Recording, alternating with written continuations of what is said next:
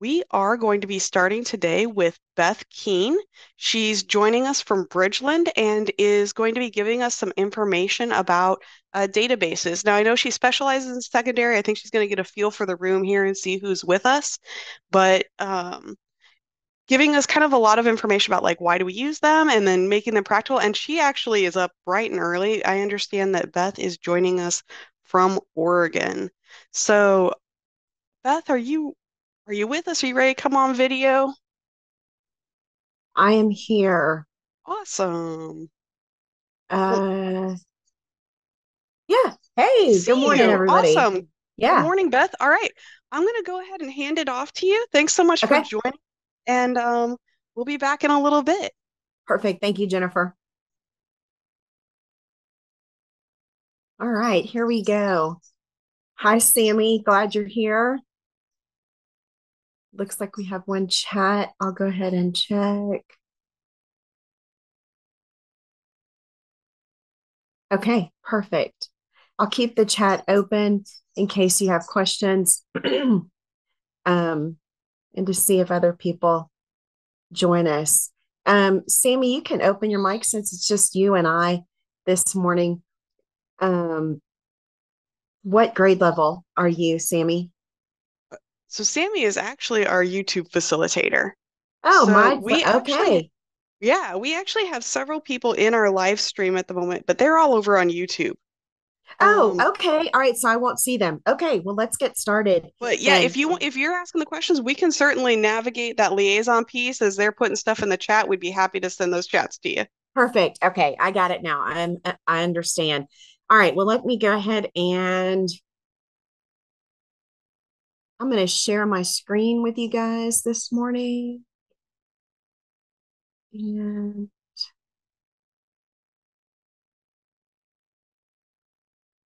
wow, forgive me. Okay. I'm going to share screen. Sorry, y'all, having some technical difficulties. I think I'm almost. Yeah, I mean, Beth, you're our icebreaker this morning. So like I said, I know you're Here joining we us at go. like 6 o'clock in the morning. So, Yeah, it's a nice 61 degrees here. oh, beautiful. Also, oh, you know what? There's no sound. Okay, I'm going to share that. All right, can you guys see my screen now? Okay, good. Um, I'm going to present.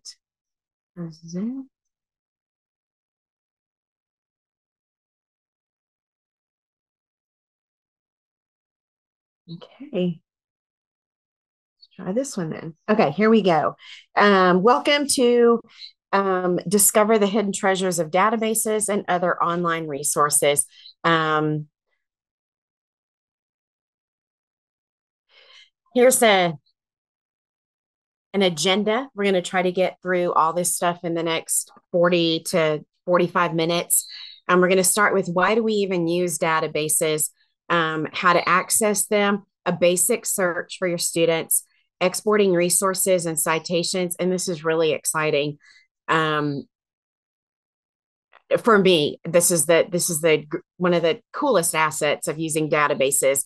We're going to talk a little bit about annotating resources and synthesizing information. And by synthesizing, I mean pulling together two, three, four resources to head towards the final product. Hopefully, we'll have time to get into accessibility of the databases, advanced searches, and test prep. So when I was a young warthog in high school, of course, our library was small, the ceiling was low, it was dark. When our English teacher would assign a research paper, the whole class fell over in their chairs and let out a groan. And we got envelopes and index cards and paper clips and everything. And we filled our pockets full of dimes to head off to the library to do research. And we would do, if you could see me, I have my arms stretched all the way out. We would spend this much time, just buckets of time, to get a little bit of research, maybe 1, 2, 3 articles or a book that might kind of come close to what to our research project. Now that model, so to say, has flipped. Kids can spend 10, 15, 30 minutes in a database, come away with tons of well vetted quality research and the citations. So a lot less time and the quality is a lot greater. So moving on, this is a really simple timeline of how we got to where we are now. You'll see schools get internet around 1995. Google is on the rise around 1998 and 2012. Encyclopedias, as we knew them, or I knew them, pretty much die. You know, the books on the shelves in your living room. And then 2018 research databases rise. And they came about to answer the question, why can we not use Google? Because Google is not a database, it's a search engine. And it ended a small, 2, 3, 5 year period where teachers really didn't know where to send their students on the internet to get well vetted sources. So we get databases. The state pays for part of them, but we get databases that are, I like to call them living, breathing databases because they're updated regularly. And it's our researchers and authors and journalists, those people that their research and writing is being pulled into the databases. So moving on, databases are they're the answer to how we get around fake news and, information that's not real. So, by the way, this presentation that I'm using, you can actually copy it in Canva, update it, and use it on your own with your students. So I like to tell students and I like to tell teachers, when the teacher says we're going to do research projects, the students' first go-to should be the online databases, not a website, not a book. If the teacher says we're going to do research, be it a project or we just want to answer a question, the online database, should be their first go-to. So destinyweb.cfisd.net is how you get to the databases no matter what campus you are on in Sci-Fair. So if you want to go ahead and type that in, destinyweb.cfisd.net, it's going to pull up, you're going to see a list of every school in the district. For today's purpose, you may want to click on Bridgeland. I clicked through some of the elementary and middle school campuses, and some of their databases have already, the links are broken, or their databases have already expired. I'm not saying that's the case with all of them, but last night Bridgeland did work. So destinyweb.cfisd.net will get you or a student to the databases on school Wi-Fi or off school Wi-Fi. Now, if you're on school Wi-Fi, when you click from the library homepage, your campus library homepage, out to a database, the password will pass through. It will be seamless. If you are off school Wi-Fi, you will need a password. Okay, so while you're doing that, I'm going to pause and Jennifer is going to take attendance. Yahoo. All right. Yes. So let me go ahead and get my stuff set up. We are going to take attendance and, because we want to be diligent, I will make sure that this is up for at least a minute so everyone can get that marked down. Go ahead and put this in your planning guide or wherever you're taking notes, and we will be submitting attendance at the end of the day. I believe the forms will be opening between 3 and 4 this afternoon. And of course, every room, every time does have a unique code. So make sure that you're grabbing that for each one that you visit today. We had lots of comments in the chat, Beth, about people who are jealous of your weather. I know between it being rainy and being 100 here, I've been quite miserable lately. It's 61, 62 Now, right how now. long do It's a you get little, to be out there like during the summer? um, we come for 10 days at a time. So Nice. we've been here since the morning of the 16th and we leave Friday. There's been forest fires Oh, wow. in central western Oregon. Well, we're in northeast Oregon and they're not far from here. They're a little bit north of us. We're about 3 hours northwest of Boise. So we're going to drive back to Boise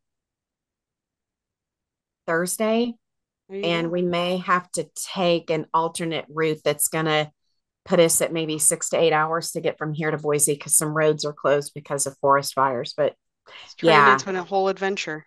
yeah. All right. Well, we are good with our attendance code, and so I'll hand Okay. it back to you. Thank you so Awesome. much for Thanks, pausing for Jennifer. us. Yeah. All right. We're going to go ahead and go to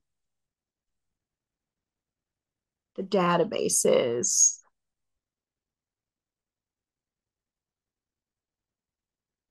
Sorry, I can't make this more streamless. Okay, here we go. Seamless, not streamless. You know what I meant. Okay, so okay, good. This is a list of all the campuses, libraries in the district. I'm going to go ahead and go to Bridgeland because that's what I know. It's going to look very similar on your campus. It's going to automatically take you to Destiny to Discover. Your campus librarian will likely have a message here and a list of learning resources. If you click See All, you can see all the databases. This may be a little bit different from campus to campus. Some have additional resources. I will show you, I'm going to do a quick demo, just a down and dirty demo here. And then I'm going to show you a few documents that may help you as well. We're going to go ahead and use Academic One file. It's the broadest, most dense of the databases. You'll see some are content specific, biographies, books, and authors.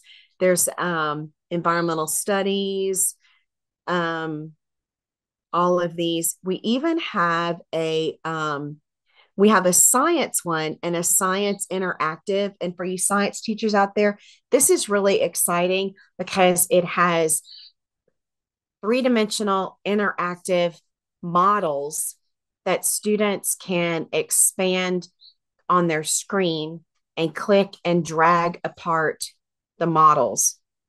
So keep that in mind if you're a science teacher. Let's go ahead, since we're on a time schedule, we're going to go to Gale Academic One file. You'll notice it automatically, it didn't log me in as Beth Keene, but it passed the password through. So I'm now logged in to the database. Let's take a look around. You can sign in up here with Google. We'll do that in a moment. There are several ways that you or student could do a simple search. You can browse by discipline down here if they wanted to start broad and drill down a little bit. That's kind of cool. If you wanted to do topic finder, this is pretty cool. So I could put in my topic Today I'm going to go with geysers because that was in the news yesterday. Pretty fascinating stuff. And you'll see it brings up visual. This is great for students that they struggle with other terms for their topic. So I'm going to go to Yellowstone National Park and you'll see it gives me some article choices over here. I can dig a little bit deeper with eruptions. And that brings me down to 7 articles, which if you've done research before, um, that's top dog if you can get your search results down to just 7 articles. You've narrowed it pretty well. So, and of course you can do a traditional search from search right here. And these are your search results, and you'll see it separates them by type, by academic journals. At this point, if you're presenting to students, I would explain the difference in academic journals and magazines or news articles.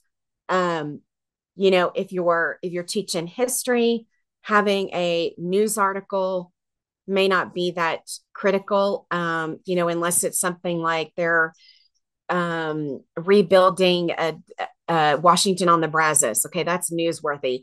But if you just want to know about the Silk Road, the date of the article doesn't matter that much.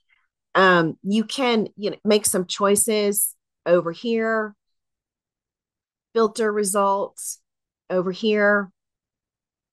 You can scroll through articles right here. This is where I would tell students, go beyond the top 10 and look at these links and look at the descriptions to find words, sentences, terms that match your research topic and click through on articles. But it really encouraged them to go past the top 10, because once they find that one article that may work, I'm going to go with geysers, what they are and how they work. So I've drilled down to one article. At the bottom of this here, you'll see they can find more articles like that one. So here we have one article, and this is what's really, I think, magical, and I really play this up with students, is they can, at this point, they may or may not use this article in their end product, but right now it looks appealing. It has content they might want to use. So at this point, they're going to want to go ahead and log in to, oh, I didn't need to log into personal, but we'll see if it'll let me. They're going to go ahead and log in to their Google account, and they can send this whole article to their Google Drive. And the whole article will appear there as a text document. Then they can cite it. And you'll see up here, they can choose what format they want it in. They can select all of it, do a Control-C, copy it. And this is when I instruct them to go ahead and open a new Google document and start pasting all the citations in one document. So let's go ahead and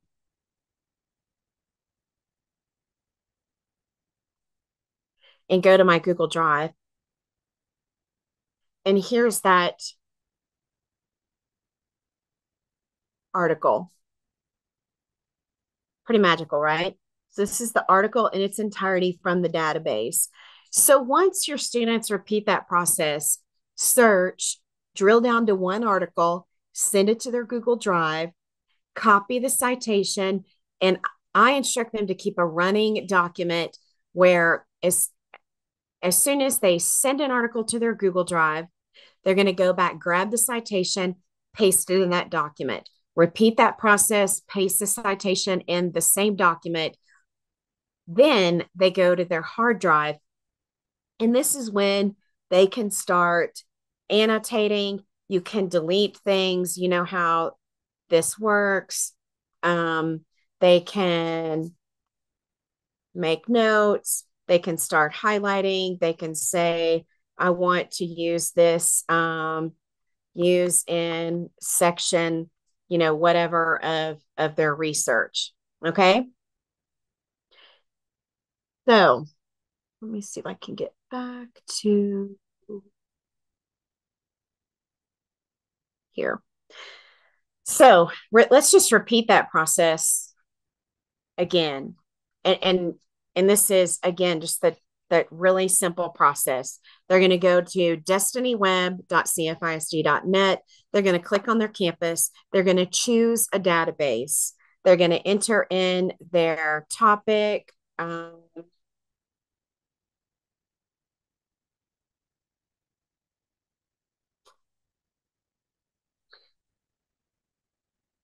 Maybe, now this is a newsworthy topic, but yikes, 60,000 articles. Who has time to go through that? So let's look at publication date. Let's see if we have anything from the beginning of July through today. Apply. That brings us down to 188. So that's a little bit easier to manage. I don't want European heat wave.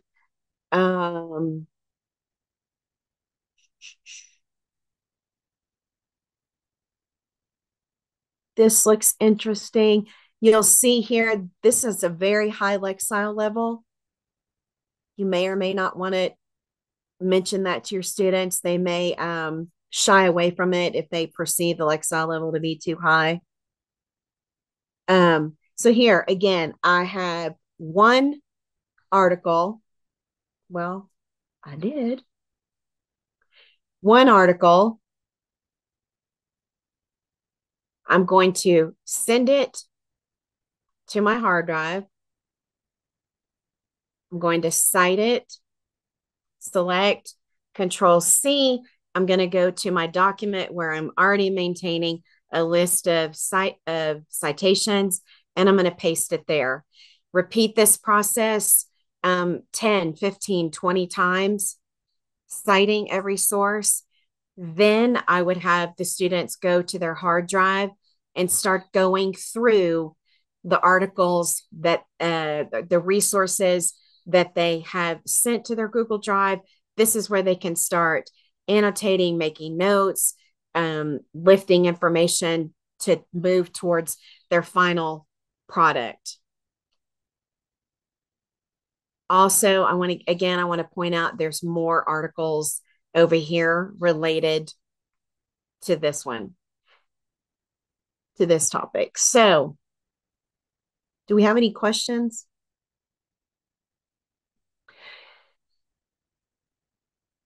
All right. So, we've talked about everything down to synthesizing information.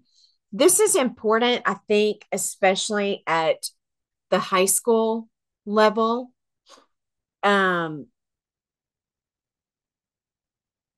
Students have a tendency to take, if they have 10 resources, the resources will appear in order in their final product. Really encourage them and show them how to take information from source 1 and pair it with information from source 2, 3, or 4 for their final product, so that they're synthesizing, they're bringing information from multiple sources together to present in their final product. And it's not just paragraph 1 or section 1 is from source 1 and so on.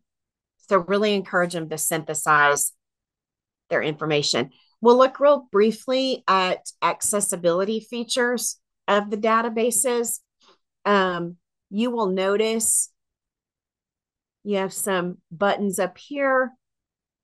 You can change the language.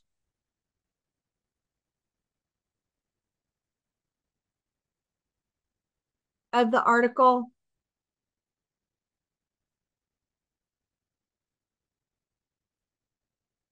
They can increase or decrease the size. They can add an overlay, increase the line spacing, letter spacing. You know, they can really customize it for their needs. You can also send it to a cloud, email, print it.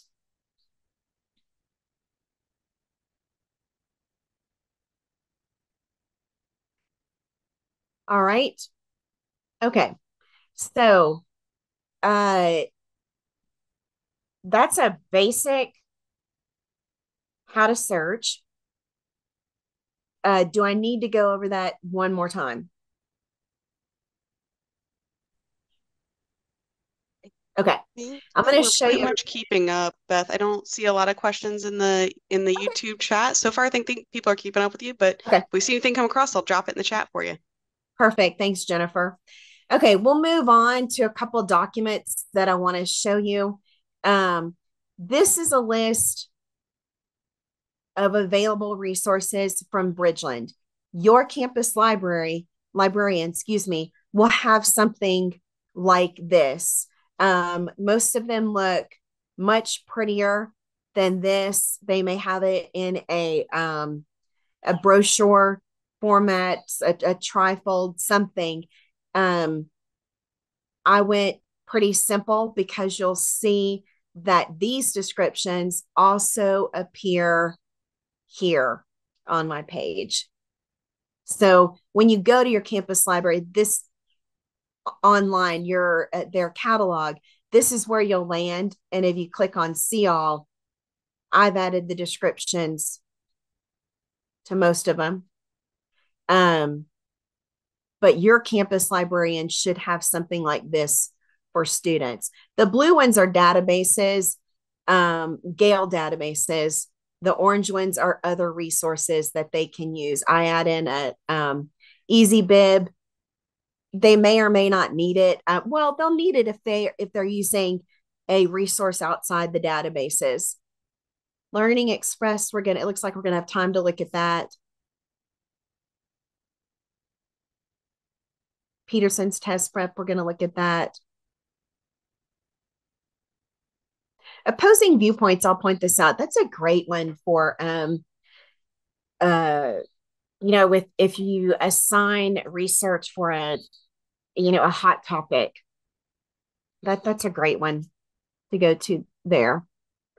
All right. The other document I'm going to show you is this right here. And I'm going to add a disclaimer. This is not a document from the district. I created this for me last year as the librarian at Bridgeland.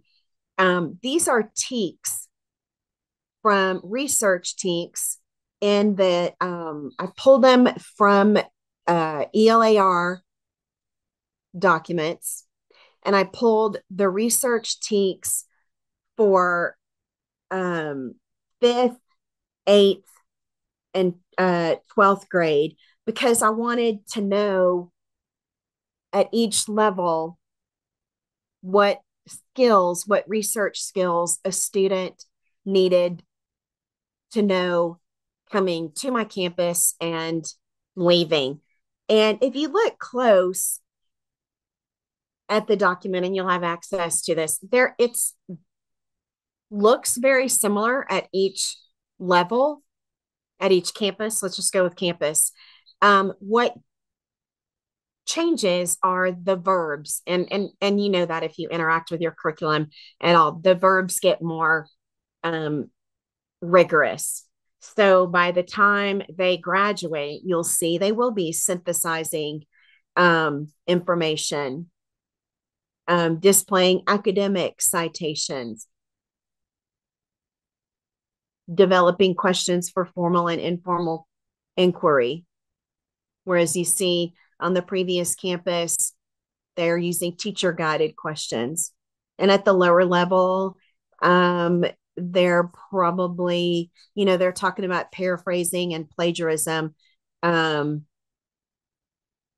not a focus on citing their sources. So take this, copy it, make it your own. Again, I just made it for myself because I really wanted to understand what the expectations are from campus to campus and where I could work with, our freshman teachers and where they needed to be when they graduated.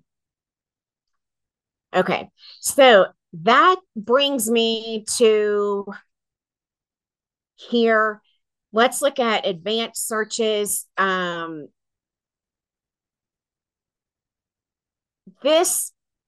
databases, of course, they're going to make it easy for you. You don't have to be a Boolean logic expert and a research expert to use this.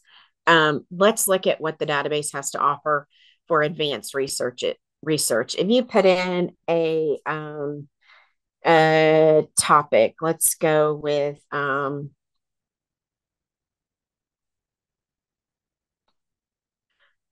bald eagles. You can go to advanced search, and this is where they're going to put their operators in. I want to search for, let's do eagles and the keyword not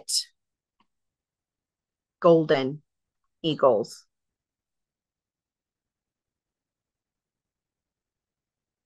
Okay. So I'm not going to go a whole lot further on that because that's about the extent of what oh, well, look, you control how the results are presented, what document types you want, publication title, subject, lexile measure. Yep. Okay, so that's advanced search, which brings us to test prep, college and career resources. We're going to change directions a little bit here. This is going to apply to high school, but absolutely, a valuable resource for you as a parent or just, a person that works in education. But these are some great resources that are housed with our databases. So change your mindset a little bit. Let's put on a different hat. We're going to, just for practice, we'll go back to destinyweb.cfisd.net. That brings us to all the campuses in our district. We're going to go to Bridgeland. This is a tool that AP, DC teachers, any high school teacher, your college and career counselors can use if you have a student that wants to do online test prep, and I mean, you'll see here they offer AP test, SAT, ASVAB, ACT, EOC test. There's some career and technology test on here. They can also search for colleges, search for scholarships. They have some resume writing tools. So let's just go ahead and take a look here.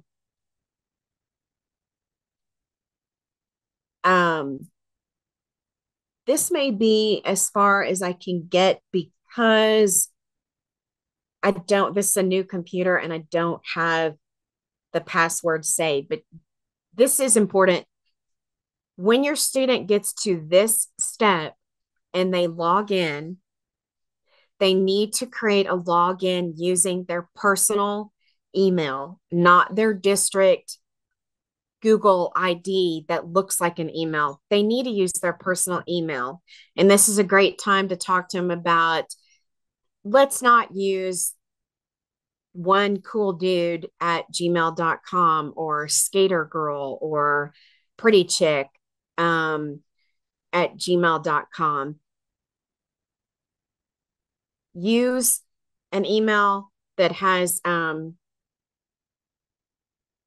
more professional appearance to it, because they're going to be doing college searches. It could quite possibly be the same email they're going to be using to communicate for, jobs. I think you get it. So when they log in and sign up, it's going to take them to some choices. They can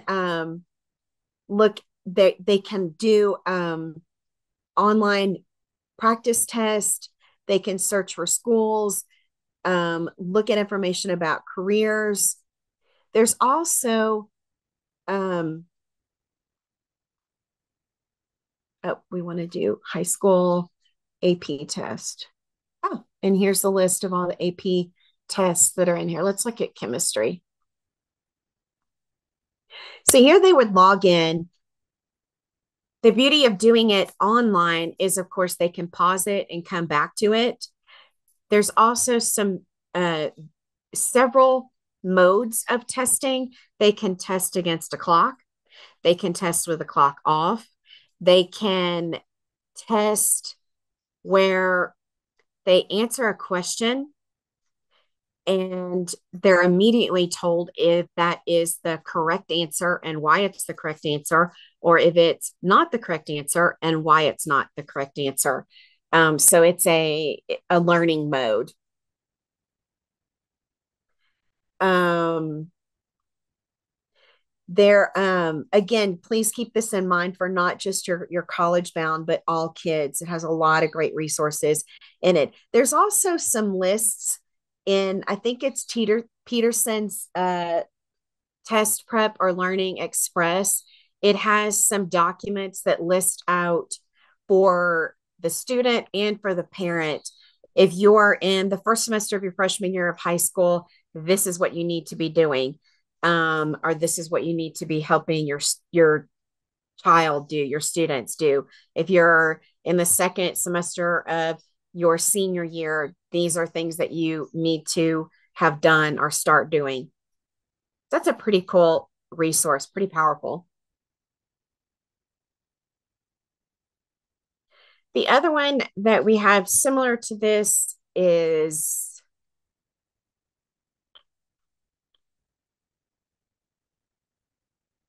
Learning Express. They can use both of these. They should use both of them. They are going to start by registering. Again, have them use their own personal email, not their district Google ID that looks like an email. You'll see they can start here. And once they start test prep, or they start writing a resume, or they start doing a college search, this will kind of become a portal, if you will, and it will so that when they log in, they'll come back to where they left off. The college searches in EBSCO Learning are pretty cool. They can look at a college, of course, location, student population, the demographics of the campus, the setting of the campus, what most what majors the campus, the school may be known for. Did I say student teacher ratio, tuition, housing, So at that point, I encourage them to look at 2 to 3 campuses and compare, um, and look for the things that they're looking for in a college campus setting, demographics, things like that. All right. And that, it looks like we've covered everything. What questions do you have? What do you want me to go over again? All right. It looks like things have been pretty quiet in our chat, especially here recently. Thank you for going over the ability to translate and things like that. That was something that came up a little bit earlier, and then you got right to it. So, um, kind of watching as our chat comes in. So yeah, we'll take these last few minutes for Q&A. If anybody's got anything, Okay, please go ahead and put it in the perfect. chat. We'll pass it Perfect. along. But Um, I'll just kind of talk and then if any questions pop up, let me know. that sounds Um, fantastic. so as you know, at the high school level, there will be 4 high school librarians to serve you. They'll be going from campus to campus as the week progresses. Email that person, tap into their um, knowledge, get to know them, find out when they're going to be on your campus, invite them to your classes via Zoom or live, to demo databases, to show students how to use the test prep and college and career resources, and of course, other librarian um, things that, to do book talks, whatever. But find them, meet them, get to know them, invite them into your class, um, ask for their assistance and their resources. Um, this Um, presentation, go ahead. hey Beth, could you show us when you have the databases actually read the articles, could you walk us through that and show us Sure. how all that works? Yep. Okay, so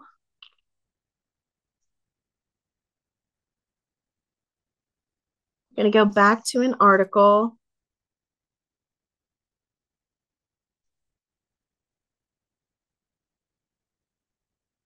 You would need to drill down to one article, and you're going to know that you're at one article because it's going to have the title and all this information about the one article. And here's how you can change the language.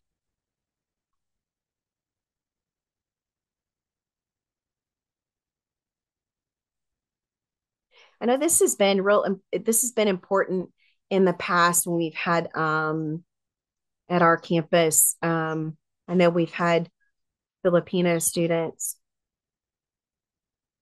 Now, will it read in that language? It doesn't look like it,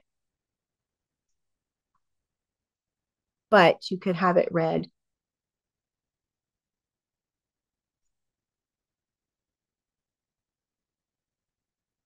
Return of the geysers. 4 months after a landslide dumped 4.5 million cubic meters of rock and mud into Russia's Valley of Geysers, 2 geysers have reemerged, and others may be on their way, researchers say. How about that? That's a pretty cool feature, huh? So I from love it here, when we've got stuff that helps kids accommodate for themselves. absolutely. Yeah. Yep. Pretty powerful. And I didn't mention this. The databases have academic journals, magazines, books, as you can see, news. They have primary sources, images, and all these can be cited. If it's a interview, students, you know, could use that in their research and cite the interview, a primary source they can use and cite audio, video. And the videos are going to have text documents, transcriptions.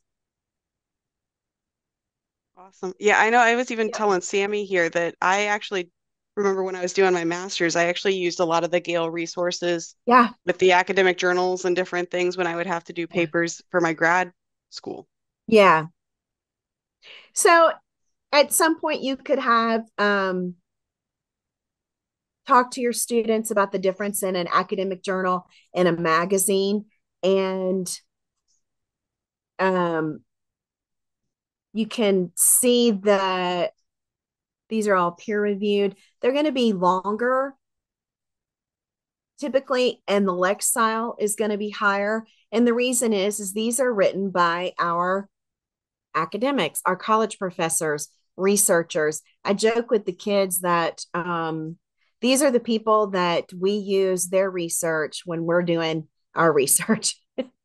So they do all the work. They're the ones sending people out in the field to collect the data. They publish it, and we use the researchers' research when we do our research. Again, you can spend some time talking to them about the importance of or maybe it's not important, the date that the article was published. If we're looking at geysers, I'm going to want something that has yesterday's date or today's date on it. If we're talking about, again, we'll just go back to Silk Roads. It may not, the date probably doesn't matter as much. So we're getting close to time. Thank you all for joining me. We'll end with find your librarian, get to know him or her, get their support with this, but you can take my presentation and absolutely teach the magic of research to your students. I think I can stop sharing now, right? And Yeah. yeah, They really just have so much stuff.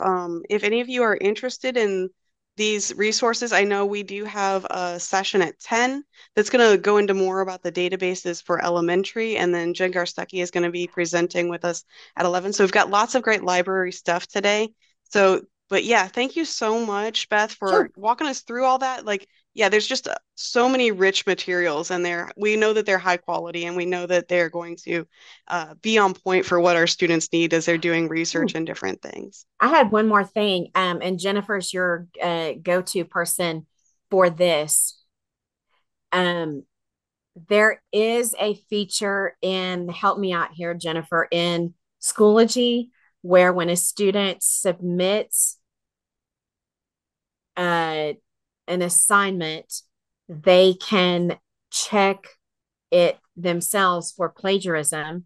And we tested it, and it will pull up databases because those are published articles. So if they copy and paste directly from an article from a database and then they submit it, if they have committed plagiarism, it will say there is this section of their final product or whatever they submitted that was taken from this source. From that source. Yeah. Yeah. So what's coming up for me is I know that our Google Assignments LTI has a plagiarism checker. Yes. And Yeah. yeah, so it goes out, it'll search the web. And so that's great to know. It's going to even check like these kinds of resources. Yep. And so it does, it's beautiful. It pulls up, here's what the kid said, and here's what the article Yep. actually said. So you can Yep. really see like, okay, did they even try and reword it? Or Yeah. was it really just copy paste? But yeah, that's a great note, especially being able to use those things together. So Yep. fantastic. Well, thank you All so right. much for joining Thank us, Beth. you. We're going to go ahead and give Toodles. people a quick 10-minute break. We appreciate you. And thanks for getting up so early to start the day with Yeah. us. Thank you. So, Bye, guys. Thanks, Jennifer. all right, bye-bye. We are going to, let me go ahead and get our next break video up. We want to go ahead and give you guys a chance to run to the restroom, refresh your coffee. I know I'm going to be looking for more caffeine. But join us back here in about 10 minutes. We're going to be talking about MagicSchool, which if you're interested in AI tools that teachers can use, then you want to be here at 9 o'clock. We're going to be joining Jeni Long to find out more about those tools. But we'll see you back here in just a few minutes.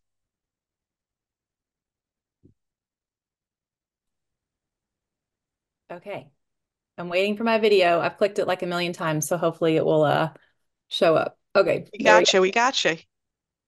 Awesome. And I have a link. I'm going to put it here in the chat to the presentation. So if you want to open that up and follow along, it is a bit.ly. If I can make another link too, if we need to. Is bit.ly blocked, Jennifer? No, perfect. Perfect. So I put the link there if you want to follow along. It is there so that you can have the presentation open up on your screen, and that way you can refer back to the resources that I'm sharing with you today. I'm going to go ahead and share my screen. Thank you so much for the opportunity to be here today. I'm so excited to be with you all. And if you know me or have seen me present before, I usually have Celie with me. So before my MagicSchool life, my best friend and I had, we wrote a book and we traveled and we presented. And so we are Jeni. And so now doing this without her is a little different. So I'm going to share my screen. Let's see if I can find the right one. I think it's going to be this one. So y'all just bear with me through my new challenges that I'm experiencing. Let's see. So I'm going to go ahead and get started. You have the link there to the presentation if you would like to follow along. And then, like I mentioned, you can access the resources afterward. And I really want this to be, not just to sit and get. It's always hard when it's virtual because I love being in the room and seeing the emotion and being able to help you all firsthand.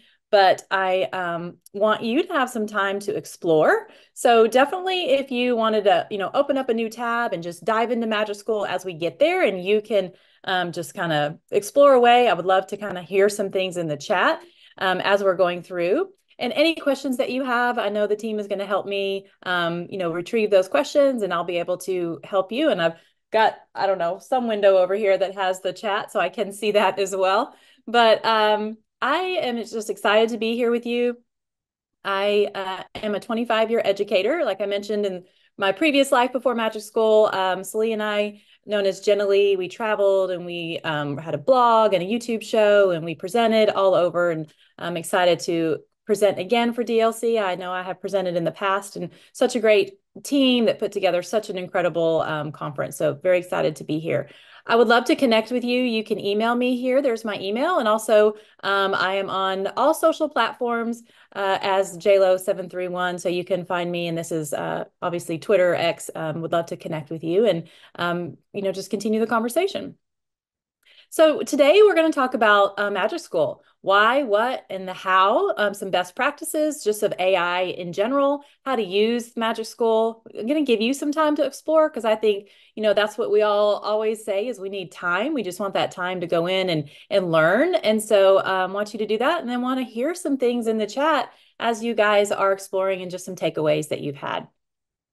So first of all, why MagicSchool? I know you've all heard of AI. You've probably had some different emotions, different reactions. This time last year, we were, pretty like, no, we're not going to embrace this, and just kind of had different feelings, where I think this year we're a little more accepting of AI. I was actually with some principal friends last night, and I was talking about ChatGPT, and they were like, I don't even know what that is. So I feel like we're still all over the spectrum, right? We have some people that are, in it all the time using it. And then we have some others that are still brand new. So I would love to know, just kind of, in the chat, if you want to put in, your experience level, whether it's with MagicSchool or with AI in general, like from a, 1 to 5, what is your comfort level, or how much have you been using some form of AI? Maybe just jot that in the chat and I'll see those come through, but would just kind of love to know who I'm talking to and kind of your experience level working with AI or even MagicSchool specifically. And if you haven't used MagicSchool, you could even jot that in there. I would love to know too how many newbies we have to MagicSchool specifically. But, I was a 25-year educator. I taught, I was a tech specialist. I got to come in the classroom and help teachers with these innovative ideas. And, I firsthand saw teachers feeling that burnout, feeling overwhelmed, and that was what I loved about my job is I got to go in and just help them take some of that load off by, bringing and supporting them with other resources. And I feel like I still get to do that in this role by bringing about, some of these time-saving tools. So MagicSchool can help you save time. You all have so many tasks, so many daily things that you have to do. And MagicSchool can make that so easy and take some of that burden off of you and then give you time back to be with your families or be doing your hobbies and the things you love, which in turn is going to help our mental state, right? So we come to work more joyful and more, rejuvenated. And that's really ultimately what we want. And I'm seeing some of these come through. Jennifer, do you have some thoughts on some of the I'm seeing a lot of newbies, but also some people who are rating themselves as 4 or 5s or say that they use it and they love it. Just a quick note, I did see, yeah, if you're trying to sign in and make yourself an account right now, some of you are trying to get in there because you're just excited about it. You won't be able to do sign in with Google. You'll need to sign in and set a password. But yeah, you guys can go ahead and set it up that way. But yeah, it looks like we're a lot of newbies today, Jeni. Some people definitely have some experience or getting their feet wet, but definitely a lot of people who are, this is their introduction. Okay, awesome. Thank you. I'm seeing them kind of come through fast over here, but I appreciate you kind of clarifying that for me. And so excited that we have some new to MagicSchool folks. And if you've been using another AI platform, that is great. I just want to introduce, something else to put in your toolbox and use. And as we go in, I know you'll have more questions. So MagicSchool is the leading AI platform for educators right now. We have over 2.8 million users, and it is growing every day. We are a little over a year old. So launched last March and just skyrocketed through this time of just incredible growth. And our team has grown. And about 70% of our team are former educators. So Adil, our founder, he was a special ed teacher. He taught history, and then he opened a high school in Denver. So he taught in Atlanta previously before that. So I think it's just great that we are building a platform for teachers by teachers. I think that's just very important. All right. What I love too is I kind of mentioned this, like bringing joy back to teaching. I have seen, I love, my role initially came on to grow the community, and our community is incredible. We have pioneers, which we are our ambassadors. And they get an awesome shirt that says teachers are magic, or we even have customized educators are magic, or science teachers are magic, or moms are magic, dads are magic. So we have a great store, but as a pioneer, you get one of these shirts, or you get to choose one from the store. And I always start my day with this wall of love, and that there is a link there if you have the presentation open. But just the smiles that you see on people's faces, and what an inspiration to go to this wall and see how others are using MagicSchool, because that's how we learn best, is from each other. And again, this is just another picture of just some faces as they're sharing, or they're presenting in their school, or they're leading presentations, sharing it with teachers and their students, and just, sharing the love of MagicSchool.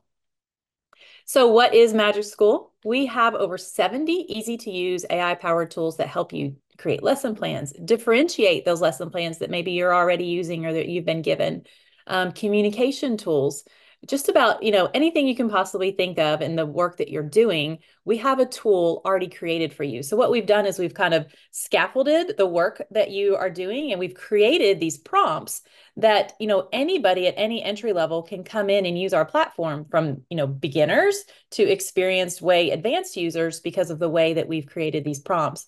So you can use the prompts that are there for you, or you can use just our standalone Rynda chatbot to just go and have your questions answered there. So I'll go through all of that with you. So how can MagicSchool help you? Many ways, but MagicSchool can help you create instructional materials. So as you're building your lesson plans, or you're creating rubrics, Maybe you're trying to, create some assessments to go with, the content that you're doing, and you want to, just put together a quick little formative assessment.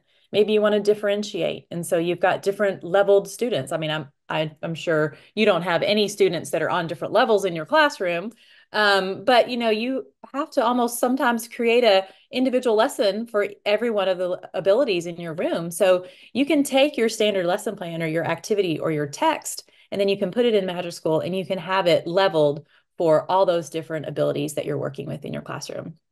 Engaging families and communities. We have tons of communication tools. So, I was an elementary reading major, and so I feel pretty good with my English and my writing skills, but we're not perfect. And sometimes it's great to just take what you've written, kind of put it in the tool to have it rewritten a little bit, or have it sound a little more friendly or a little more professional. And so then it will help you with that. Even there is a tool for communicating with parents. So let's say you get an email from a parent that maybe didn't sit well with you, and maybe you got a little frustrated, or you don't know how to respond, or you can put it in the communication to parent tool, and it will help you calm down a little bit before you send that email and help you with your wording so that you've composed your thoughts a little better. So tons of tools for that. And also just creating original content, personalizing some things for your students specifically.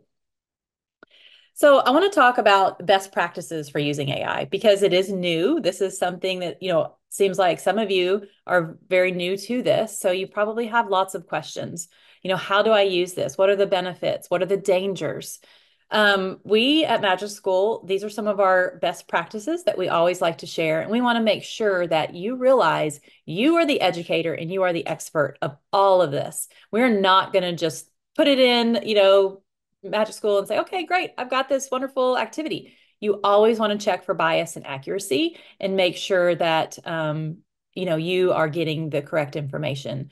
And also we use the 80-20 approach, where we know that it's going to give us a great output, but we know that you as the educator and the expert of your content are going to take time to go back in, personalize that, change up some things, and use your knowledge and your skill level to make it, personal and more accurate, because like I said, we don't want to take anything at face value. Your judgment matters. So with AI, we use it as a starting point, like I mentioned, and then you always want to adhere to your school's guidelines. So, we do have a student platform as well, but many schools are kind of going with the educator first approach and then gradually phasing out the use with students. Some schools are going all in and using it, with both. So we always want you to just make sure that you know what your school and your district is doing for their AI expectations and policies, and make sure you follow that. Know the limits. So, with any AI platform, we're limited to not extremely current data, but now we are, ChatGPT 4 and 5 and all of these updates are coming. Our platform is going to be updated this summer to 2024 data, so it will be current. So that's really exciting. And we do protect your privacy with our platform. We have an extra layer of education focused outputs. So you can use MagicSchool and know that whatever is put in for your input will give you an education focused output and keep you safe. So we don't ask for any personal information. And if there was ever anything, we can retrieve that out. So rest assured, we are keeping your safety at the top priority. All right, so I know there's a lot of questions here in the chat too that I can kind of see about logging in. When you go to magicschool.ai, it is free. You can create an account. It sounds like we're not with Sci-Fair signing in with Google, maybe using an email and setting up a password. If you're not in Sci-Fair, we have Google and Microsoft sign on, but just make sure that you are, abiding by the district policies. So if you want to get signed in and you are logged in, I would love to kind of dive into the platform and show you some things as you're exploring, because I really want you to take some time to look around and see how you can use this for what you're about to do, which is go back to school. I can't believe it's end of July already. So we only have a couple weeks and those sweet kiddos will be back in our room. So we want to be prepared. So on our dashboard, when you're logged into MagicSchool, we have over 70 different tools for educators, and it's not just for teachers. We have tools for counselors.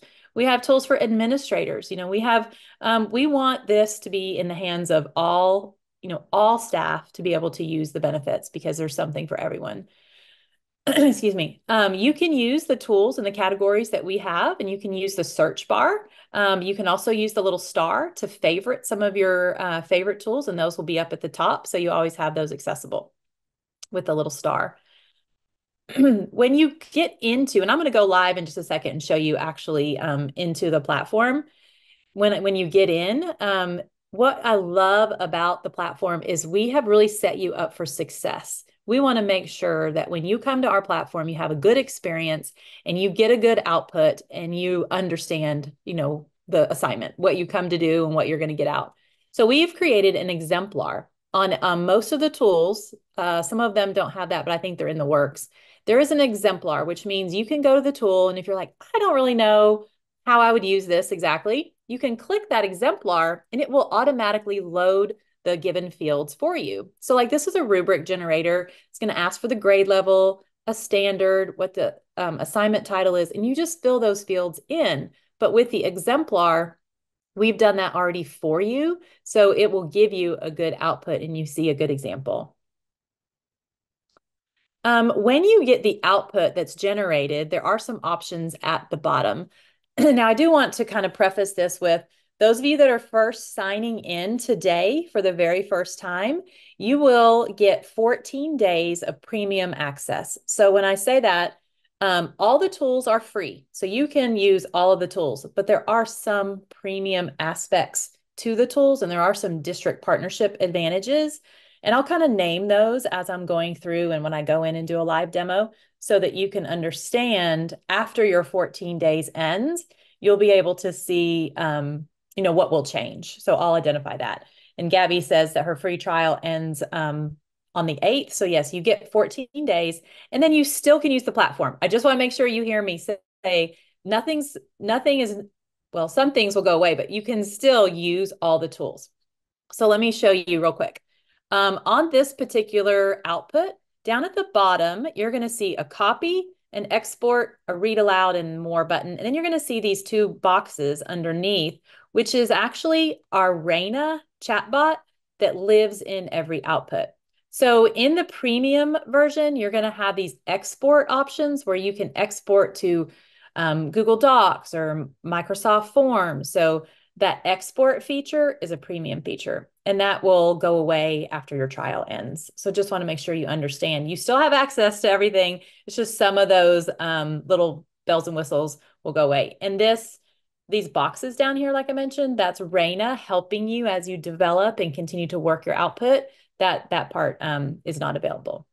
So again, when I go in live, I'll kind of identify those a little more. But when you get your output, you have some actions button down here that you can use. We have translation. You can add questions. There's just so much that, I want you to have time to explore. And then down here in the chat bar, that's where when you get your output, you continue to dialogue with the output to differentiate, get extension activities. You could have it create a rubric. You could have, a choice board created. You could have, just anything you can think of, that's where that conversation happens. All right, kind of talked about this a little bit, but in that output, again, I still have options. I can continue to build with translation tools, adding questions. We even have custom prompts. So if you always want an output in a particular way, you can use our custom prompts button and already have those preset. So Adil, our founder, he likes to have a prompt that's called mild, medium, spicy. So every time he creates a lesson plan or some creation, he clicks that custom prompt button for differentiation, and it's already been prompted to say, give me 3 different versions of this lesson plan in a mild, medium, spicy version. So you could have those preset ahead of time. All right. Again, I mentioned that export feature. So in the basic version, you do get the copy. So you can take your output and copy it, but the export feature is a premium feature. So just know that exporting to Docs and Word and PDF is a premium, but you can still copy and paste all day long. And also we have read aloud. We do have text to speech and read aloud. And that is available in the free version as well. So our littles can use it if you're using it with students, but you could even have something read aloud, or I use speech to text all the time. If y'all know me, I am voicing my text messages. Sometimes I'll even voice my emails. Does anybody else do that? I would love to know. Do I have any similar folks that love dictating? And I'll even use it on my computer. I'll just hit that dictate and I'll just talk. And I even told my son, because he cannot type. He's in 7th grade. I was getting so frustrated one night watching him type. So I just told him, I was like, just hit the button and dictate so that you can get your words out, and then you can go back and edit and revise. So that's what I do. So I mentioned Rynda a little bit. Rynda is your instructional coach. So just as I was a tech coach and I got to go in the classroom and work with teachers and students, we have a tech coach, or just a, instructional coach here in MagicSchool, and her name is Rynda. And so, like I mentioned, she lives in every output that you've created. And then she also is a standalone tool that you can just go and have a conversation with her and, get anything that you're looking to do. She can help you with that. All right. So I want to jump into the platform and do some live stuff, because I prefer showing things live. But I want to give you time too to do some exploring. So I'm actually in a different browser since I couldn't bring over all of my tabs. So let's see if it's going to log me in. Okay. Nope. We're going to do this. Okay. We got this. We got this. Nope. All right. Hold on. Let's see if I can do this.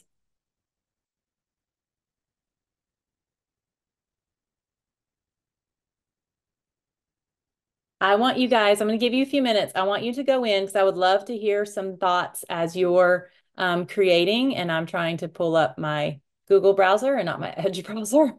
Does anyone else have browser issues, or is it just me? It's definitely not just you. You're not alone in that. Oh my gosh. I don't know why I think my Google Chrome is like overloaded today. It's like frozen. It won't do anything. Well, it knows you have a lot to do today. Right? Yeah. While I'm doing this, you guys, this is your work time. So go in and try to do a few things. I want you to grab a tool, and I want you to find one that you can use while I figure out how to get logged in.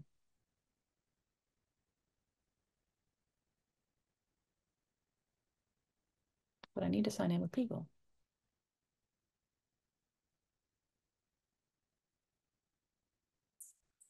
Now, here's the thing. Do I remember my password? No. I think I wrote it down. That was smart of me.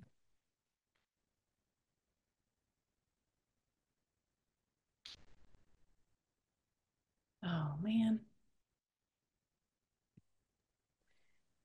Jeni, while you're doing that, let me ask you, one of our people in the chat is asking, is there a limit to the number of lesson plans that can be generated in a day, especially if they're on the free plan? I know that, like you're saying, they have access to all the tools. They're not limited in the number of tools or what they have access to. But I think when we were talking to you before, there's a limit to like what is saved maybe or something like that. Good question. Good question. Yes. So when you are your output history will be limited. So on the free version, there's an output history over there on the left-hand side, and that is limited to the last 5 generations that you have created. So you'll just have to go in and kind of create a new one. So being able to retrieve some of the things that you've done in the past, that is not unlimited, where it is unlimited in the premium enterprise version. So now that I'm logged in, look at me. I'm so excited. Proud of myself for remembering one of my 50 million passwords. Over here on the left-hand side, I don't know if I can find my mouse, there is an output history. So if you click on that, you'll be able to see the things that you have. Okay, come on. There we go. You'll be able to see the things that you have created in the past. So mine is an enterprise license. So I have everything that I've ever created.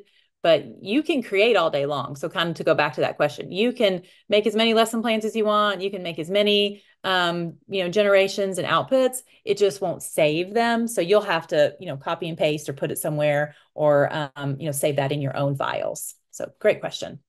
Yeah, I would love to, have some of the questions if you guys are experiencing some things. But as you're playing, I'm going to kind of come in and show you a couple things that I love to do with the platform. So I'm going to click on Magic Tools over here on the left-hand side. And just to kind of give you a little overview now that we're actually in the platform, there are categories up here at the top. So we've kind of divided the tools into different categories. So there's planning, and you'll notice that some of mine are starred. So that's why they're up here at the top. So those are the ones that I would frequently use in that category. Content. This is where you can create a choice board, a rubric, informational text. You can create a worksheet, vocabulary list generator. We did recently partner with Adobe. So we have image generator, which is so cool. I love going in and creating an image to add to our creative writing, or do that backwards prompting where you create the image and then have students guess or kind of come up with what the prompt was to get that output. So many creative ideas that you can do with the image generator. I see that Rodney made a lesson plan in seconds. So that's awesome. So, there are lots and lots of tools in here. So just make sure that you are, again, making sure that things are approved with your district and everything as you're doing those. So good job, Rodney.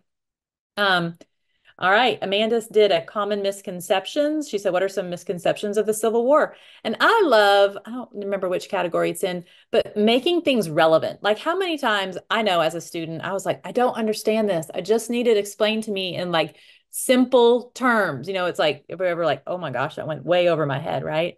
That happens to students, and we're like, I've explained it to you 5 times. Why do you not understand? But maybe it just wasn't something that they could relate to, right?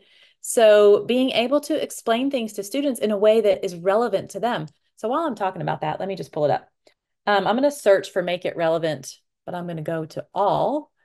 And then the make it relevant tool. I love this one because I can say, I'm teaching, let's see, my son's in 7th grade and gosh, I don't know. Well, I'm just going to put in Civil War because that was a great topic. Civil War. But my son, I'm thinking of him. He loves football. He games. He loves to work out. So just things that you know about your students. And then I hit generate, and let's see how this is going to help explain the Civil War to my son. So basically, it's giving me some ideas. I could create a Civil War football game. I could have a theme that represents different battles and strategies from the Civil War, divide the class into teams. So I'm like, I wouldn't have thought about coming up with a football game to bring in Civil War, or a fitness challenge with the Civil War soldiers. How fun is that? Or a strategy board game, develop a board game. And now I'm like, okay, these are great ideas, but help me a little more. So then I can use these prompts that are down here. This one says, ask the students to share their favorite part of the Civil War football game and why what they learned through playing it. Or I could just say, give me specifics to create the football game. Because I'm not really a football expert. Y'all probably are, but I mean, I'm learning now that my son is playing football. I'm trying to get better at learning the game, but I'm like, okay, I need you to give me more details on this football game. So I think you understand what's happening here, right? I'm making this relevant to my student, and I'm getting a fun activity that I can play with my students that they're going to enjoy because it's football. And look at all of this. It's giving me all the tools and all the examples of the cards, everything that I would need to create this game. So who was it that said, Amanda, I don't know if this would help you, but maybe you can use this football game to use with your Civil War lesson. So I'm going to come back onto the MagicSchool main board here, and I was kind of going through intellectual prep. We've got assignment scaffolder, make it relevant, clear directions. Oh, I think I've still got this in the search bar. Here we go. Standards unpacker. We just launched this week like 5 new tools. So I'm going to show you one of those. Student support. This is where, gosh, we have 3 new tools in the student support area. 504 plan generator, advanced learning plan, support goals creator, helping you with SMART goals, tracking for students, aligning to MTSS, IEPs, tier 2 and 3, text leveler, SEL lesson plan. There's an IEP generator. Like there's just so much here. But I do want to preface that in these tools, we don't ever ask for any PII, any personal information. Whenever it's the output is given to you too, it'll have like brackets and it'll say student name. So it'll give you a place to put in a student name and to, continue that. We even have the letters of recommendation. I don't know, but I have had to write so many letters of recommendation for my students. And that takes so much time. And you want it to be personal, you want it to be heartfelt, but why not use the letters of recommendation tool, put in some things you know about the student, let it help you, scaffold that for you to give you some ground to start with. And then you can go in and add that extra little bit of personality and personalization to it. So just a few ideas there. Communication, we talked about this a lot at the beginning, like email tools, proofreader, translation. We have translations for everything. While I'm mentioning translation, over on the bottom left-hand corner, there is a little translation button. You can actually translate the entire platform, limited amount of languages, but enough of the main ones if you need the whole platform translated. But every output can be translated as well into over 70 different languages. So let's say you make an amazing rubric, but you need that translated to Spanish. All you have to do is click the Spanish button and it translates it in seconds. Okay, let's see. Community tools, we've got some fun ones in here. So we have our image generator. We have a survey creator. Oh my gosh, I was playing with this last night. Do y'all ever make surveys? I'm sure y'all don't ever have to do that, right? You send out a survey to parents. You send out, a survey to your students even. So I love this. We just launched this, I think, yesterday. I mentioned exemplar. In every one of our tools, for the most part, we have an exemplar. So I clicked on the exemplar because it loads everything for me. So this is a 9th grade. You can change the grade level. 5 questions. You can even add more questions. It goes up to 20. And back to school night survey. You guys got that coming up, right? Back to school night. You're going to be having parents come in. Here is a back to school night survey. The information provided during back to school was helpful and informative. I felt comfortable asking questions. So you would obviously give this to your parents after your back to school night. And then what's great down here at the bottom, this is where I was mentioning the difference between the free and the enterprise version. I can copy this or I can export it, and I can export it directly to Microsoft Forms, Google Forms, Docs, or whatever. And then, it's a little bit easier to work with. But on the free version, you can still copy and paste. So you have that ability. But with one click, I can export this to Forms and it's ready to go. Also, I have Rynda living in the output here to help me continue this survey, or I can type down here in the box and I can add, anything else that I want. Let me come back through here. Oh, here's another one that I was playing with. This is the new tool. So I was having so much fun. Social media post. So if you want to post on social media, let's say you have a Facebook page or a Facebook group and you're like welcoming your parents back and you're like, oh, I want to make a fun, social media post on my Facebook page, or you're on Twitter and you want to, write something, but you can use this tool and it will give you some fun little ideas. This is a back to school night reminder. So if I click that exemplar, shows me a good idea. I hit generate, and I think it's even going to give us some emojis, which I love emojis. Who doesn't love emojis? Look at this, and it gives it for all the different platforms. Instagram, LinkedIn, it differentiates it for all the different platforms, Instagram, Twitter, and Facebook, because we know we have different audiences for every platform and our verbiage needs to be different. So this is done for me already. This is incredible. My role here at MagicSchool is to do social media. Don't you think for a second I'm not going to be putting my social media posts in here and having it generate my words for me. So I've been doing it the long way up until now. So I'm gonna have to tell a deal. Thank you for this tool. So that's fun. Also, this is a new one. I love this. Chat with docs. I love it because let's say you have a big document from your school or the TEA, right? Those documents from TEA can be hard to read through. Or I've gotten something that is long and I need it to be concise and I need to understand that document. Or you have something you want to give to your students, but you want it to be a little more easy to understand in chunks. You can actually upload with this little paperclip a document.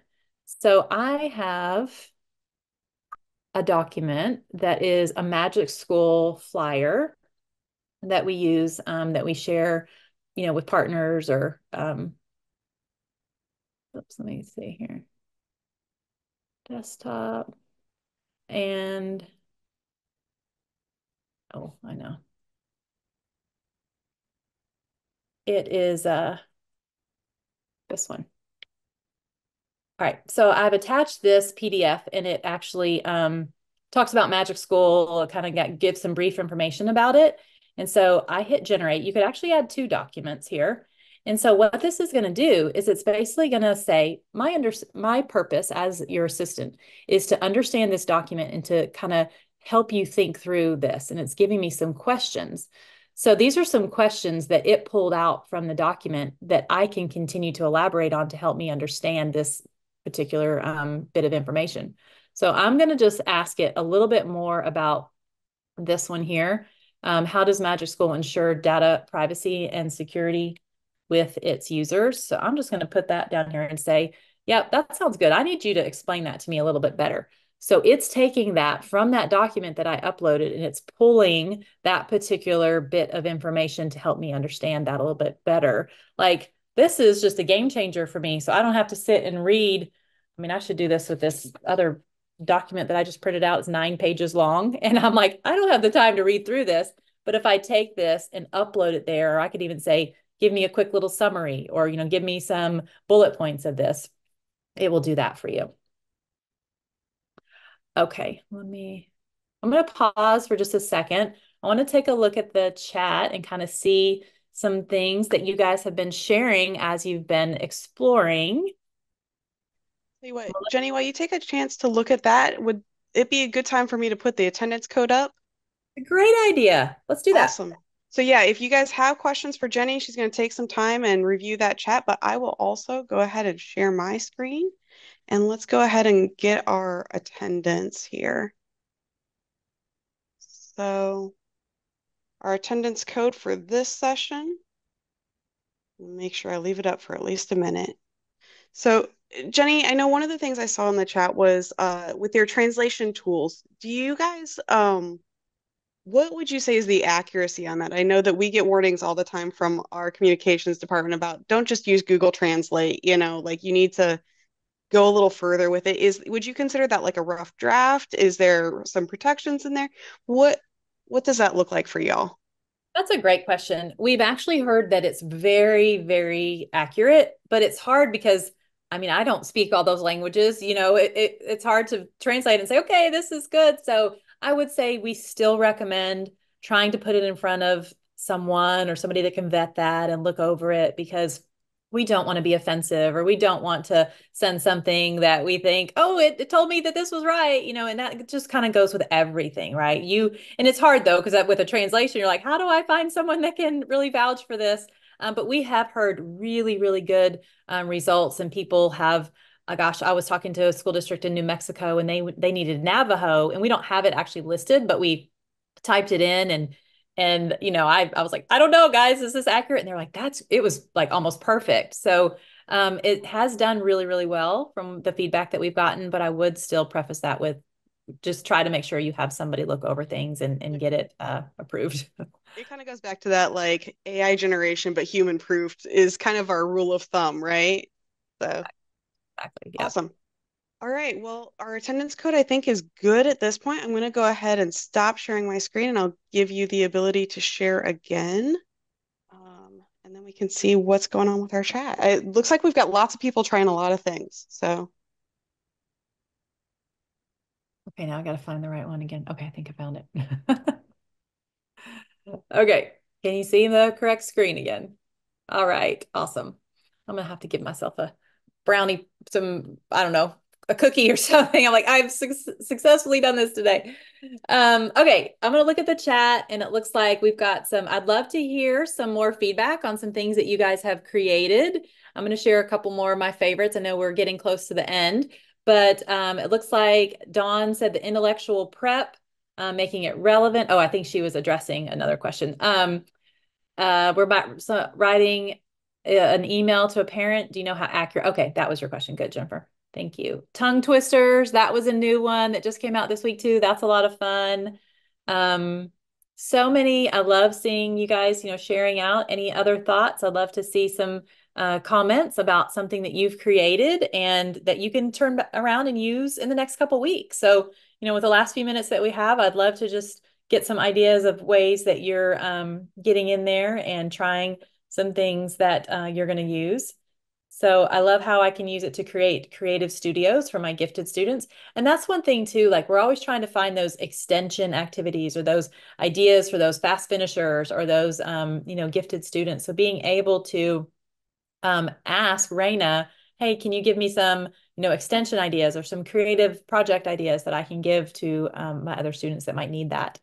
The song generator, I see that here on my screen. That is a really fun one that you can, I know I learned my multiplication tables by rhythm and rhyme. Like I can still sing those songs. We learned our states, right? We learned all of those things by singing. So why not put your content in a song and then have it to a tune and then let your kids learn their content, the moon phases or, math steps or, whatever it is, different layers of the earth, whatever it is that you're studying, they can have a song to it. So this is an exemplar. This is actually about a teacher, but you could put in your content. So I'm going to actually put in, let's do moon phases. I don't know why I always pick this. And then details to include in the song moon phases. We're going to be very simple and see how good this can be. And then you can pick an artist name. This is Cruel Summer, Taylor Swift. I mean, we know kids are on a big Taylor Swift kick right now. So you could put in any song, hit generate, and it is going to create us a song. I'm not going to sing this for you, but he's got that crescent glow shining bright, just like, oh, it's still going. I can't read it fast enough. But you get the idea. And it's fun. I've seen some people do an app smash with Sunyo where you can get a song in the back and lay those tracks with it, or you could just play the song and let the kids sing it. So just all kinds of fun ideas. We had a kindergarten teacher that made a pickup cleanup song with her kids and they were all singing it. So just tons and tons of creative things that you can do there. Let's see, one other thing. Oh, one thing I want to mention to you real quick. I know we're running out of time, but I always like to share our training materials with you. Over here on the left-hand side, if you click the training button, it's available on our website as well before you're signed in.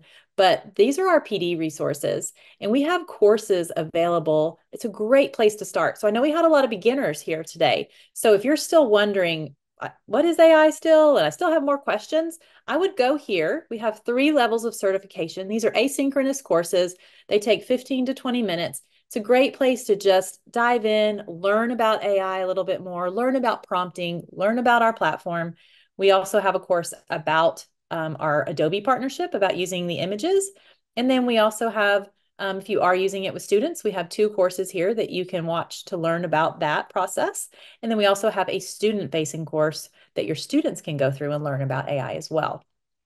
I also, on this, back where we were here on this main page, here in the middle, we also have YouTube. If you are a math teacher and you teach any middle to upper level math, that is always an area that AI kind of struggles with, right? We, always trying to find extra math activities. One of our teammates, Sara Seaman, she taught upper level math. I was actually just watching those videos this morning.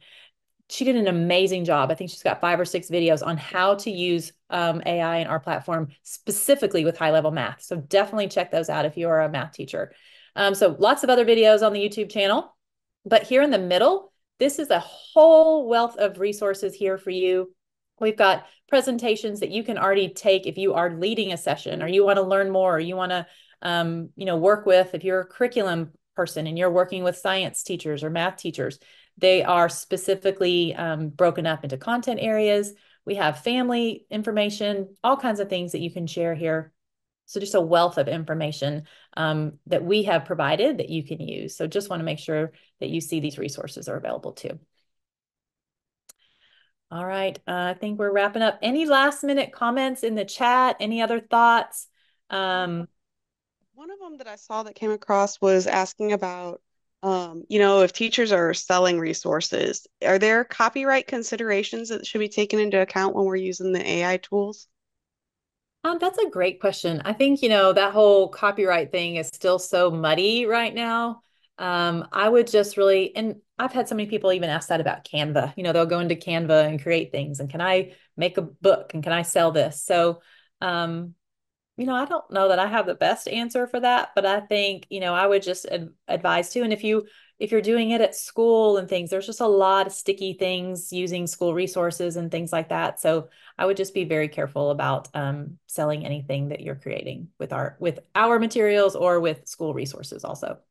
Yeah, definitely. You make a good point there because I know technically our teachers are paid to create resources. So anything made on school time or using even like school computers and stuff like that, all that technically belongs to the district. So I know teacher pay teachers or other platforms, whatever you might have, definitely you do want to be cognizant of making sure that you're checking all the right boxes. But yeah, I know there's a much larger conversation going on in the AI world about how all of that comes across and I don't think that we have, overall settled on it, but I know that there's a lot of kind of best practice around claiming if you're using AI as a support or as a resource and different things as well. So, one of them that just came across, no, we had lots of comments about people loving and talking about how much they're going to be singing.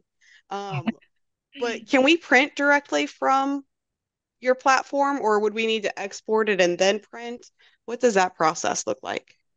Yeah, so you do have the export as a PDF, or you could put it in, Google Docs or Microsoft Forms or Word or something like that, and then print from there.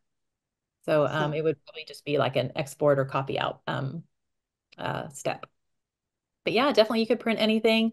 Definitely kind of ending out with the presentation here. There are some other, if you're still looking at the Canva presentation specifically, again, at the end, there are some specific tools for content areas specifically. So if you're a science teacher, math teacher, which tools for special ed teachers, which ones would be best suited for you.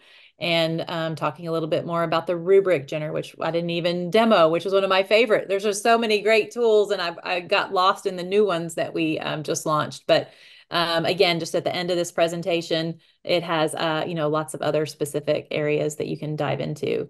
The export feature is premium, yes. So if you're still in your trial period, you do have that, but you can copy and paste out. So that is available in the free version. But yes, the export is a premium feature.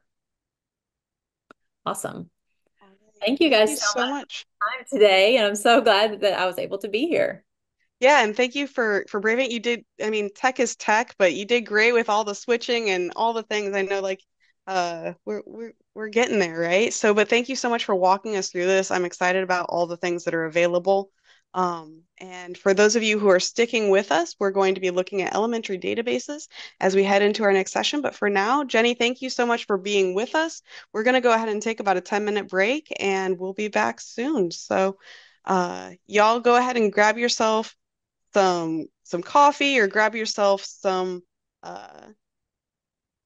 some break time and stretch those legs, get a little bit out and about, and we will be back in just a bit.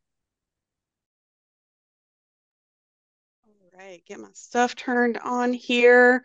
Um, we are getting ready to transition. I can't believe it's already going into 10 o'clock. I feel like DLC is one of those things where we just constantly like look forward to it, look forward to it, look forward to it. So it's so weird that we're flying through day one already.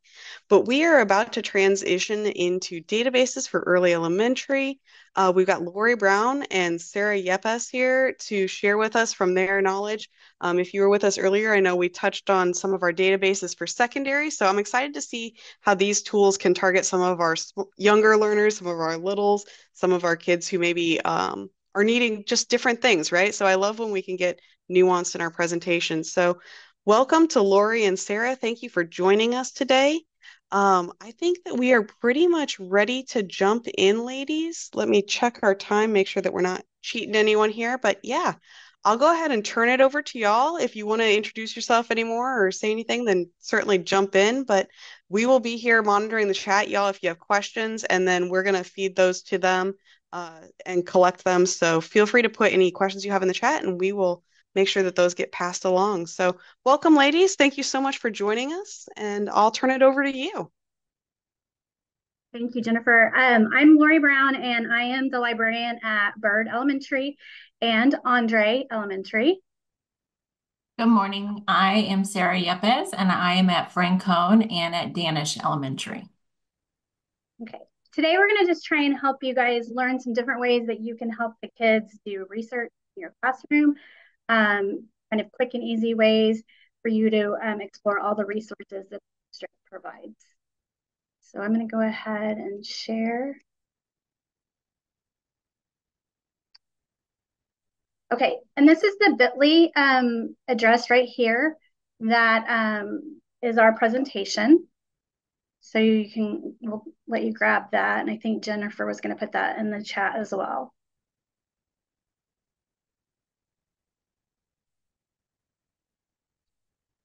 All right. All right. Sci is so gracious that they provide us with all kinds of different resources. It starts with TextQuest, which is actually a collaboration between the state of Texas and lots of other programs. There's several different ways to find your resources. So I left this just a quick couple of ways. You can go from the district website and look for libraries. You can also do it from mycfisd.net. All of our kiddos, we teach them how to go straight into the library. Or if you have your library page for your library page saved, you can also just get the resources off of your library page as well, because all librarians should have those linked up with the icons. TextQuest provides us with all kinds of different resources: Britannica, Gale, Nat Geo, Learn 360. So there's lots of different things that are encompassed in this one group. I'm going to tell you today that if you are not sure of what your passwords are for your school and you want to go ahead and follow along with us, you can go ahead and go to this particular website, https://textquest.net/welcome. And then we've given you a login, TextQuest training, and your password is for resources. So if you want to kind of play around while we're going over everything, you are welcome to do so. I'll give you just a couple seconds.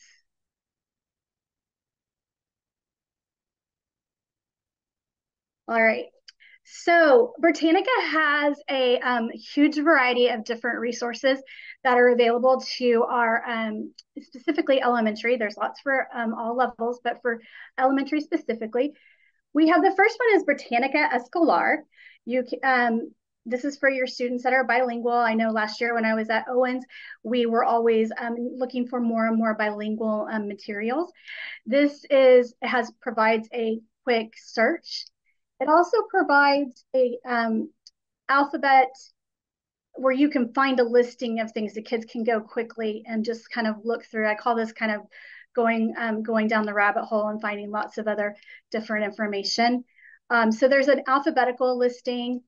I loved the biographies because, again, you just need the name and you can start to research those as well. And as you can see, even the summaries are all in Spanish. So that's a great thing for our kiddos. There's videos, there's also animals, because I know in the early grades, I think first they do a animal project. So any of our students who are looking to do an animal project and want to find the resources in Spanish, those are all available right here. So lots of great information. And when you click into it, there's the text, the type, all of it can be played, so your students can listen along. They can look at the pictures and kind of scroll through what they have on that particular topic. So lots of great information that can be sent to your Google Drive. You can copy it as well if you want to make an activity for your students. So lots of great information that you can use on Britannica Escolar.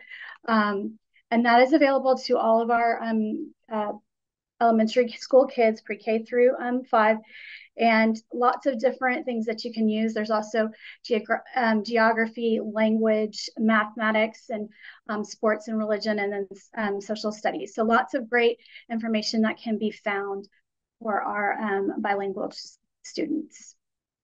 So as I get out of there, give me a second. Sorry. Trying to, whoops, I'm so sorry. I'm trying to navigate around this bar. Apologize for that. Okay, so now we have Britannica Fundamental. This really is just for our, can I pause you for just a moment? That bar is giving us a gray box, and so it's going to block your screen. Yeah. If you click on the 3 dots over on the side, I think you can actually hide the floating bar so that Is that better? Yeah, that'd be great. Okay, thank you. Yeah, now I got something in the middle. Is there something in the middle of your screen? We're good. We're good. Okay. But okay. Our next one is Britannica Fundamental, and I apologize for that.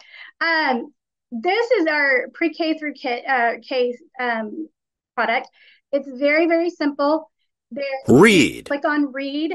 There are a variety of different books that the kids can read. It's read to them, so it's very easy for them to maneuver and use. The only type of explore or item that they can use to kind of do research is on biomes. I know that's kind of a tough topic to talk about, but it is something that they talk about all throughout science. So the kids can kind of actually just look at parts of the world and figure out what the biomes are. So you were looking at the tundra. They have all of it notated up here. And then you can listen to a video and find information about that as well. I even suggested this program to be used for our older grades, just if you're wanting to get a brief information on your biomes, because it has lots of great information on that. The other thing that the kids can do is they can play games. So this is something that's really easy for our pre-K or our kinder teachers to set up, and they can play a counting game and play. Which shows 2 plus 1 more. So it's a very easy game for the kids to play and understand. And then also you have create, which is just drawing. So the kids can draw something. You might give them a topic, say, I want you to draw a cat or your version of a cat, and they can do that as well. It's already there with their cursor. So it's a great way for the kids to use that. So that is our Britannica Fundamentals. Like I said, that is a basic program. It's our pre-K through K. Of course, biomes you could use across all levels. But this is just a really nice program just for that's very limited. The kids can't find they're going to be off in areas that they shouldn't be in. So it's a great way to continue that as well. Our Britannica Early Elementary, they have, since last year, they have actually updated this program. It used to not have a search engine, and a lot of it were just kind of concerned about how you search for different things. So this is more of a, I might say you can look at kinder through 2. They've gone ahead and added a search, so you can use the search bar. So you could search, dogs, and it's something that's very easy that will come up. Or you can go back and have the kids search via topic. So animals, world, places, people, science, or nature. And it kind of leads them into certain areas. So here again, lots of different topics. So the kids can kind of just really use their visual skills to kind of look around and find information that they want. Now, if you as a teacher are wanting to use this, but you want to kind of provide them with that information, you can share it to your Google Drive. You can also just copy this and link it, hyperlink it to anything, and the kids can, this will take it right back to them. You can also do printing or different things like that. One of the other things is you can cite. So I know last year in kindergarten, they were wanting them to learn just how to cite certain sources. You can also increase your font. So if the kiddos need a little bit larger font, you can decrease. And then this can also be translated. So you can select the language that you might want to use, and you can translate it into that particular language. And then it translates it into the language you were looking at. So lots of great resources for our kiddos for that. It's a very basic, very simple program, lots of pictures so the kids can find what they're looking for, very easily. Again, the animal project's always big in elementary. So this is a really great tool for your kiddos to use when they're looking for information on their particular animal. Pebble Go is a great product, but this one has just as great information as well. I know some of us like to just kind of stick with the Pebble Go, but this is a great alternative as well. So this is our Britannica Early Elementary. This is basically, I would say, kinder through second. Again, lots of pictures, very user-friendly, and very easy for our kiddos to use. Now, the main product, or our big one here, which is our 2 through 5, this is Britannica Elementary.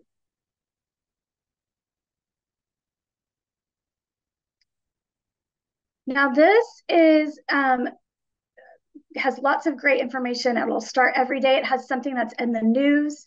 It'll have specific topics that they want to address. They have pictures. So if your kiddos in the lower grades want to use those pictures, you can go into biographies, videos, or articles. They also go down into geography, and they have, if you'll notice, they have links to all of their other products. So there's Britannica Fundamentals here, and then your Britannica Escolar, which the kids could, click into if they wanted to. But here is really, for this one, we really use more of the search button. So you're looking for any specific type of topic that you want to do. So one of the things that we were super involved in last year was eclipses. Excuse me. So this was one of the things that we used was it gives them a definition. It talks about the phases and the eclipses, and then it has the images that are related. So lots of different information on how it started, how eclipses were named, and very, very good information about that. It can also be, you can find just the images. You can see if there are videos, which there's one here that explains what happens for the eclipse. And then there's a dictionary and other things that you can use as well for the kids. Sometimes I will build something on Schoology, and I will take these links and I will use these links so that the kids go directly to this particular database, this particular page. Again, this is another layout that the kids can quickly see the picture, and then everything is cited. And then you can share the pictures as well. So you can do a full-size image, you can copy, you can download it to your Google Drive as well, so that you can set it up and what you're wanting it for the kids to go to. So lots of great search features. One of the other things you might see is reading level. You have your reading level 1, which is going to be our 2 through 5. Reading level 2 is going to be a higher level. This is more of a middle school. It won't let our elementary students go up into this, but everybody can go down. Everybody can work down. You also have educators button right here. And this right here will provide you with all kinds of information. You can have lesson plans. Some lesson plans have been shared by other teachers. You can write a lesson plan here. You can find your state curriculum standards. You can also use the video tutorials, which I really like because the video tutorials actually will show you how to use each individual platform and what is best to do for those particular platforms as well. So lots of great material for educators as well. Sometimes I come in and just sit and play to figure out how can I use this best for our kids and how I can get the information to them.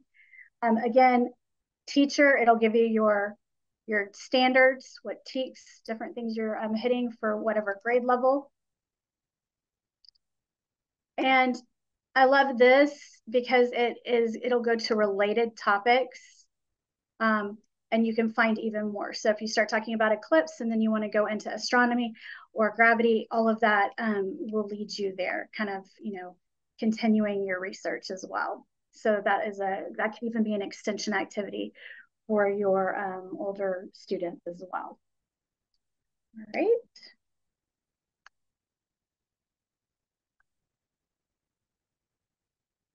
So we kind of went over the educator resources, the video tutorials, and all the other information that can be found on those particular sites. And now we're going to talk about World Book Early Learning. Now, World Book Early Learning is not provided by TextQuest. This is a separate platform that the district pays for. It has lots of great information. It's built to kind of compete with Britannica. So our kids have access to World Book Early Learning. And sometimes this one gives us a little bit of trouble getting into. So if that happens, you can always just click here and delete everything after the .com.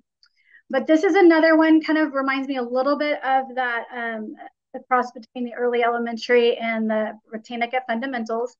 There's videos that they can watch. There's games to play, stories, and activities. And what I really like is the picture icons for our younger kids who can find that and then look at the topic. So again, that looked like weather to me. And I come here, sure enough, it is all weather. And I can find out information about lightning during a thunderstorm. There's a video here. Lightning is a giant electric spark in the sky. Most lightning that people... And so they can find out all kinds of information about that. Just loved the way that it's all organized for the kids. They can continue to see what else they're, kind of looking for. There's different games for your kids, colors, animal homes, matching animal homes. That's kind of a fun extension activity that you could use with your students as well. Some of these you would have to, clearly match your animal to your home. So that's kind of a really cool thing for our kids as well. There's stories available. So different stories that have been recorded just that are taken from World Book that can be read to your students. And then obviously there's always fun with coloring and they can draw on their own as well. So World Book is a really great tool that you can find on your library database that is linked there as well.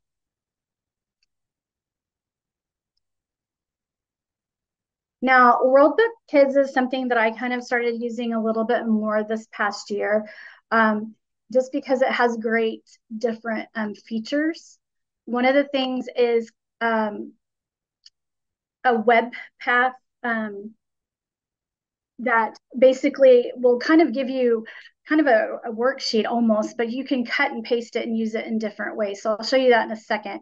But again, you can dig in. They have everything by pictures. Obviously, that will help your students. You can find out more information. It just kind of like, as I said, go down that rabbit hole, keep digging deeper with your with your topic. So a lot of self-guided things here for your students to look at.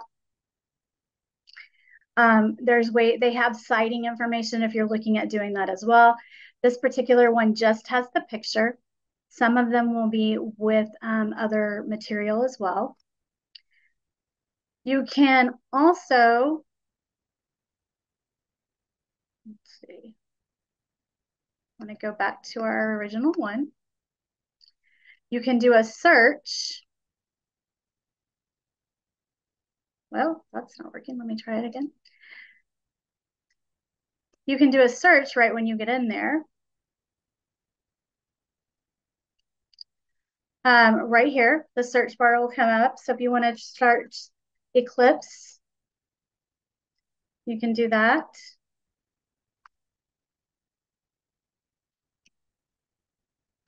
That didn't exactly work the way I wanted it to.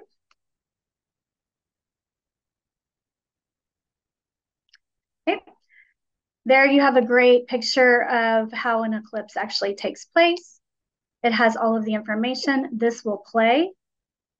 An eclipse is a darkening of a planet, moon. So your students can listen to it. There's also videos and pictures as well that can be used.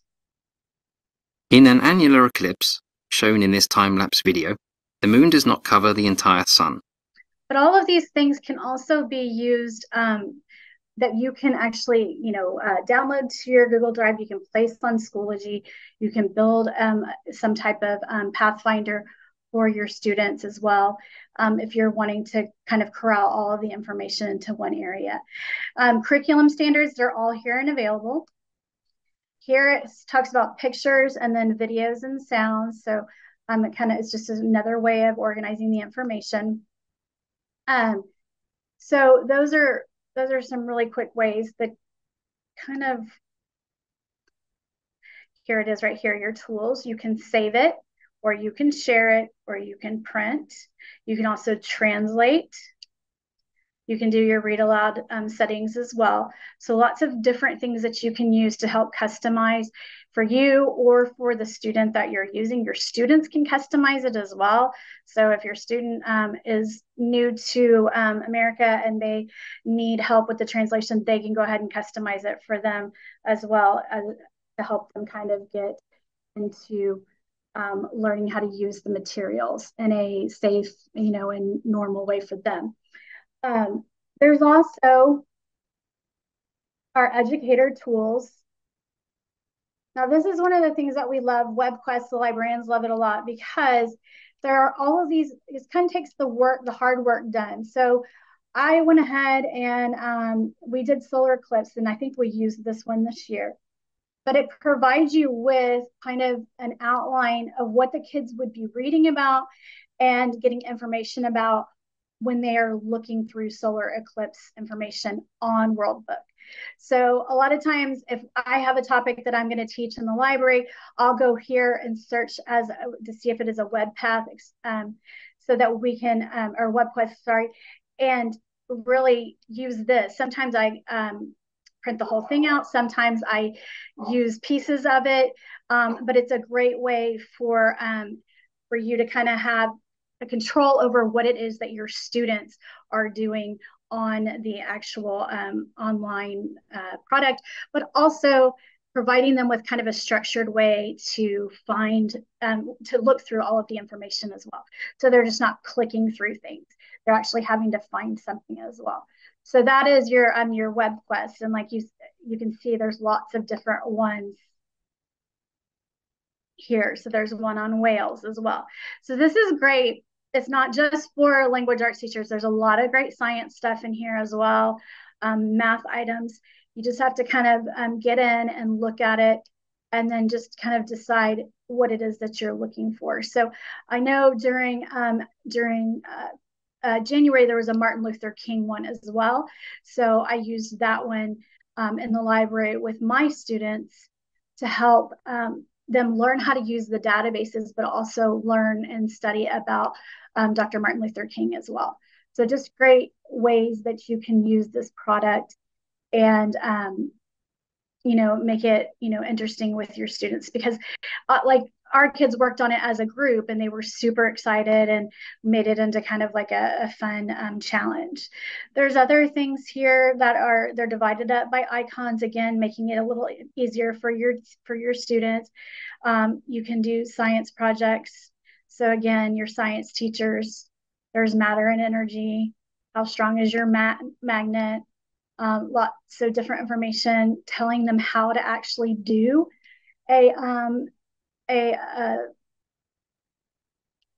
use the magnet.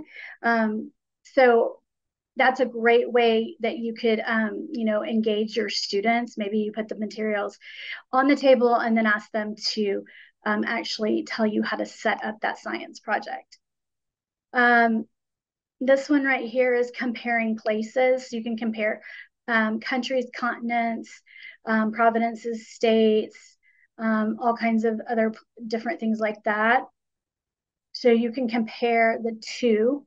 So if you're looking at Antarctica and then you want to also do Africa, they're both here. You can compare them, learn about them, see how they're alike and they're different. And it's all right here and organized very quickly for them as well. So that's a great little tool if you're wanting to do that, as far as comparing places. Important people would be the same as the biography. So if you wanted to study Harriet Tubman, again, the information would be right there.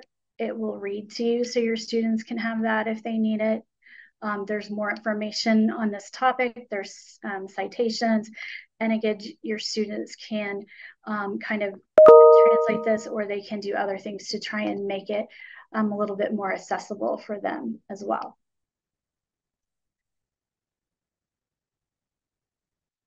So also there's games, there's activities, there's animals, and there's pictures and videos. There's just lots of great information that can be used, that you can include in your lessons. You can copy and paste. You can cut. I've actually copy and paste the pictures into some of my lessons, because just show the kids what it is that we're trying to get across to them. I've also put the links into Schoology so that they can have a very specific thing that they're looking for, a very specific topic, so that they won't get lost in all of the other materials. So there's a lot here for our kids to use in Worldbook Kids. Now, again, Worldbook Kids is not a part of TextQuest. This is something separate that Sci-Fair pays for, but it is a great program. And like I said, the educator tools just for the WebQuest, they are amazing. All right. I think we're ready for the attendance code. Fantastic. I'm going to go ahead and share my screen here. Steal that screen from you. And of course, I adjusted what was on my screen. Hang on just a second. I'm amazed by just the number of tools and things that are in there. I feel like we could set them loose in there and there would just be a ton of stuff available. Yeah, the kids find more things than I can find most of the time. Yes, absolutely. Okay. All right, I think I got it. All right, we're going to leave that up for just a minute. And now, how often do they update some of these different resources? Are we seeing changes all the time, or do they do kind of big pushes during the summer? Is it something where kind of we should expect it to be always changing, or? A lot of times it is always changing, because if you looked on they had the current events, so like what's happening. So they're constantly adding new material so that it's pertinent and up to date for the kids. And one of the things that I loved about these programs was, especially with Britannica, I sat in several trainings over the past year over it, and that one program did not have a search engine. So the teachers, librarians were really having a hard time using that. And so Britannica heard that, and they went and they changed it. make it a little bit easier for all of us. So they're really good about keeping up to date with everything. That's awesome. Yeah, and I can really just see the difference. And, you know, you can tell these are built for smaller kids, right? You've got all the colors, you've got all the big pictures and things that make it easy for those younger students who maybe aren't quite as advanced as readers. So, all right, we've got our attendance code has been up for a minute, so I will take that back. And you ladies are ready to steal the screen again. So thank you so much. All right, so I'm going to tackle the next round of this. Let's see. Okay, so we are going to talk about PebbleGo and PebbleGo next. Now, PebbleGo is the gold standard, right? So many of us use PebbleGo all the time because it's so easy to use. It's really the most popular database that we have in Sci-Fair, and that's because of the accessibility features. So it's very easy to click on the tabs for the students. Everything has great pictures that they can follow. There's breadcrumbs at the top when they are kind of going down the rabbit hole, so they can easily see how to get back out to a bigger section. And of course, everything is in Sci-Fair. We have the option of everything going into Spanish. So when you go into PebbleGo, you might have to put in your username and password. And if you're in Sci-Fair, then just see your librarian about that, and they can get that to you if you don't already have it. But you have 5 main categories. So you've got animals, science, biographies, social studies, and health. And Sci-Fair subscribes to all of these. Not all school districts do. So if you are from outside of Sci-Fair and you notice when you go into PebbleGo that you don't have these 5 categories, then it's just a difference in the subscription that your district pays for. So when we go to Biographies. When we go to one of the categories, you just have to click Biographies. and you can see that there is a wide range. So here I'm in biographies. There's a wide range of categories. If let's say I go to musicians, I love that in PebbleGo, they have contemporary and historical figures, because a lot of the times the kids will come in and in the library, they will ask, well, do you have a book about Billie Eilish? And actually, I do happen to have a book about Billie Eilish, but they can always find that information on PebbleGo as well. And there are lots of figures that are contemporary that I do not have books on that they can access. So let's say I go to Lin-Manuel Miranda. I can navigate by going to the tabs at the top. It's going to read to me all of these tabs. If I want to choose to read the text, have the text read to me, then I can click on the arrow as well to go ahead and play it. Sometimes they will have videos. They don't always have videos, but sometimes they do. And you can watch those videos and share those videos with your students. I love the PebbleGo videos because they do really keep them short. Sometimes when you go into other databases, there might be a video that's 2 or 3 minutes long. Well, we know that we are pressed for time in lessons. And so, yes, maybe I want to share a video with the students, but I want to keep it a little bit more limited. And I can do that in PebbleGo. So let me exit out of here. So let's say I go back home. PebbleGo. If we go into Animales. If we want anything in Spanish, we just have to click on the Spanish word that's underneath the title. And then it provides the same articles. They're all read by actors. They're not read by the computer. That is something else that we really like, because that way we're not losing anything as far as the meaning goes. We know that our younger kids really depend on the inflection to kind of understand what's going on in the sentence. And so when you have that robot reading done by the computer, it's not always helpful. But when you have PebbleGo, you have text that is read by the actors, and it is really great for the students. Let's see. In Sci-Fair, we also have Pebble Go Next. Now, Pebble Go really pre-K, kinder, first, second. Pebble Go is great for all of those grade levels. But sometimes you're looking for something with a little bit more detail. So when we're looking at any of these encyclopedias or databases, the level of detail is really key here. So in Pebble Go, it's a lower level of detail. And that is true in how you navigate. So there's less detail on the page as you're navigating. And it's also true in the level of information. When you go to Pebble Go Next, then you're still going to have different categories. They are not the same categories. So you notice we have a whole category for states. We have a whole category for Indigenous peoples. And so this is a little bit different. But let's say I go to states. Let's click on the Midwest. We'll go to Ohio, which seems to be a favorite state for our students. And it still has the tabs at the top. It will still read to me if I want it to. This time, when I click the tab, you'll notice that instead of moving to a different screen, it just moves me down. So really, as I'm reading, I could just scroll down on my own and it will forward me to the next tab. It does have some additional buttons at the bottom.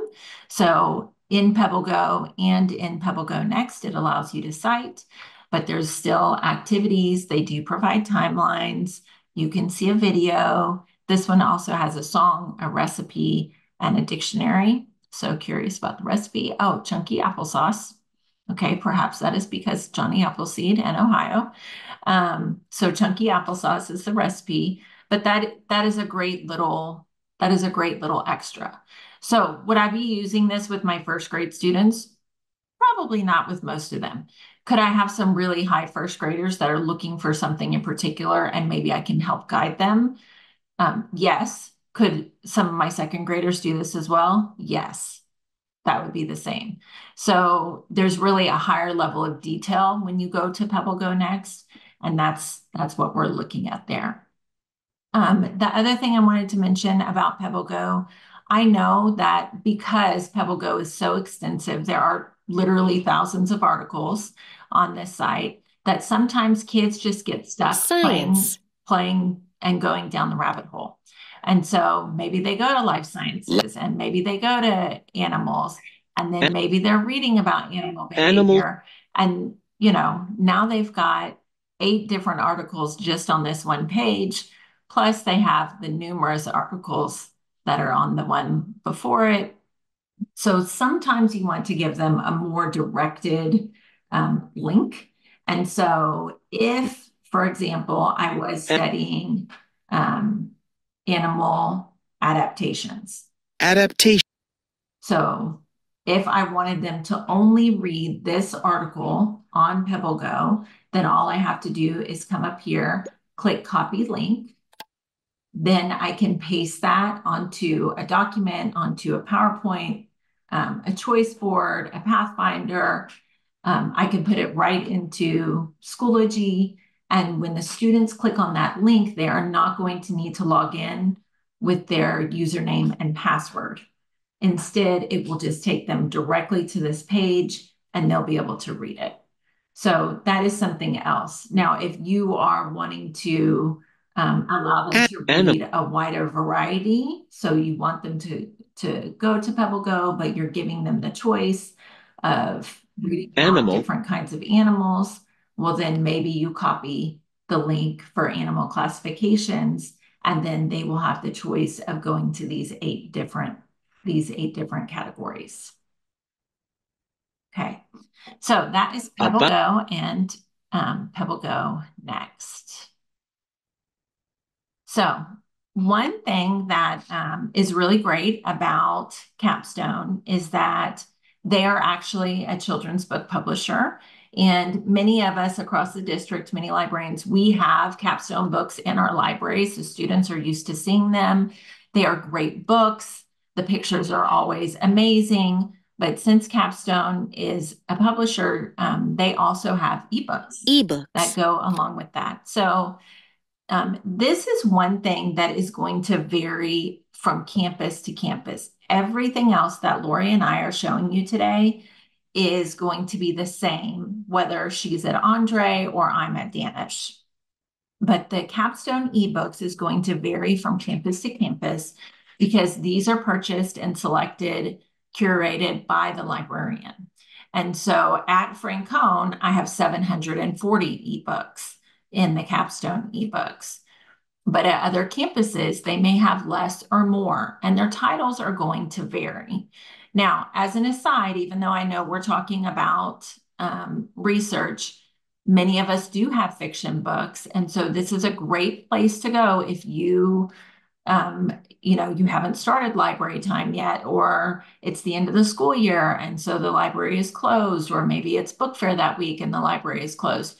This is a great way to have them read some of those same books that they're seeing on the library shelves, but they can read it on the computer instead. But let's say I was doing research in second grade. I know that my teachers tend to do weather as a research project. And so one of the things I did was I purchased and added some ebooks to our library. All of the ebooks in the Capstone Interactive Library, they are all multi-user and unlimited use. So I can have all 8 of the second grade classrooms using these same books, and they're never going to run into a problem. Teachers can use that as far as like in their lessons. They don't have to worry about, oh, well, Miss Smith has it checked out, so I cannot use it. Again, because it is part of Capstone, when you open these books, great photographs, lots of features of nonfiction. And this book, I'll tell you, this book, it's a little bit harder, right? Our second graders, this is really little text for our second graders.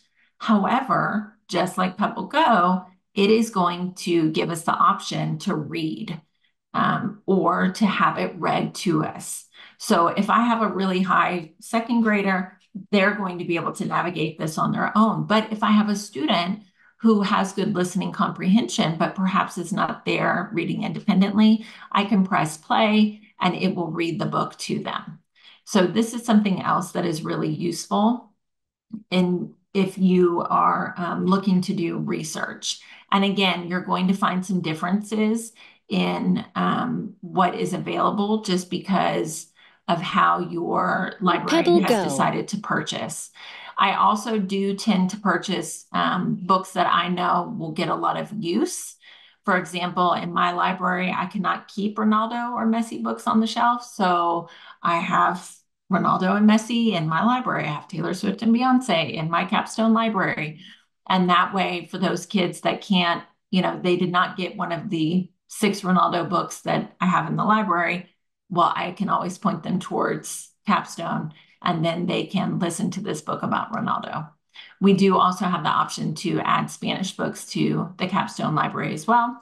So if you're interested in finding out what your librarian has, then I would go to Capstone Interactive using your library resources on your Destiny page, and that way you can check out and see what your campus has available. All right. All right, Nat Geo. So we know that Nat Geo is known for its high quality videos and photographs, and the kids know this too. They do love going to Nat Geo. It is a great place to find additional information. What I will tell you is that in Nat Geo, when you search for something, then you are going to find the books, the magazines, the videos that have already been published. So for example, if I wanted to read this book about sea otters, then I can come here. This is a book that I might even have in my own library, but the students can have it read to them. Great features of nonfiction, fantastic photographs. If I need to see it bigger, then I can pinch to zoom that. Or I can use the keys up here, and that way I can see the text a little bit more clearly. It will read to you, but this is the robotic reading. And what I notice is that when we do the read to me function on Nat Geo, that it tends to read things in an order that may not make sense to me. So it might stick in a caption or stick in a label that kind of, that might make it a little bit weird as far as the order and the flow of the text. Also, because it is robotic reading, you might find that there are some words like wind and wind, and they might say wind when it should be wind. So the videos are great. Again, there's lots of different resources that come along with Nat Geo, and it's a great place for you to research. When you cannot translate the books, but if you're listening to a video, it does give you an option to translate the text of the transcript text. So that way you can allow students that are not proficient in English to have it in their native language. Again, you can directly link those so that way you can see those. So you can go directly to those articles in Schoology or through a website. All right. Now, Galen Context is the last database that we're going to talk about today. And Galen Context is great because it does allow you to highlight and add notes to articles. There are so many articles that are in this database. And it does give you some other accessibility features as well. So students can navigate by going to these topics at the top. They do have like an I wonder, like a question of the day. If you don't like that question, you can always go to the next one. They're pretty interesting. And so it's great because it gives your students something to do. That might be something that they do when they're done. We'll answer the question of the day for Gail. You can navigate by going to the different categories, or you can do a search. And when you do a search and you get results, you're going to notice that there are different levels. So I'm going to search for an author because I know sometimes we are doing author studies. So this is the article that comes up from Mo Willems, and I'm going to click Keep Reading. So you can see right here, it says level 1. And so level 1, that's the up to a 500L Lexile. And so that's really like first, second grade, later first grade, high first grade and second grade. But again, this will read to you. So if you click listen and then you have this in large text, it's going to let you listen to the text and also highlight it at the bottom. Mo Willems. About this person. Born February 11th, 1968 in Des Plaines. Okay, so you can see that it's robotic reading, but it is highlighting the text. It will read everything all the way down. It just reads it right in order all the way down. But this is a great place if you are doing author studies. This is a great place to kind of come and search for those things. And so, again, it has photographs. There are some videos. You're able to change the size of the text and also change it to a dyslexic font, which is very helpful, and translate it into different languages. Now, at the bottom, if you go to our bit.ly, then at the end of our presentation, you're going to see the summary chart. What we did is we just took the different resources, we kind of summarized, we looked at some key things that we felt you might be interested in, and this would be great for you to use during planning. So this is just a handy tool for you. So if you know you're doing biographies, well, then you're not going to put the kids on World Book Early Learning or Britannica Fundamentals because they don't have biographies available. So this is just a tool for you. And then when you are using these resources, a way to make it easier for your students is to put together a Pathfinder or put together a slide, something where they can easily click those links. Remember that all of these, you can link directly to the articles that you're interested in or the resources that you're interested in. And so this is something else for you to take into consideration. Just an easy way for you to put it together for your students. All right, and I think that's about it. Are there any questions that we need to address? Not seeing a lot of questions in the chat. Had some love for Pebble Go and for Nat Geo. So I'm curious, do you guys have a favorite resource out of the ones you talked about, or is it you love all your kids kind of thing? I would say we do love all of our kids, but I know Pebble Go, we love Pebble Go as well, but it is really great to be able to help guide teachers out to Nat Geo and World Book because every one of them has something unique and special, right?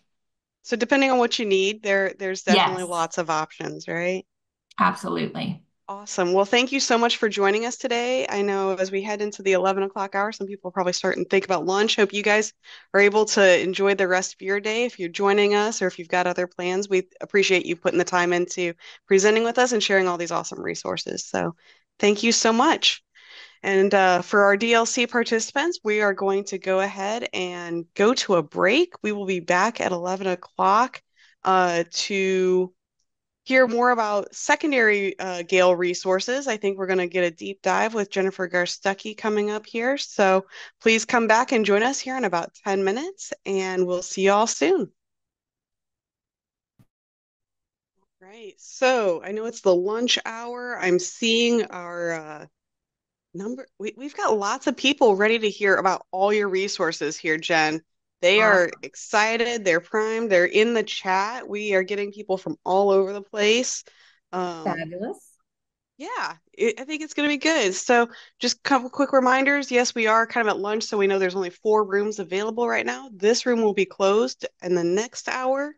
But so far we are been rocking it with library this morning, and Garstecki here is going to bring us home. So I'm going to go ahead and just hand it over to you. I think that you're prepped and ready to go. Yeah, and I'll I'm be here ready. if you need anything. We'll keep looking at the chat for questions, and we'll send them your way. But I'm going to go ahead and let you do your thing. All right. Well, thanks, Fraser. I appreciate it. I'm going to go ahead and share my screen here. And let's go ahead. All right. We're going to make this big. Okay, so my name is Jennifer Garstecki, and I am the coordinator for library services in CFISD.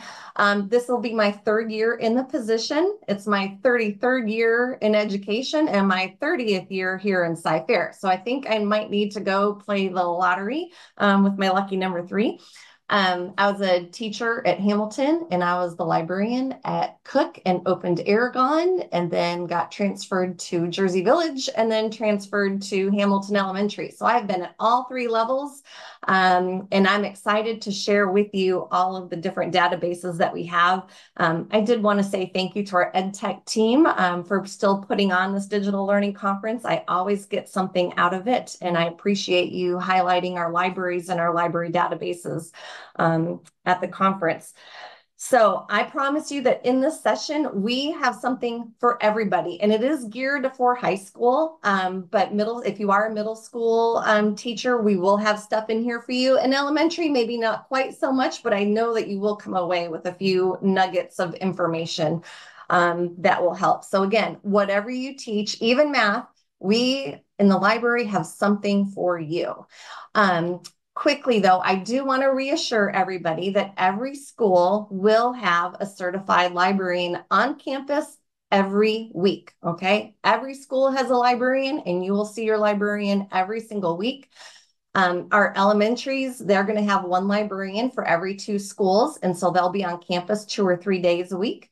Our secondary schools, so middle and high, there's 1 librarian for every 3 schools, and they'll be on your campus 1 or 2 days a week.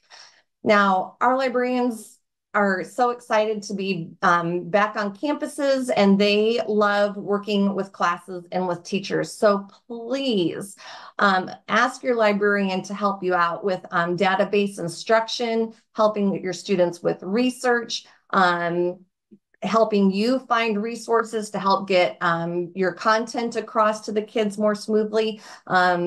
Email them, you can Zoom with them. But again, please reach out to your librarians. They are the experts and they know these databases even better than I do. They will be coming back on contract here in August, and they are going to be getting new passwords and new links for our databases. So things might change and look a little bit different when you come back and school starts. But again, your librarians will have all that for you. And the basics of the databases, that's not going to change. So just be prepared and aware of that.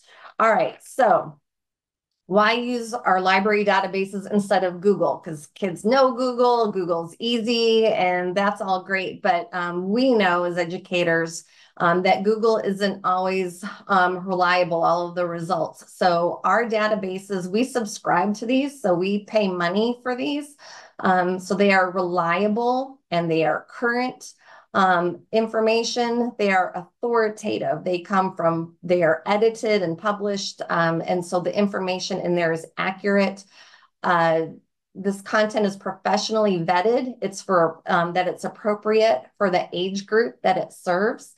Your results are going to be more manageable with the library databases. They won't get as many hits as they will on Google because they're going to be getting academic and content related information. The results are going to be more neutral because their search history isn't saved. And the best part is no advertisements. So that'll definitely help us out here.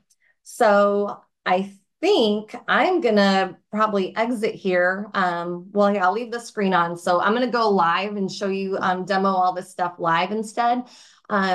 So if you're at home, if you on your computer, if you can get to mycfisd.net, that's the best place to go and find our library resources. And that way, you know that you're using the links to get to the appropriate ones for your campus. So again, you're going to go to mycfisd.net, and then you'll open up the library resources folder. And then you're going to look for that Destiny library icon right there. Now, if you can't get to mycfisd right now, if you're at home, you can go into, you can do the www.destinyweb.cfisd.net. And then Jen, do you mind, can you go ahead and put in that link for the text quest? Yep, we'll go ahead and drop it in the chat now. Yeah, all right. So she's going to put that in the chat. So because if you are going through your campus, you need to have the usernames and passwords that are campus specific in order to get into the database. And we can't publish those, okay? Again, these are databases that we pay for, and so that would break our contract. So we cannot share online on social media, in presentations, our private usernames and passwords. So TextQuest, which is a source of most of our databases, they've provided a training center that we can go to. So that way you can still get in and see most of what I'll be presenting today. Again, we do pay for a few add-ons inside there and extras for our kids and teachers. So if you're going to go into that TextQuest training module, it's not going to be quite as much as what I'll share with you today, but you're going to go into, if you click on the link, and then you have to click on, you're going to click on high school, and then it's going to ask you for your district name, but you're not going to type in Site Fair. You're going to type in, I think it's TextQuest training. Jennifer put it up there for you. And then the password is resources. And that's going to get you in to the training center, and you'll still be able to follow along with most of what I'm doing. So I am going to get out of this and go. All right, so I'm in my CFISD. And this is the preferred way for students and teachers to get to the library and the library resources. So you're going to click on library resources. Right now we have Sora and teaching books icons in here. We are hoping by the end of this year that all the databases we share with you today will have their own icon right here to save you clicks. But until then, you are looking for Destiny Library. And Destiny is the hub of our libraries for both print and digital resources. Okay, really quick, since I have a captive audience here, when you come back on contract in CFISD, your librarians will be training you on classroom library inventory. So this has nothing to do with the session right now, but I'm going to give you a little tip and a little heads up that's going to help you. If you have books available to your students in the classroom, you need to have a classroom library inventory. And again, your librarian's going to train you. But one thing to help you do that is you're going to have to come to Destiny, just the way I showed you. You're going to click on More, and then you're going to click on Back Office. And so when you search for books to put down what interest level it is, juvenile, young adult, and adult, this is the screen that you need, okay, in order to do that search. So that's just a little tip. So when your librarian is presenting to you, you will be able to help your neighbor find the right place, okay? But let's get back to Destiny Discover. So I'm going to click on Destiny Discover over here on the left. And again, here is the landing page for our libraries, and every libraries looks a little bit different, okay, and have different things linked. So we're going to pay attention right now to the learning resources side of the screen. All of the databases, well, I'll say most of the databases, every librarian does it a little bit different, but they link the databases here. And so just briefly, I want to touch on Sora over here. This is the district ebooks and audiobook collection. And so, especially we're not quite sure how how open your campus library will be. So your students have 24/7 access, 365 days a year to thousands of audio and digital ebooks.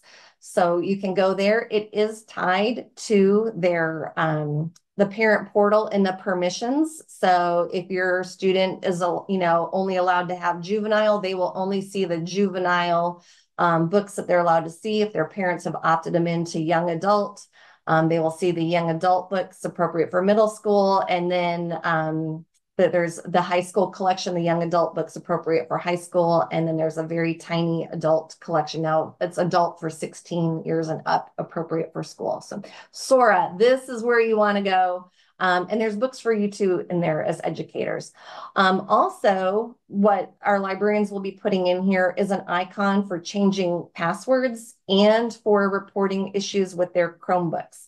So again, during August PD week, all the librarians are going to be updating their links, their passwords, and sharing that information out with you. But that will help as well with resetting passwords and reporting issues, as they'll put the links up here in the learning resources. All right, so let's get going. Now, I promised you that it doesn't matter what you teach, that the library has something for you, and I mean it. So we're going to show you, first of all, just to prove my point, we're going to go to Chilton's library. Chilton's is perfect, and this is in the training portal. So if you are using that TextQuest portal and want to get into Chilton's that way, go ahead and search for it in there. Okay, but this is really cool. This is going to be a great resource for our students taking auto basics, auto tech, or the practicum of transportation systems. And it's also good for anyone that has a car, all right? So if you've got a car, this is good for you. Our 16-year-olds that are driving to school now, I think they'll find this interesting as well. There aren't any really accessibility features in here. You can't change the language or the font or anything like that, but it's still going to be helpful. So it has lots of things here. So vehicle search. So like if you want to look for your vehicle here, that's kind of fun. Let's see, I'm going to go for a 23 Dodge. Let's get a Challenger. Okay. And I'm going to select And so here's the car that I wish I had. But you can see in the table of contents, you can learn all about your vehicle here, and then you can drill down. So let's see here, body, let's go. Actually here, let's find my engine. There we go. And let's pick the good one. So you can look for all of these different things, and then they have videos. Okay, lots of different selections. Installation. All right, here we go. So check this out. They have diagrams for your car, lots of information, and then links to other things. So if you are having trouble with your vehicle, you might be able to self-diagnose a few things. So that would be really cool to help you out with. So if you need to repair, and then there's also information on bulletins and recall notices as well. So that's some information there. So that's the vehicle search. They have a VIN decoder. So if you want to see the history of a car, you can type in the VIN number here and check on the VIN and see the history of that vehicle. The video library, here's our most popular videos, but then they also have other topics as well. And so let's see here. We'll go ahead and just click on one. Installation of the brakes is done in the reverse order of disassembly with a All right, so they have all of the different videos. Again, there is not a whole lot of accessibility features in there, but that is definitely helpful. Now, for our students that are taking those automotive classes, this is really awesome. They have the test prep quizzes for them. And so they can click on a quiz. They don't need to set up an account like our other test prep materials need. So it's just like a random, 10 to 15 question quiz. They can submit their answers. I'm going to confirm even though I didn't answer anything. And then they have their correct answers and their summaries. So again, cool stuff for the students that are taking those auto classes. And then again, anybody with a vehicle, that is definitely going to be helpful. All right, so that's Chilton's. Again, something for everybody. So let me go ahead. I want to make sure I don't miss anything. I'm going to close those out. All right, let's go to Learn 360. This is a good one. This is another one, something for everybody in Learn 360. And I have a little bit different. I'm going to log in as a Cypress Falls student. Okay. So Learn 360 has a whole bunch of different resources. You have, we can just click on the landing page. We have topic centers. And so it's one topic and then they group a bunch of resources together. There's summer reading and summer road trips, support well-being, and then STEAM articles as well, and parent resources. Now, this is why campuses have site-specific links. This is a resource available to all of our students, K-12. And so when campus librarians have linked their specific campus, it'll make sure that our elementary students can't access the videos that are meant for high school students. So that's why it's really important to make sure you're using your library link. But let's just we're going to run through the menu here and Learn 360 so you can see all the cool stuff that they have. Lands with feature videos. And so there's videos for career development, engineering and tech, English language arts. We got health and guidance, history, math. We got stuff for math in here. Visual and performing arts. We have stuff for you as well. Languages, so world languages, science, and social studies. So these are the featured ones, but then you can also come over here and browse subjects. And so you can go alphabetically, but then here's a little breakdown of them. So career development, there's that engineering and tech, but there's also teaching practices and professional, music and sound effects. We'll go back to that one in a minute. So you can look by subject. You can look at the producers and as to who created those videos and the sources as well. So that is pretty awesome. So videos, we have that. Here's that topic center. So for topic centers, again, what they do is they take some topics that they've created, and then they bundle together all of their different resources on that topic. So you can see that there is STEAM, social studies, literacy, and community building. So if we're in STEAM, and let's look at the animal life cycle. All right. There's a little bit of an overview for the topic. And then here they have for the animal life cycle and adaptations, there's 15 videos, 7 interactives, and 15 printables, all right there. So that makes it easy, and they've already done some work for you to be able to group those together. So I think that's a great resource, and you can play around in there. And again, today we're going to be blowing through a whole bunch of databases. So it might be a good idea if you see something that you want to go back to and look at for your content, maybe jot down the database and where you found it. And that way you can have time to go back and play. Games and activities. So again, we land with featured games and activities, but there's also learning, math, and reading. So there's reading activities, math games, social studies games, language arts games. But if you browse, you're going to see that it's not just those, that there's also science games, okay, and math games in there as well. Okay, math activities and reading activities. So let's go back here. So that's games and activities.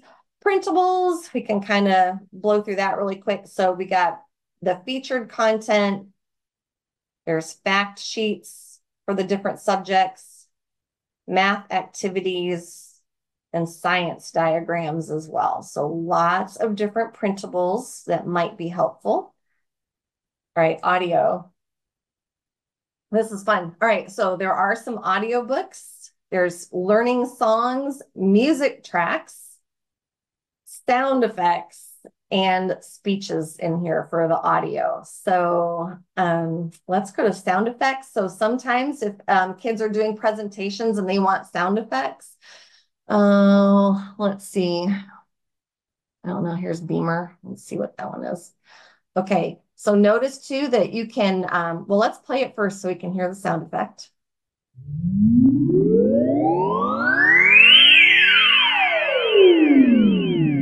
So pretty cool. You can save that sound effect in a folder, a playlist, or download it. You can share it to yourself in an email. Okay, copy the link. So if they have a home email, they can copy the link or you can embed the link as well, maybe in your Schoology page, who knows? But lots of different ways to share this. And then Google Translate. Now this is a sound effect, so there isn't going to be anything, but you can, if you want to translate it, if you click Google Translate, it does translate the text that's on the page. Okay. I'm going to turn it back to English though, so I don't forget. All right. So I think the sound effects feature is pretty neat with that one. Okay. So those are audios, maps and flags, especially for our history teachers out there. This might be a great resource for you. So again, they always land with a featured subject or content on the top, but then you can click, we got Canadian, country maps and flags, historical maps, thematic maps, and then US maps and flags.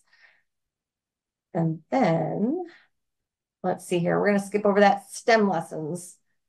The mailbox that I went over, that is that used to be like a publication, and there's just like printables and activities in there for all different subjects, so you can find that. I do like the STEM lessons. Again, we always land with our featured content. So here they have STEM lessons for physics, chemistry, math, science, lots of different lessons that you can go to. So let's see here. Okay, so again, so here's biology. We've got beginner, intermediate, and advanced, and you can just kind of scroll through all the different topics. Genetic information, I mean, lots of different things. So I think those STEM lesson ones are fabulous. Okay, we're going to come back to premium content here in a minute, but that's an overview of what Learn 360 has, and it's great for browsing too. If students even have extra time and they just want to learn something more about a choice subject, that's definitely a possibility. If they're using it for a project and they know what they want to do, you can do this advanced search, and they can enter the search term.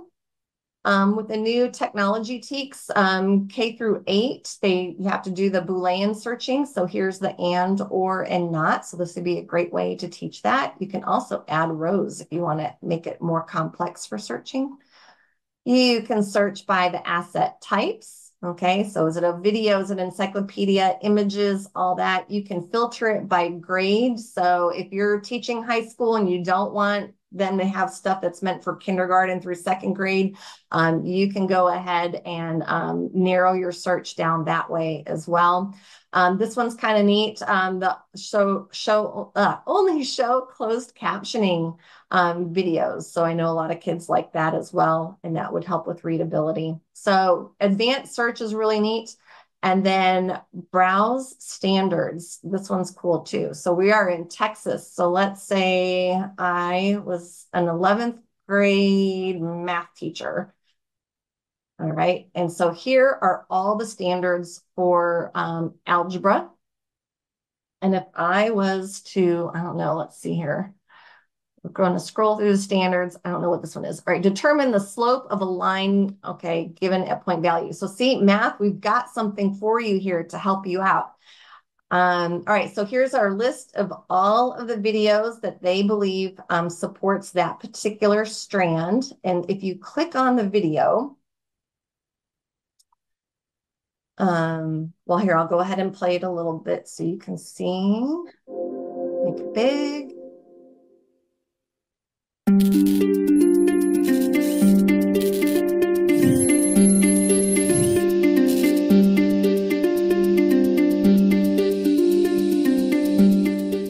As part of my training program for basketball, I do sets of sprints up a 150-meter long hill. Each time I run, I keep a record of my times and put all the data on a distance time graph. Here are the graphs from the 2 sets I did yesterday. I clocked my time during sprint at 3 points. This tree, 60 meters from the start. Then this tree, a further 60 meters on, you can do and at the finish. To watch the video and help you out. Again, here it is. You can save it into a folder, a playlist, or you can download it to your computer. You can share it in an email, and you have the links that you can copy and embed. That might be great to put in your Schoology. For citing the articles, again, we need to make sure that we are teaching these kids how to cite their sources. So you can, and it's so much easier than back when I was in school and you're making out all those index cards and then having to type everything out on a typewriter. Sorry, it's old. You can just click on the citation and then click on copy. So now it's copied to the clipboard. They can open a new tab and open a Google Doc, and then they could start just creating their bibliography right there as they go. So that's a great resource for them. And then here's the translate. So again, if I want to translate that into Korean, okay, it is translate. All of this information is now in Korean. Now, it's not going to change the length in the video. In the video, she'll still be speaking English. But you can change that to a whole bunch of different languages. Now, let me get this back to English.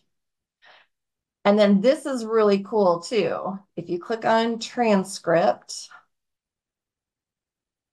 actually, okay. Well, there is a way, and maybe I'll have to play with it, that you can actually save the transcript as well for the videos. So that's really cool too. All right, I think that's everything for Learn 360. Oh, no, let's go to premium content. All right, so for premium content, Premium content, this is classroom video on demand. So all of our students, K-12, have access to Learn 360, but for our secondary students, CFIR subscribes to an add-on for classroom video on demand, and these are videos for our older students. You have our featured videos, again, on the top.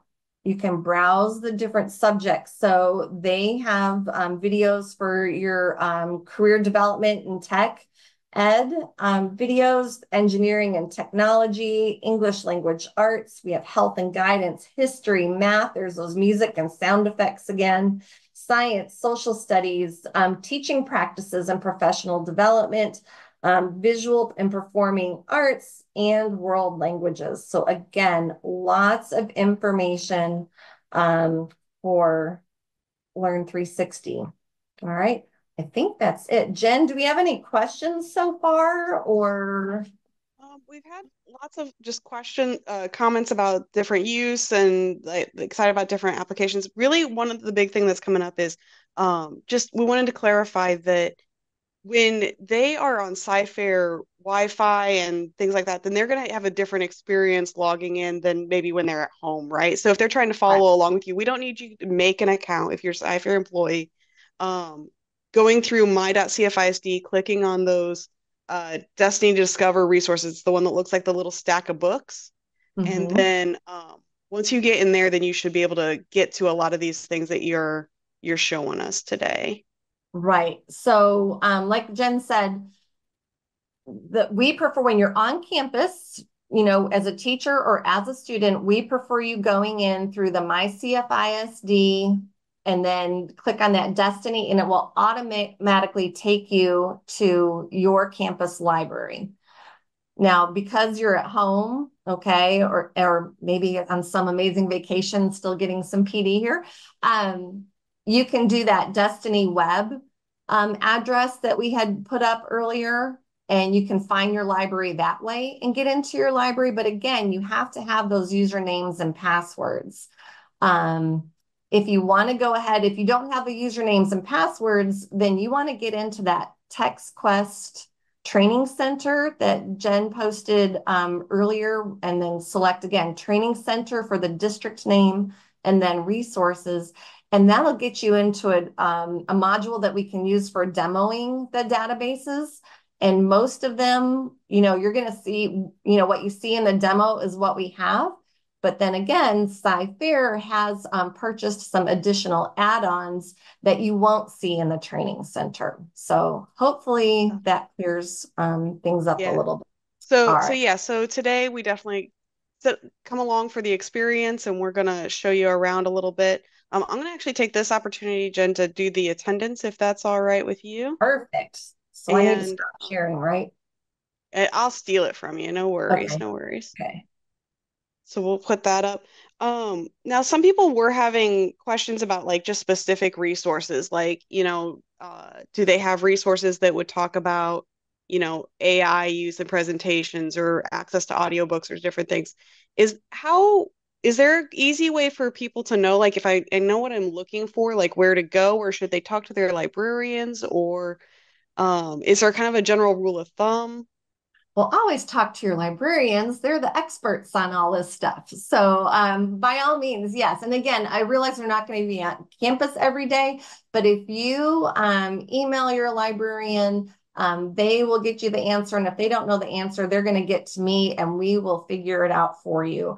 Absolutely. You know, when they know, like, again, and we're going to bounce through some other resources. So we've already done the Chiltons and the Learn 360, and we're going to do a couple of test prep and then a whole bunch of Gale databases where like the sky's the limit. There's all sorts of things. And, you know, if AI was a topic that they wanted to research, that would be a great topic. We might be able to use that one as an example here in a little bit. And we'll get through everything. And hopefully that'll help. And then I do see a quick question, Jen, that you sent me about free audiobooks to be able to listen to. And then that was back in Sora, which I briefly mentioned at the beginning, but Sora can be definitely a great source of ebooks. That's I've actually come to love ebooks now. So, all right, let's go ahead. We're going to get into another database. So this is another paid database, and this one is only for high school. So if you are an elementary or middle school teacher, you can kind of pause here for a little bit. So Peterson's Test Prep, this is something just for our high schools. It is an add-on. If you are in the TextQuest training site, it's not going to be in there, again, because this is an add-on. Not every school district has this as a part of those TextQuest resources. This is one that in order for it to work, you do need to create your own account. So that way, you know, if you're taking those tests, it can save your results and your progress. So if they click login or sign up, if you don't have an account, we'll sign up now. And so this is for the new user sign up. So they enter their first and last name and their email address. This is not their Google at CFISD.net. This would be a personal email address for home. Now, they don't have to have an email address. They can click this, sign up without an email address. So first and last name, they create a username, and then they create a password. Now, obviously, the email addresses aren't sold. There's a whole, they have that little privacy part in there. But if they don't use an email address, if they ever forget their username and password, they're not going to be able to retrieve the data. The only way they can do that is if they have an email address. So they can set up an account. And then I would like to show you all the different things that they have. Again, something for everybody in here, I promise. So here's Peterson's, you can improve a test score. Foundational skills, that's going to be more for the elementary and middle school. But again, we don't subscribe to them, but maybe you have some students that need some foundational support. They can go back and work on those. So here's high school. You've got different tests like advanced placement, okay, and STAR test prep as well. So if you click on that, they have all the different ones, and you can view all. AP, they have different AP practice tests as well. So those are some great resources. STEM, they have some STEM modules. College prep, they have all these different college prep tests with TSI even, so that's great. Grad school, maybe for you, maybe you're getting ready to expand your horizons. And so they have lots of test prep available for that as well. And then they also have prep to for English as a foreign language and to become a US citizen. So lots of different tests that they can practice. This is also great for finding a school or a scholarship. Maybe you have your own kids at home even, you could use this with them. So you're looking for a school or a scholarship, the degree type, and you can have all sorts of filters that you can use. Let's go to exploring careers. So career advice, online resume builder, and job searches. So lots of ways to explore careers to help them start focusing on what they might want to do in the future. And I love this vocational test prep. This, I think, is just fabulous. So for our cosmetology students, we've got something for you. Let's see, medical and nursing students. Okay, these are some different tests. And there you can view all. So these are just some. Our military, these are military tests. View all. Real estate, social work, our teachers, future teachers, we have tests. Aviation and transportation. So we've got lots of different tests to help them prepare for future vocations. So I think that is pretty awesome and useful. So again, Peterson's is for our high school students, and they do have to create an account to be able to access that information. All right. All right. Jen, do we have anything on Peterson's? Any questions? Let's see. No, we got comments. My kids could get use out of this for TSI. Yeah, I think that we are, let's see, they're just kind of coming in. Okay. They just wanted to confirm, like, yeah, Peterson's is in that same library of resources, right? Yes. So the librarians will have, they should have a link on their Destiny Discover page in order to get to it. And then I will show them one other place here in a minute that they can find it as well. All right. Yeah, they're loving the test prep. Okay, awesome. All right, well, I'm going to show one more test prep, and this is Learning Express.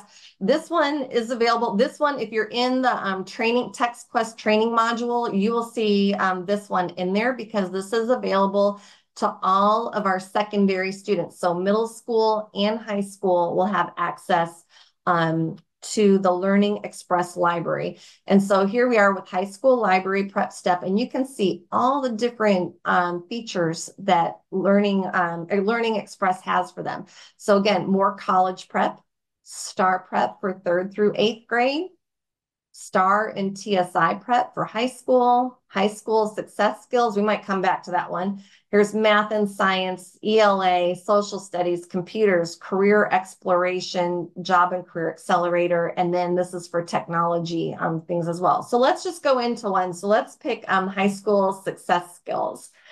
And so then they have a drop down. So we're going to go into, they got study, keyboarding, classroom, information literacy, life skills, and articles and ebooks. So let's just go to classrooms. Okay, they have like a double menu here. So classroom skills. All right, so here's some of the different videos. Again, this is another one where they'll have to create an account and they don't have to have an email to create an account. And I'll show you that in just a second. But I love these. So, you know, for your classroom, you know, skills, some students might need help on how to talk to a teacher, how to communicate with a teacher, how to listen in class. Okay, if they need a little reminder on how to listen in class. I know my kids, when they went to Cypher High School, they probably could have used this one, how to take better notes and learning how to actually take notes. This might be a great one to share. And then succeeding in online classes. So those would all be some potential ones for them to learn. Information literacy skills. This is going to be a good topic. Mastering social media, making sense of social media, avoiding plagiarism, all right? And especially with AI out there now, how to avoid that.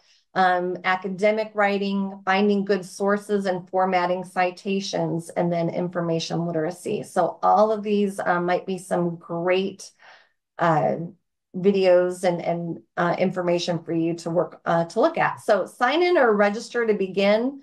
If they have, well, they need to create their account. So they're a new user, they're going to need to register. And Cypher is their institution. They can do their first name, their email, and then create a password. Again, use a personal email, not their @cfisd.net. There's their privacy policy. Now, if they don't have an email or don't want to use an email, I do like this with Learning Express Library. It's a little bit different. So they create a username and their password. Now, with Peterson's, if they forget their password, there's no way they can retrieve it. But here, this one, Learning Express does let them pick a security question and answer. So that would be helpful if they ever forget that information. Okay, so that's Learning Express Library. So 2 test preps. Oh, okay. I got timed out of my destiny here. All right, National Geographic. If you were elementary and you were just listening to Lori Brown and Sara Yeppez, fabulous librarians, then they touched on the Nat Geo database. And I see here, we don't have a link for Nat Geo on the Learning Resources page, but we do have a link for more Gale resources. So we're going to go here. And like I said, Gale resources, there's tons of databases in here. There is something for everybody. If you attended the 8 o'clock session with Beth Keene, the amazing Beth Keene, she kind of delved into the academic one file. So you may have seen that already, and I'll show you a couple of different ones then, but you can start to see all of the databases. If you're in the Text Quest training module, you'll see most of these, but there are a few where Cypher subscribes to that are extra add-ons. Okay, one of those is global issues. and then U.S. history and world history. Those three, if you're in the training center, you will not see those because Sci-Fair pays extra to have those for our staff members. So those are some extra ones. But I'm going to go down and National Geographic. So everyone K-12 has Nat Geo Kids, but our secondary students, we pay extra for the actual National Geographic magazines. But I'll go ahead and click on kids because for high school, oh, I'm sorry, this does keep us in. I'm gonna click on the other one because that one should take us to both. All right, so if you're in the training center, you're going to have to click on the Nat Geo Kids one. But if you are in through your library, both versions should show up. So we've got the kids version and the Nat Geo magazines. And it's pretty incredible when you look at it. You've got 1,577 National Geographic full text, full color magazines. Now you can narrow it down by publication date in case you don't want 1888 in there, but you can add them all in. And so they have a 45-day embargo period. So that's why the most recent one is May. And after 45 days, then the next, or after the June one has been published after 45 days, then we'll have that one as well. Okay, so for Nat Geo, you can search within the document, within the issue, and within the publication. There's the citation source. Again, you can select it and copy it. You could open up and start a bibliography separately, or if you just clicked on your Google Drive, it's going to save it in a folder on your Google Drive. So Gale or National Geographic, you'll have a folder then. On your computer, but I gotta show you this because this is amazing. So we're in full screen. I'm gonna make it so I can see the whole magazine. And so this is the latest Nat Geo magazine. There are going to be advertisements in the magazine. But some of these, I mean, it's National Geographic, so the pictures are unreal. Oh, let's get to, I think it's that. Like, look how beautiful that is. So that is amazing. And you can flip to different pages in here. This does not read it to you though. Okay, there we go. So we're back down.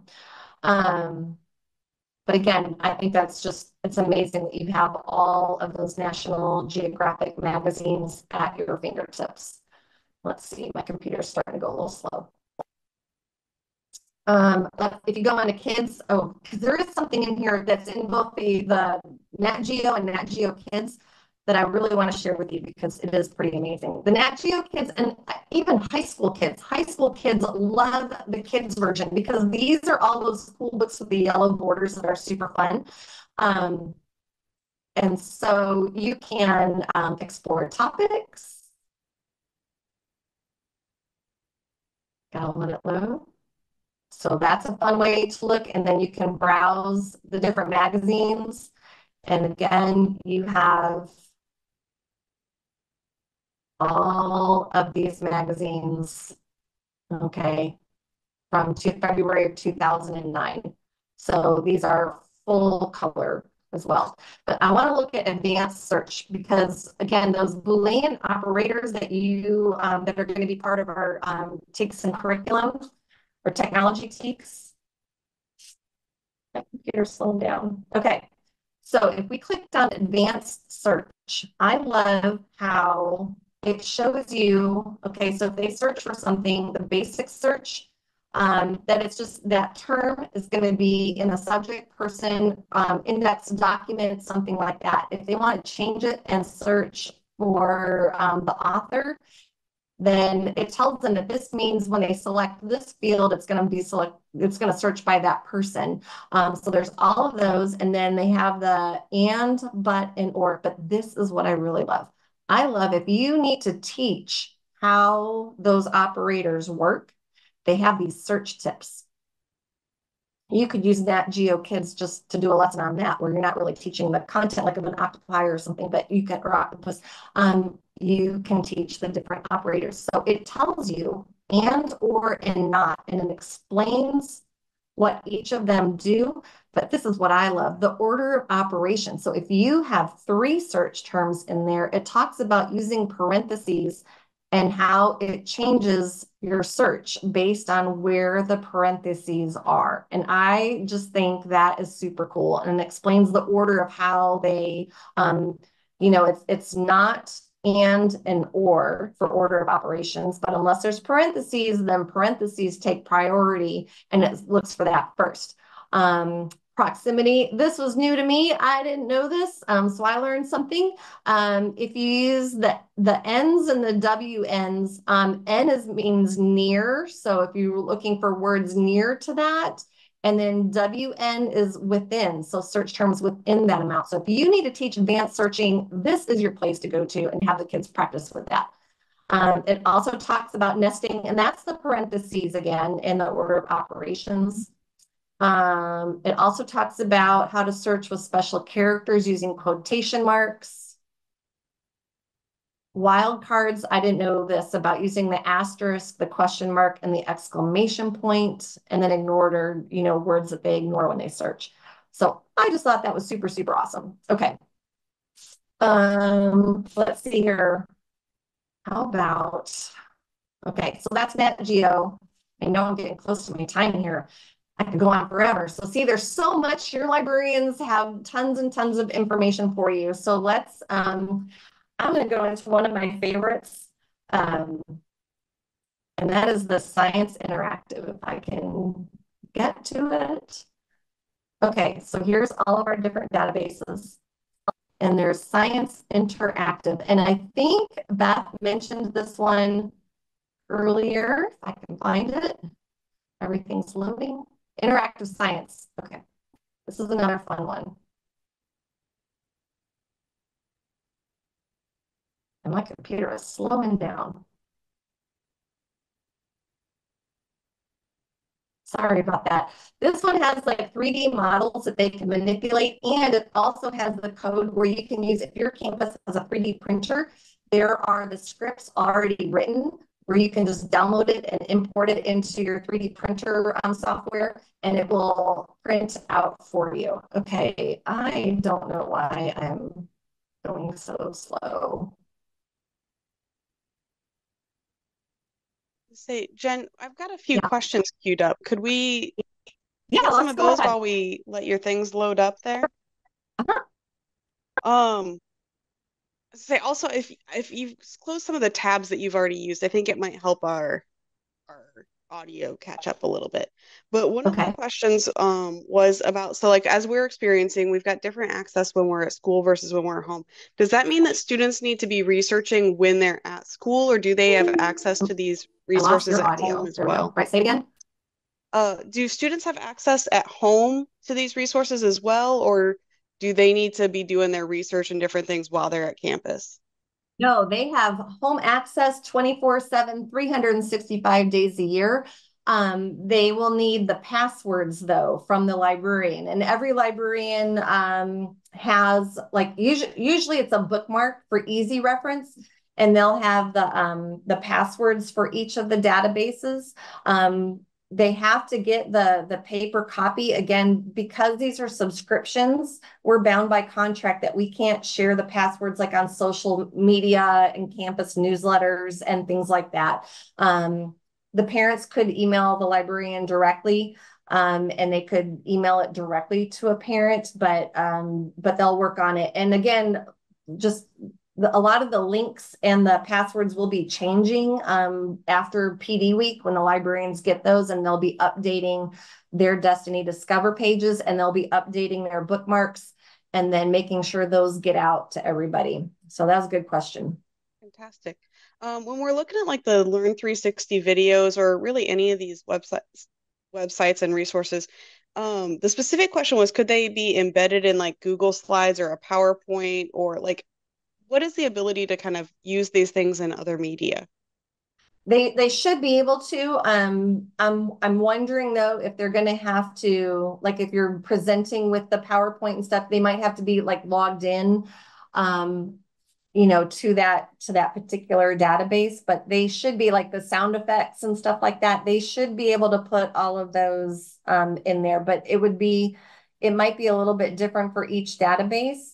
And then this is where the campus librarians are better at this than I am, and they would be your experts to consult, and they can help you work around it. But yes, kids should be able to use this in presentations, especially instead of going to Google and finding images to use, like, you know, that Nat Geo had images, the encyclopedias have images. So the library databases are much safer. And really, and especially this year, there's going to be a big focus on making sure that we are only using approved websites with instruction. And so you know that all of your library databases are approved to be used in CFISD, and they're going to be age appropriate and no ads except for those Nat Geo magazines.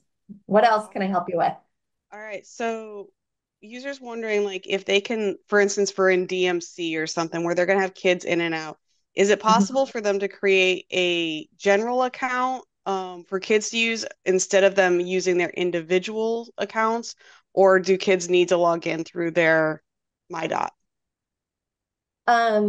Well, they're going to need to go in through, you know, MyDot, or another way to do it, although it's under construction now. I think if you haven't been to the CFISD website, everything's kind of moving around and looking different, but you can access the library resources from the school district website as well. But if they're sitting there in DMC, and if they have access to, you know, their Chromebook and they're allowed to work on their Chromebook in DMC, then yes, they should go through the MyDot, you know, my CFISD, and access the library that way. And they can, you know, have the Sora ebooks, all the databases and everything. Does that answer the question? I think so. We'll see. Okay. Okay, so then I've got someone who said that they use the databases to practice for PSAT and SAT, but apparently Peterson's is not yet updated to those new test formats. Is there any info about when that might be coming? I will research that, and I don't know the answer to that question. So, so Peterson's to update to the new tests. Specifically for SAT and PSAT, it looks like. Okay. I will reach out to the rep and we'll try to get an answer to that. And then I'll share that with the high school librarians in August, and then they can disseminate that information. That's a good question. And anytime that there's a problem with the database like that, and, you know, let's face it, in the time that we're in, you know, if there's questionable content, as, you know, and you're wondering like, oh, I'm not sure about this one, the first step you should always take is report it to the librarian, okay? In an email, phone call, face-to-face, whatever. If you ever find anything that you're questioning, if it's supported by the district and our policy and curriculum, if you're curious and wondering, if you've got that little tickle in your brain, find your librarian and share it with the librarian. And the librarian will research, probably bring it to my attention. If I need to work with the curriculum coordinators and level directors, I will. But that will be the first step. So just something out there is to report anything, you know, that you're curious about to the librarian, and then we will investigate it right away.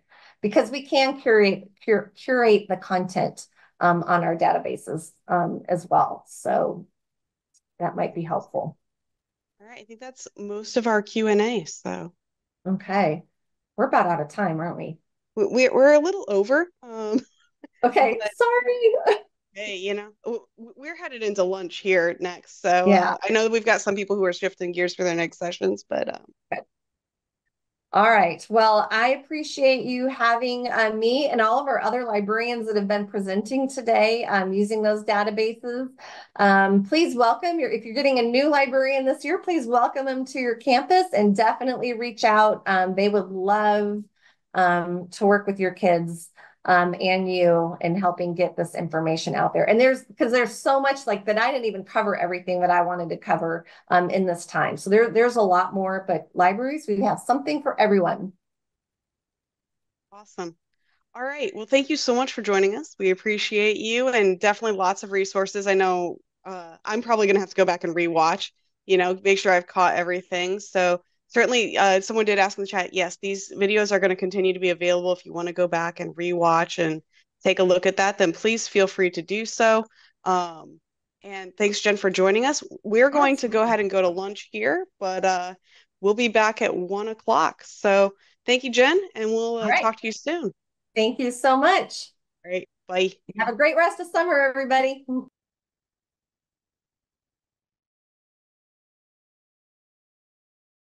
Good afternoon, everyone. I hope you were able to get a tasty lunch and enjoy your midday.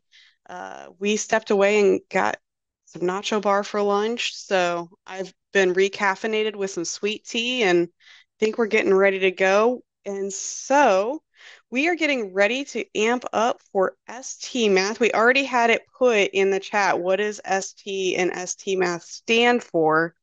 And Jamie, you'll be happy to know that we already had someone answer it. They I don't know if they just knew it or if they Googled, because I would have had to Google, but I guess it is spatial temporal. So it's kind of that reasoning skills, right? So, and I will say, I don't know a lot about ST Math, so I'm going to be learning along with everyone else, but I know that at C this year, we had Gigi out as an inflatable, and the number of kids who were just beside themselves to have a picture taken with Gigi was super fun to watch. So I got to see a few demos then, but I'm looking forward to learning more. We've got Jamie Rynda with us. She's going to be diving in this session with monitoring and supporting students in ST Math. And then in our next session, she will be back with us for ST Math Puzzle Talks. But this hour, we're going to be focusing on that monitor and support. Jamie, I'll let you say a little bit more about yourself, and I'm going to go ahead and hand it off. Sounds good. Thank you all so much for having me. I'm excited to be here. I did this digital learning conference last year, so I feel really honored to be back and working with Sci-Fair and all your surrounding districts as well. So we are going to go ahead and kick off. Like introduced, my name is Jamie Rynda, and I am actually located in the Minneapolis area of Minnesota. I'm a former teacher. I taught anywhere from kindergarten to 8th grade, and this is my 3rd school year with ST Math and living the GG life. So I'm super excited to be here with you all.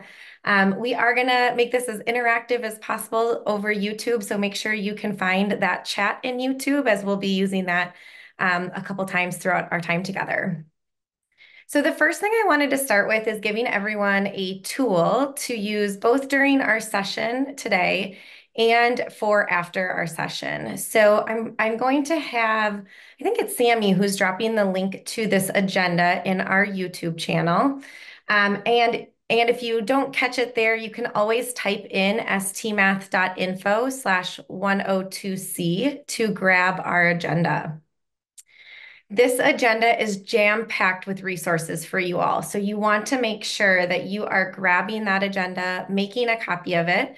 And I'll reference it a couple different times during this session today, but then also this is going to be a really great tool for you for after our session as you head back to your classrooms and you start thinking about your new school year with ST Math and with your students that are coming in. So I'll give you about 20 seconds to have that agenda pulled up. When you do, it will look like this. And you will notice that we have some different boxes here. And so there might be one time, specifically when we do our attendance, that I will reference you to a box where you can explore some different links. But anything in blue on this document is a hyperlink for you. So like I said, great things, great resources for you to explore even after today's session. Give you about another 10 more seconds to have that opened. And then of course, I'll share this link again at the end of our session as well.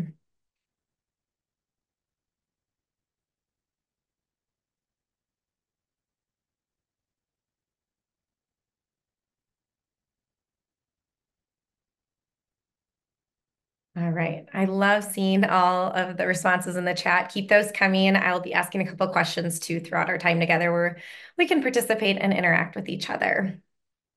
So this session is particularly all about supporting students in ST Math. What do we do when students have gotten started? How do we monitor their progress? And how can we encourage some celebration and accountability in our classrooms as well?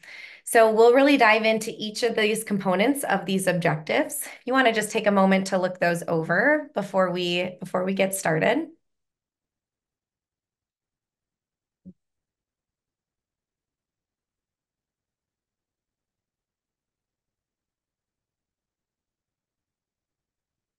All right. So before we actually dive into this agenda, I wanted to say that we have been really hard at work here at ST Math and at Mind Research or Mind Education, making some enhancements for you and your students this school year. So I wanted to make sure we covered some of the things that you're going to notice are new going into this school year for both you as the educators and your students as well. So let's just take a moment to unpack these a little bit. Here is kind of the brief overview of the new things you'll notice in a nutshell. The first is that our student experience has been transformed. If you've used ST Math before, you have likely seen the student home screen, which often looks like Gigi traveling across a bridge to our objective. Well, Gigi's landscape has changed a little bit. And so Gigi is now going to be going on a journey through this island format. And you'll be able to see that a little bit closer when we look at that student experience. But just know that when students log in this year, their dashboards are going to look different. That is intentional. And we've really transformed that experience to increase engagement for your students. The other thing that you'll notice is that we have added some new games. We are always working on increasing our standards coverage and making sure that we are creating some high impact games for student learning. So you'll notice that we have some new student games this year as well. We'll dive into this a little bit deeper in this session, but your educator dashboard has gone through a little bit of a refresh as well with some additional reports to help you really take the data that ST Math gives us and make it really actionable for you and your students. And then the last thing that you'll notice if you dig a little bit in your dashboard is that we have added some puzzle talks this year. I can show you where those live in your educator dashboard, and you're welcome to explore those at your own time. So like I said, we have had a transformed student experience. So this is an example and a screenshot of a student's screen. Again, I wanted to just make this picture really clear for you. So when students log into ST Math this year, they're going to be automatically placed into their grade level journey. And they'll end up in an island that is representative of those objectives that we assign to our students. So you can see this objective here on my screen is multiplicative comparison, and students are working their way across this island by playing those multiple games to understand this particular objective. So you'll notice, again, that new island theme. Really, we wanted to make sure that students could visualize their completion and their path and their journey. They're able to see their progress throughout. And then we've taken all of those things that used to live on the top of the student screen and brought them over to the left-hand side of their screen in a vertical layout to enhance their toolbar and allow for greater space for them playing ST Math games. All right. I'm going to go ahead. We're going to actually just keep this moving a little bit. So you can just see this little video as it zooms in on our student experience. Students will go through those different objectives and games and eventually get into their level where they'll begin playing right away. That quick little video just gave you a little tour of that. So again, some great new resources. Wanted to make sure you all had that information first before we really dive into, okay, now we've got students logged in. They're working in that island theme that's new this year. How do I continue to monitor and support them? So I want to pose this question, and I'm going to go ahead and look in the chat to see some of your responses. But if you are a current ST Math user, I'd love if you typed in the chat, what are some successes and challenges you have had with ST Math? So I'll give everyone a few moments. I know there's a little bit of a delay, so we'll take a few seconds to respond to this. What successes and challenges have you had with ST Math?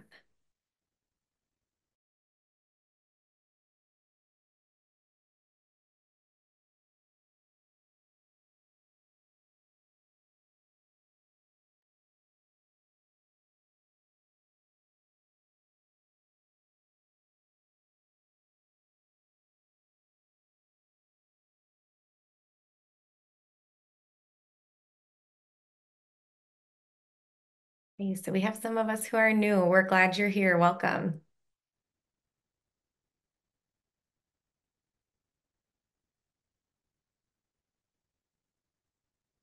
Okay, so we've had a lot of students who have had some success and reached 100%. Maybe need some support in checking student progress or checking in on how students are doing, keeping up with those alerts. Yeah, utilizing that data. That's a big one. And I have to say you are in the right spot for that. We're going to show you how to utilize some of that data today. Yeah, how do we continue to have students persevere when they're getting stuck? Awesome. How to move students through some of those stuck levels. Okay, wonderful. Great. I really appreciate all of that feedback in the chat. Hopefully you've seen a lot of successes in terms of engagement. Of course, all of the changes we've made this year is only to further student engagement in your classroom. And then of course, some of those challenges can be, how do I look at the data and what do I do with students who need support? This session is really going to dive into all of those things. So you're in the right spot. We're going to dive into those together. Yeah, and keeping students motivated. Okay, so let's talk about it. Let's dig in. Let's first start with a little review of our ST Math metrics. So again, once students get up and running, playing ST Math, what do we typically see or look at to monitor some of their progress? So we always say one of the first things we want to take a look at is how many minutes a student is spending in ST Math for either a given week or on average. So a lot of times we see these minutes in terms of a weekly metric or an average for the entire school year. In addition, along with minutes, I always say minutes is a living, breathing human being in front of a computer. We want to check in on their puzzles. How many puzzles is a student completing within that amount of time? So in 62 minutes, this student completed 58 puzzles. That's really great pacing. And we know that that student's being really productive in their time as well. In addition to this week's puzzles, we're also going to be looking at some different percentages. And I saw some of that come in the chat, right? Like where we had students read, all our students reached 100% was a success I saw. The first percentage that we're going to talk about is puzzle goal progress. So for a student's puzzle goal in the school year, this is their completion towards a fixed number of puzzles. In K1, that fixed number of puzzles is like you see here on my screen, which is 1,800 puzzles. And in second grade and above, we increased that puzzle goal to 2,200 puzzles. Those puzzles include puzzles in grade level and outside of grade level. So if we have students working on content above or below grade level, that is reflected in their puzzle goal progress. And again, students are working towards increasing that percentage each week and each time they play. The other metric then you'll see that comes in a percentage is journey progress.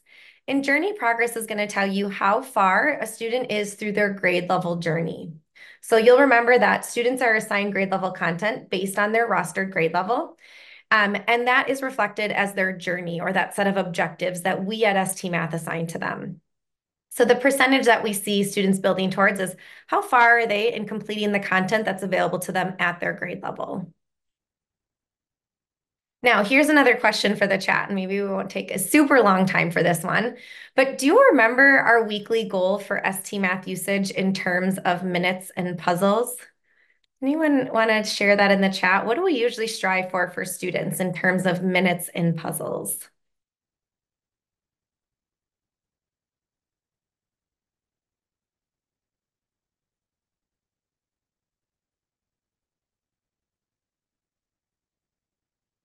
And I'm going to take some of this time to read your responses or some of your questions that are coming up in the chat as well.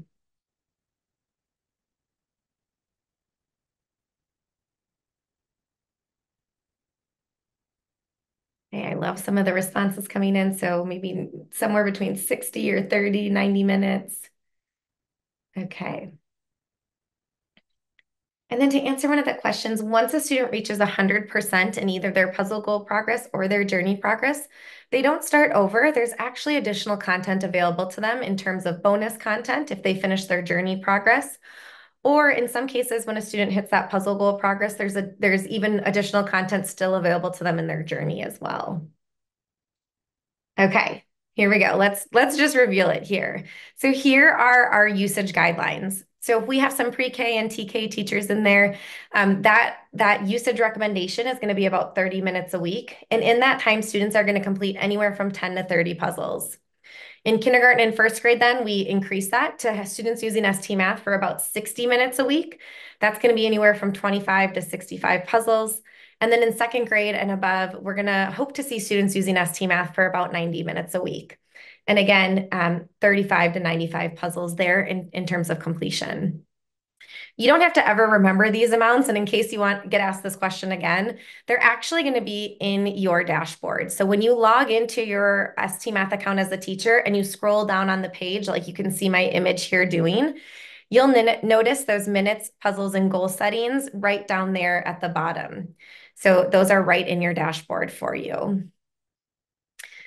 So speaking of thinking about our dashboard, and I'm going to use some of these images today, but of course, if you have your own ST Math dashboard up or access to it, you're welcome to pull it up and follow along with me and take a look at maybe what your students did last year. I'm guessing your school district hasn't rolled over to this new school year quite yet, but you can look at some of your data in terms of what happened last year. But we'll use some of the screenshots on my screen to kind of look at some of the data that's going to be in our dashboard.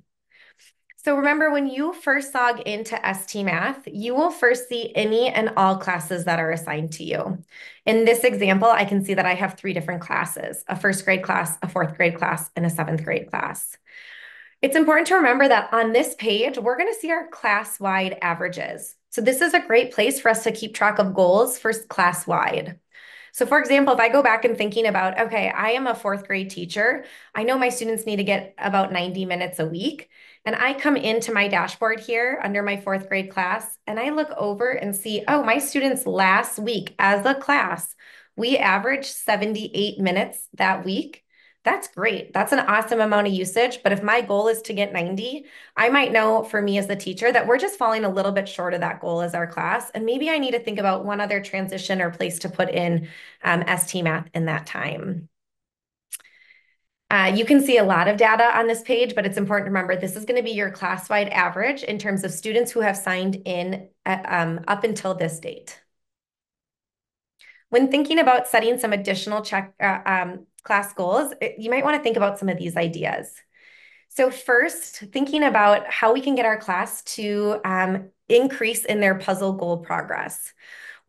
Maybe we want to create a celebration every time our class hits that 10% progress. And we actually have some good tools for you to use that can help you do some celebration when we hit those milestones as a class.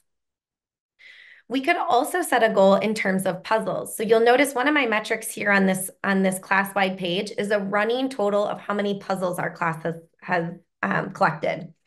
So in this example, my students as a whole have collected 9,787 puzzles.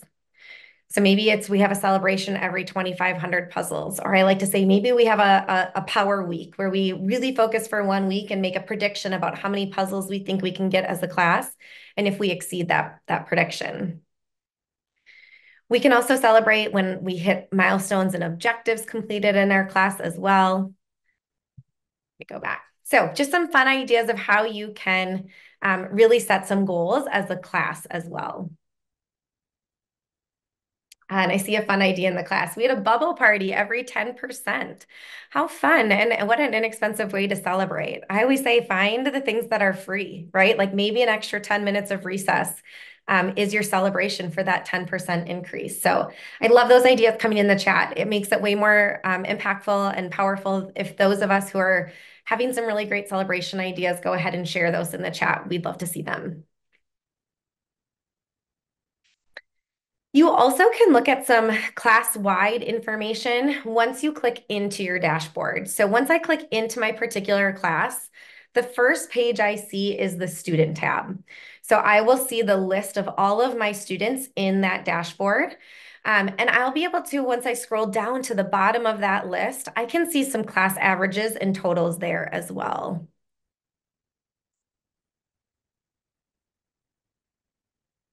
Remember, when we get into that dashboard and we start seeing those students, there's a lot of columns there with a lot of different metrics for us to check in on how our students are doing.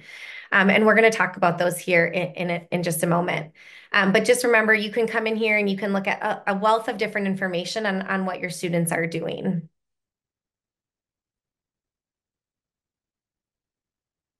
So one of the things that we've talked about a little bit in the chat and that we've seen is when looking at some of that student data, it's important to take a look at who also might need some of our support, right?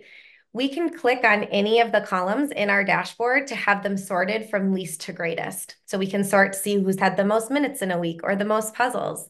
or we can even sort to see who's currently had the most tries at a particular level. So if you look at a particular column in your dashboard and you click on it, it will sort it. Just like this current levels tries is currently sorted on mine. And that's a great way for me to go in and check who might need support in that moment, who's been working at a level for the longest or had the most attempts at it. Another thing to note is when we start looking at that journey progress and puzzle goal progress, and we start making some goals for our students, to keep on pace for a school year, we'd want to see students increasing in their journey and puzzle goal progress about 2 to 3% per week to finish by the end of the school year. So that's can always be a really good goal to check in on. And we have some great data trackers, which I'll show you here in a bit, that would help you have kind of introduce that pace to students and have them work towards that goal.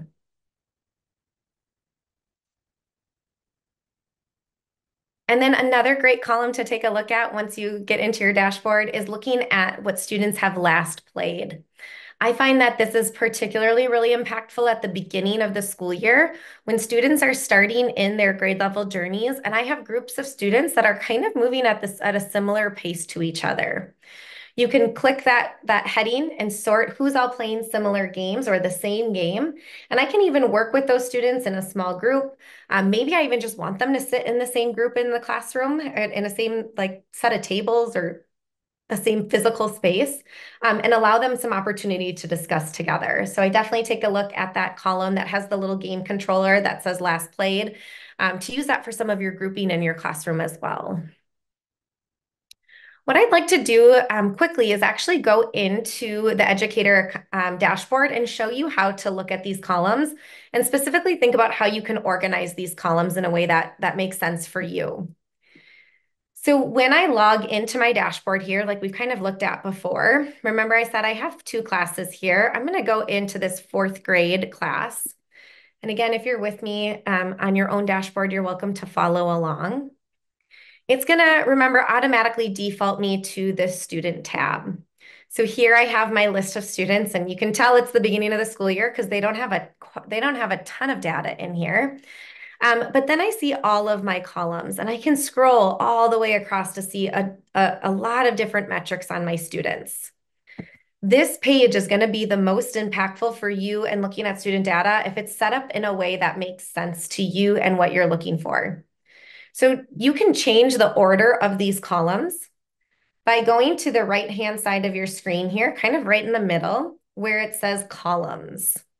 And if you click that button, it will pull up a list of your columns. And how this list works is anything at the top of that list is going to be closer to the student name. So I want to really prioritize the metrics I want to see on my students to be at the top of that list. So I'm going to give you an example. I always like to see, especially when we're starting out in the year, this week's minutes. That's one of the first things I like to see for my students. So I went ahead and I selected this week's minutes. I'll zoom in a little bit so you all can see better. And I'm just going to move that to the top of my list. Now you can only move one item at a time. So I also like to combine that with this week's puzzles. And I like to scoot that to the top of my list so that when I first log in, I can always check in on how my students are doing for this week. I find that really helpful at the beginning of the school year. Once I have this list in the order that I want, I can click save, and then it changes my dashboard here forever until I go in and change it again so that my columns are now in the order that I want. So a great tool, once you get your new rosters and your new students uploaded into your dashboard, come back to your agenda, which should have that suggested order listed for you, and make sure you move around those columns to have it be in a way that gives you the most amount of data in the shortest amount of time without having to do that side-to-side scrolling. The other thing I wanted to show you is actually one of these new features. So I'm going to go back to my dashboard here, and we're currently in the student tab, as you can see. So I can see I'm in my student tab. Right next to students is a new teacher dashboard enhanced feature called reports. Last school year, this second tab was called usage. And so if you were a big usage tab user, it's not gone. It's right here filed underneath these reports. So I'm going to go ahead and click reports. And it's first going to give me an overview report, which is a really awesome tool for you to have some really clear data and next steps for your students. So you'll notice here that really the first thing it's going to target is attendance with students. So who signed in and how often are they signing in? I might also see who needs support in that attendance section as well. And then once my students get playing and engaging with the content, it'll give me some really clear data on who I might need to celebrate. It'll tell me which students have completed an objective in the last 7 days, or which students have overcome a hurdle in the last 7 days as well, meaning that they previously maybe had an alert at a level and then were able to pass through it. Remember, if you were a fan of that usage tab like I am, it is still here under reports. So I can click over to usage, and all of that same data that was under that usage tab last year lives here now. One thing that is really important to take a look at on this usage tab is to always scroll in and look at how things are going on a daily view. So at the bottom of this usage tab is going to be our daily view still, which will allow you to see who signed in today and how much time they've been spending on ST Math. So if I click on this green rectangle that says today, Wednesday, I had 6 students sign in. And then when I click on it, I can see which of my students signed in and how many minutes and puzzles they've completed.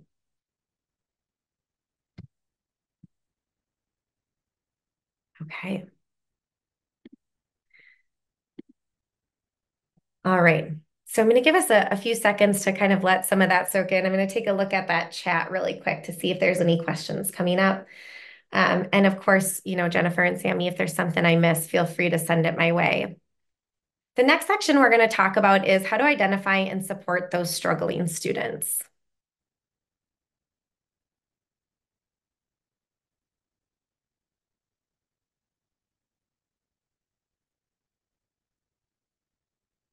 In Virginia, yes, we do have like a view of ST Math from a student. And maybe I can grab a little link here too for Sammy you to post that would give a kind of a student demo for the teachers as well. Okay. Any other questions I missed, Sammy? Feel free to throw those in the Zoom chat too.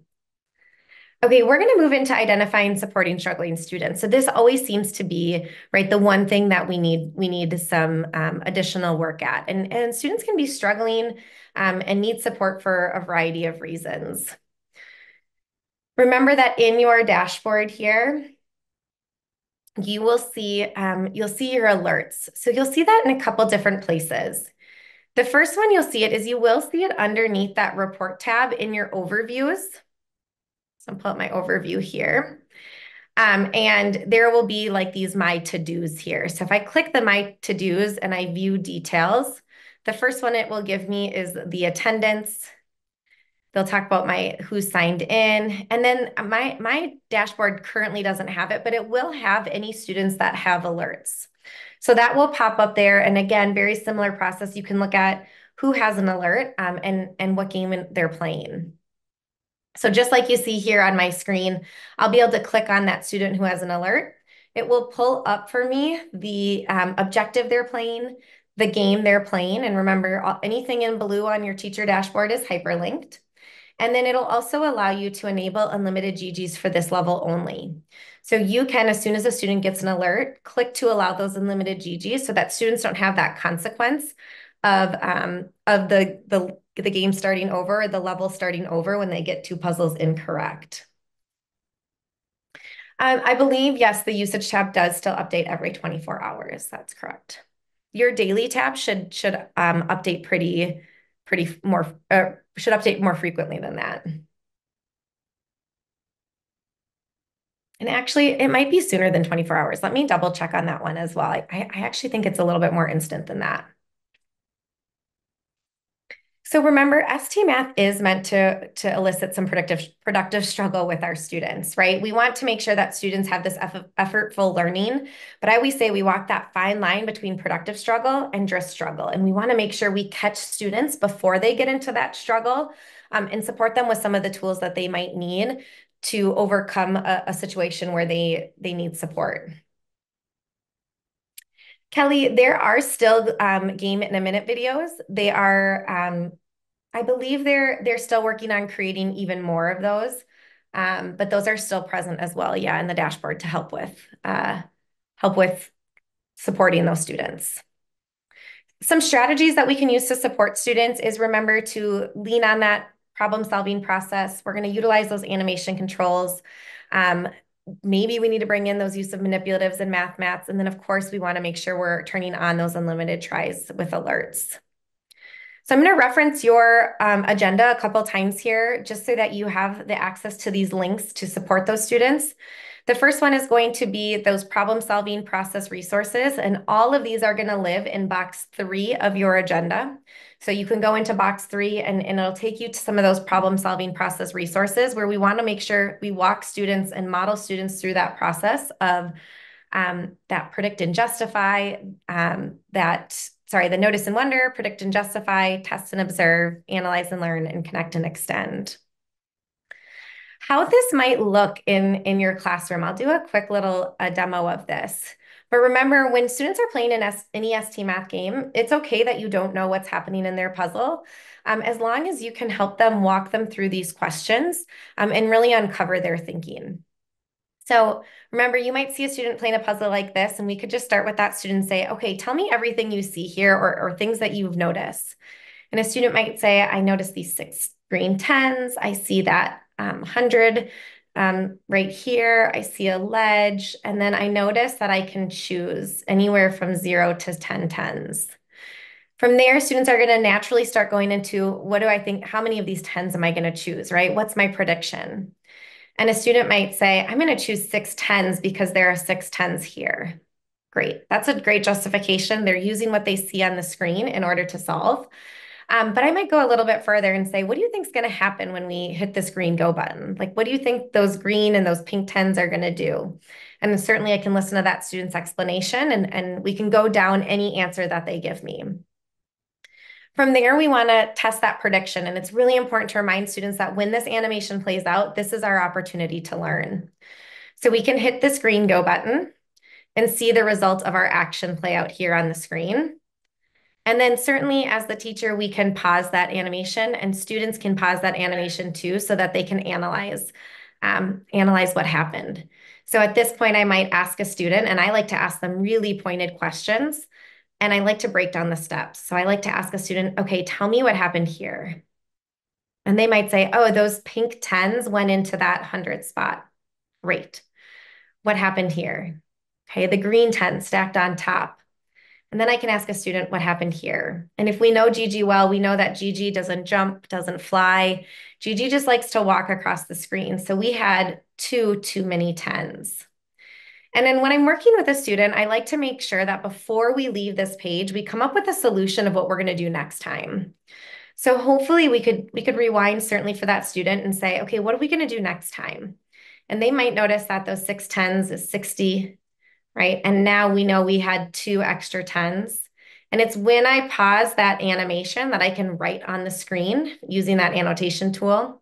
So the student would be able to say, we only actually need 4 10s, which is 40. And we can really slowly walk them through that process. Sometimes that animation goes really fast for students. And so we want to be able to slow it down and make sure that we can ask them those questions from that problem-solving process. Now, this is what our screens looked like last school year. Remember, we've been hard at work making things better. So you'll notice that your animation controls have now moved to the bottom of the screen. So once your students sign in, you'll notice that's where that scrub bar now lives. In addition, in your agenda, you'll see in box 3, we have our list of manipulatives.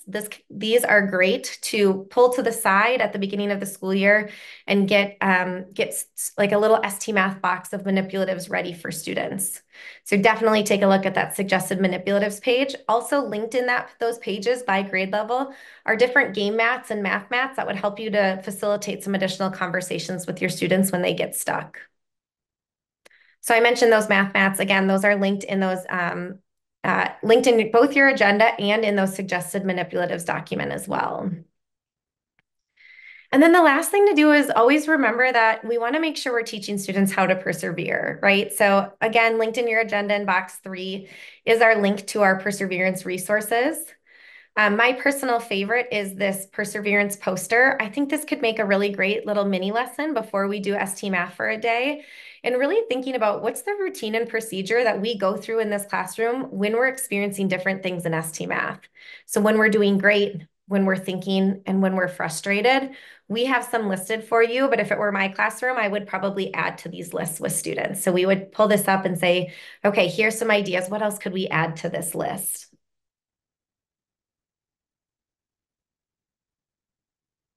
All right, so those are some great ideas to keep in mind.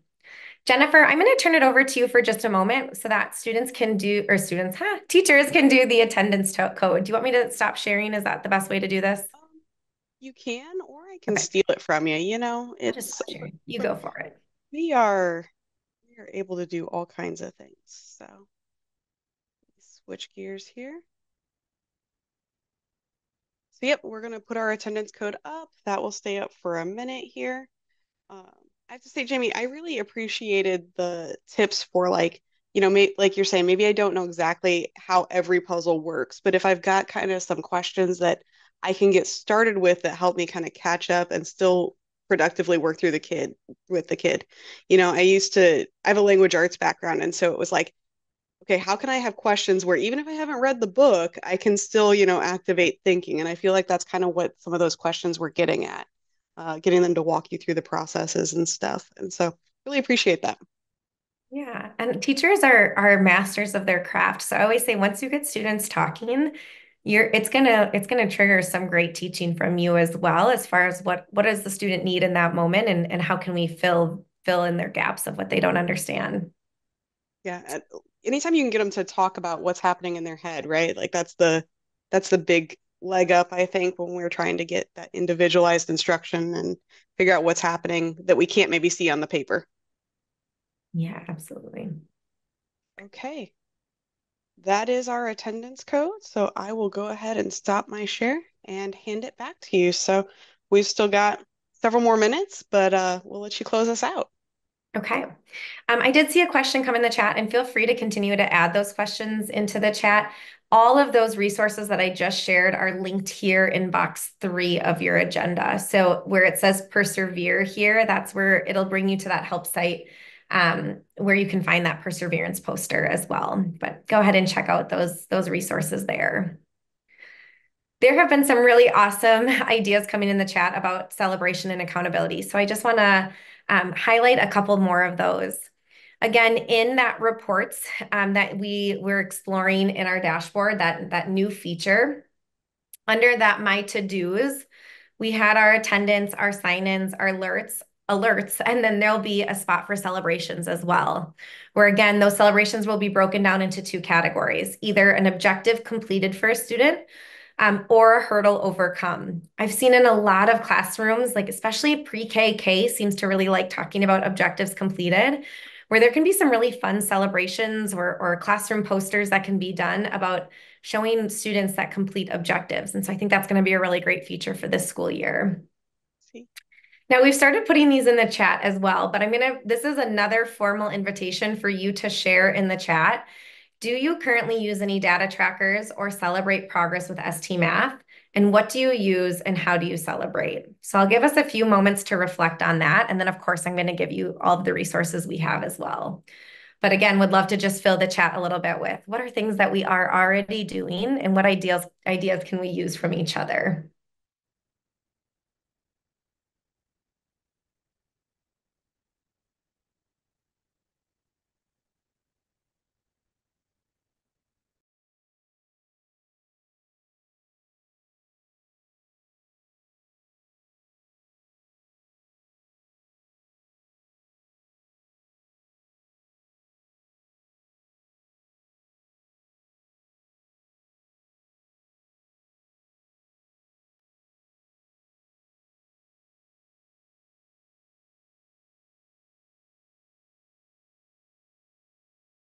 Okay, so we'll start seeing some of these come in here soon.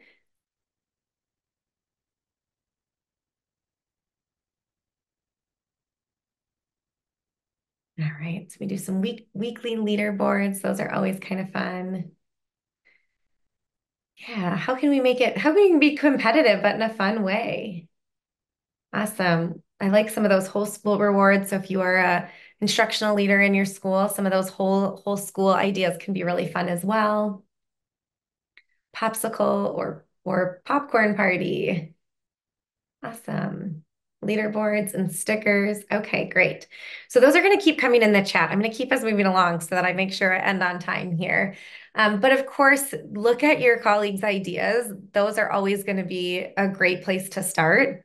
And then know we have you covered in terms of some data trackers that we can start using with our students.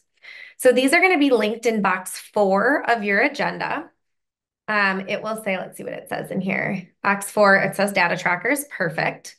So underneath those data trackers, once you open them up, it will bring you to our help site. And I'm just going to highlight a couple that I particularly really like and thinking about some of the metrics we talked about earlier today. So first and foremost, my favorite is this one that you can see an image of. That's our progress tracker. If you click that image, it will bring you to our ST Math individual progress tracker. So how I like to use this one is I like to print off one for each student. And this is something that carries with them from week to week. So we pull out this progress tracker every Friday or every last day of the school week, whatever it is in your district or in your school.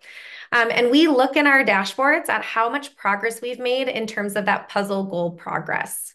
So maybe last week a student was at 10%, and this week they open up their dashboard and now they're at 13%. And so we can check in on how students are doing in terms of that progress. Again, for my sticker friends out there, I was a sticker teacher as well. That's kind of how I roll. You can certainly turn this into a little sticker chart, or you can also just have students take out a marker and color in their progress. So that's the progress tracker. I also really like on this page for my primary teachers, there's this GG goal sheet. You can create your own goals for students. So maybe it's every objective this year. They can color in a piece of GG. And then again, of course, I'm a one-page kind of teacher. So this ST Math usage calendar is another great one for having students just check in on what they're doing each day in ST Math. So those are already made for you. I definitely recommend checking those out and finding one that feels like it's going to be a seamless part of your classroom routine.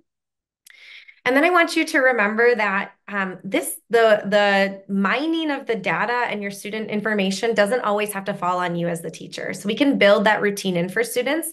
They have access to all their own data in their dashboards. So this is what our new student screen looks like, right? So when students log in for this school year, remember that progress bar is now here on the left-hand side. Their initials are going to be appearing here at the top. So this student's initials are BB. If they click on their initials, we'll see that progress or this toolbar pop up.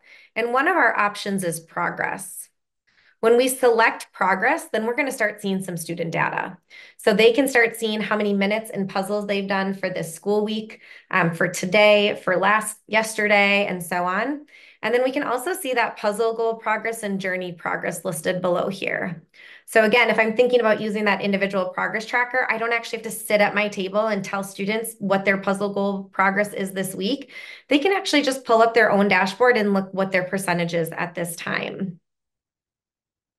And yes, those data trackers, again, are listed in your agenda under box. Let me open it up under box 4 here. I saw some ideas of some fun bulletin boards happening in the chat. So just know that you also will have a link in your agenda for some build your own bulletin board resources.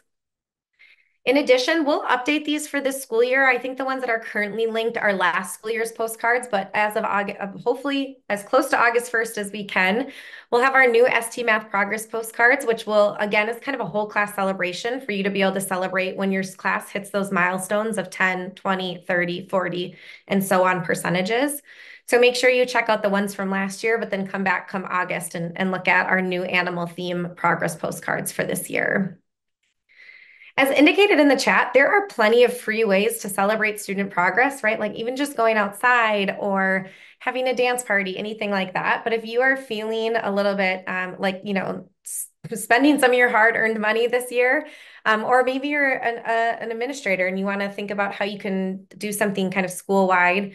We do have a GG store. If you want to maybe get like a fun little Texas plus GG and it travels to different students in your classroom, go for it. So these are also going to be linked to that GG store in box 4 of your agenda.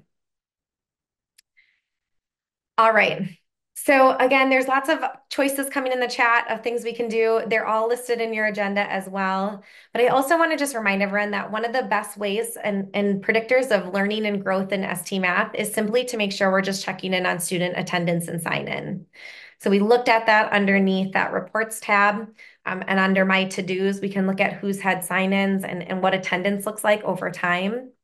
And then, of course, underneath your usage tab, you can always look at your class data, but then also thinking about what students are doing on a daily basis.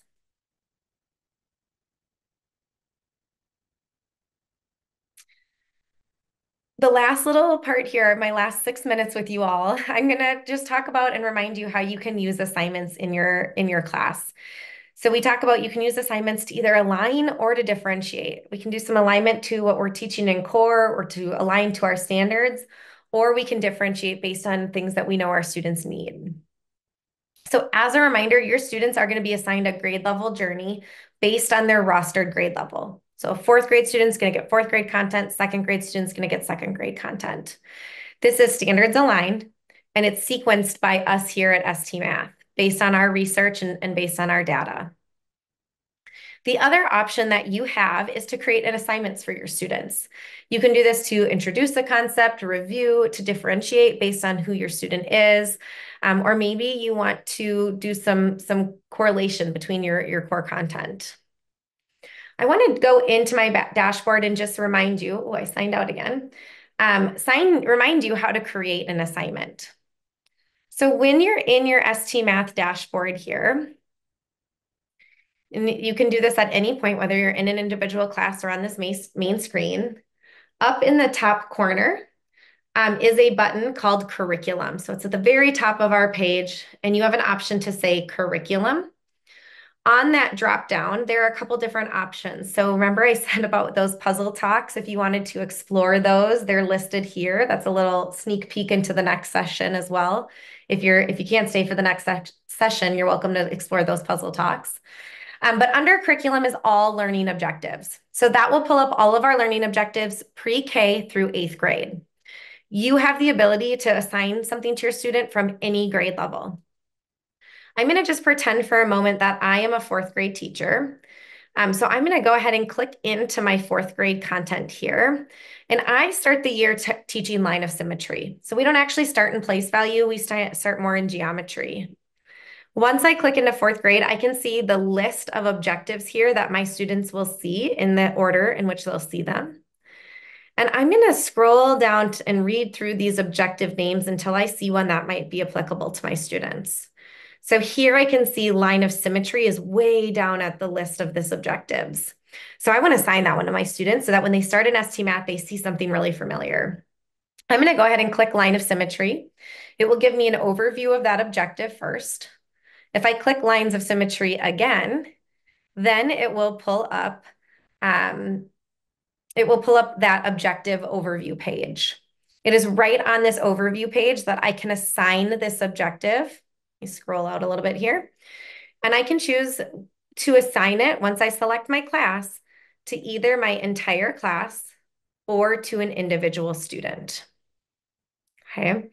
Once I do that, my students then will have the option to toggle between that journey content and that assignment that I created. Now you do have one additional option that I'm gonna use as kind of our last couple things to point out here. You can keep that journey turned on so that students can toggle between the journey or the assignment, or you can do what I call prioritizing the assignment. So you can turn access to that grade level content off and essentially kind of force students into that assignment. To do that, that's a setting you're going to set in your dashboard underneath that particular class. So I'm just going to go back into my class here, the Sofia Hernandez class, and I'm going to go into my settings. So I start in my Students tab. I'm going to move over to my Settings. And I'm going to go down to where it says Curriculum, Journey Access. Mine says Journey Access is turned on. I would change that so that it says that the Journey Access is turned off if assignments are available. Once I set that, then it prioritizes that student assignment, and students have to complete that before they have access back to that grade level content. My last little parting words in my last 2 minutes. There are a ton of resources in your agenda. I even think there's links on how to create those assignments and come back to some of the things we talked about. But if you have additional questions or additional things you're searching for, I definitely recommend checking out our help site. I'm going to come up here and show you that. It's again going to be in your dashboard. There's a button in the top corner called Support, and you can, on that drop down, choose ST Math Help. You can also just go into Google and type ST Math Help. Once on that site, you can find different pinned articles.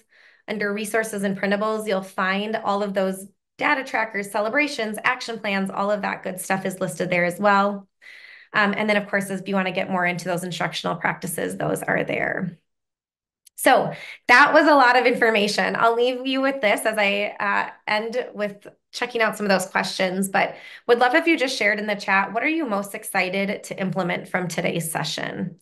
So what's something that excites you, things that you are looking forward to using? And just know that anything I showed you today, it is all linked in your agenda. So definitely take some time to check that out, maybe in the next 10-minute break as well. Sammy, I might need a little bit more information about this person who connected to map growth. I'll put up some emails here in a minute. If they want to send us an email, they can. As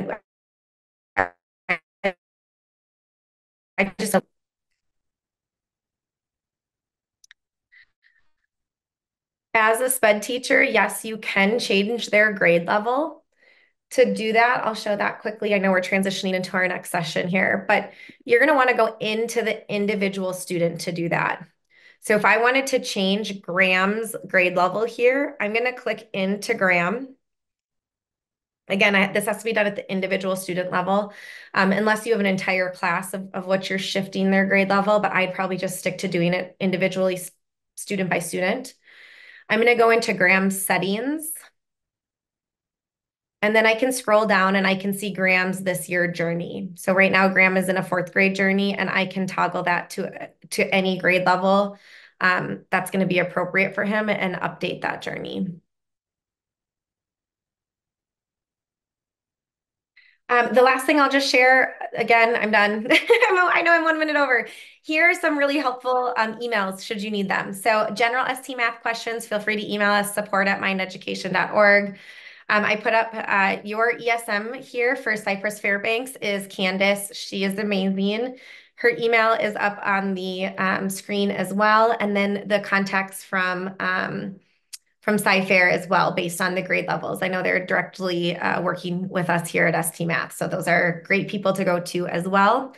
I hope you stick around for our next session, but thank you all so much for having us.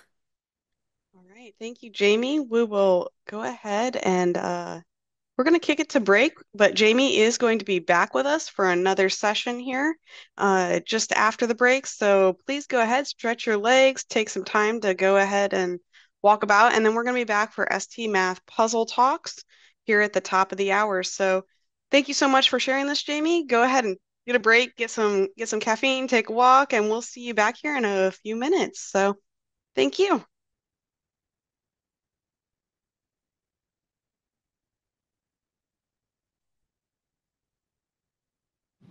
Welcome to the Cypress Fairbanks ISD Digital Learning Conference. Our EdTech team is so excited to host this conference virtually again this year for our educators from CFISD and surrounding communities. In past years, over 4,000 attendees have gained valuable knowledge. Thank you for joining the Cypress Fairbanks ISD EdTech team for our Digital Learning Conference. There is truly something for everyone. Have you heard of column stats in Google Sheets? It is amazing. This is an example of how to use it. Go to Data, and select Column Stats. It automatically generates a graph that shows you the distribution of the data in that column. In this example, it's an item analysis. I can see the student grades and how many got each grade. I can also look at every single column and see the distribution of the answers that students chose. Our website has all of the information you will need for today's event. That includes this planning document. It will be very helpful as you look through our sessions and plan out your day. While attending the sessions, type or write down the attendance codes for each session. During each session, the presenter will pause and share an attendance code with you. You will need to write the code down and keep it until the end of the day when the attendance forms open. Then you can submit all the codes from that day at one time. Remember, you must have the codes in order to submit. You will also need to be watching since the attendance codes will not be shared in the YouTube chat during the sessions. The attendance forms will open at 4 p.m. and you will have until midnight tonight to submit your codes for credit. Clearing your cookies and cache is easy. All you need to do is click on the three dots, scroll down and click on Settings. On the left, you're going to look for Privacy and Security. Click on that and then clear your browsing data. Once you open it, you can just click on your cookies and cache, then clear. The EdTech team would like to thank our wonderful business partners. Due to their generosity, we will be able to provide some fantastic prizes. You can enter to win these prizes in two ways. The first way is by submitting your attendance at the end of each day. The second way is to submit the feedback form that will be sent after the event. Welcome to the 2024 Sci-Fair ISD Digital Learning Conference. This video will show you how to plan, attend, get credit, and give feedback for the conference. First, let's plan your day. Let's start by going to the website CFISD.net/DLC. Click on Start here in the left navigation.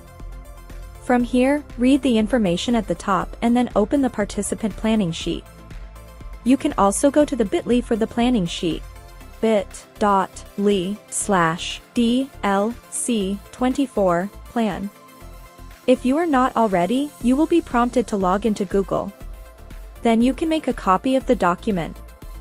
This is your copy so you can begin mapping out the sessions that you'd like to attend. You can print this page and handwrite, or you can just type within the document. Again, this is your copy to use for planning and collecting the attendance codes that you'll submit later. Next, let's return to the DLC website and click on the DLC app icon, which you'll find next to the QR code. The app is viewable on your computer or on your phone. The home page will give you information about the virtual conference. The left navigation will have detailed session information for each day. When you click on a session, you can see the full session description, presenter information, and the live video link on the day of the event. If the presenter has multiple sessions, you can scroll down and see the rest of their offerings. If you sign into the app, you can save your schedule selections. The benefit of saving sessions is that you can quickly view your pre-selected favorites on the days of DLC. To find sessions, search by presenter name or EdTech tool. Additionally, under Filter you can find sessions based on experience level, grade, or content. Filters are intended to make session selection easier. Remember to clear all filters to see all sessions again. Pressing the Clear All button will reset your filters. On the left navigation of the app, clicking on Session Suggestions will take you to pre-filtered categories that can fit your needs. Be sure to check out the Partners section to see our EdTech partners. It's time for the conference.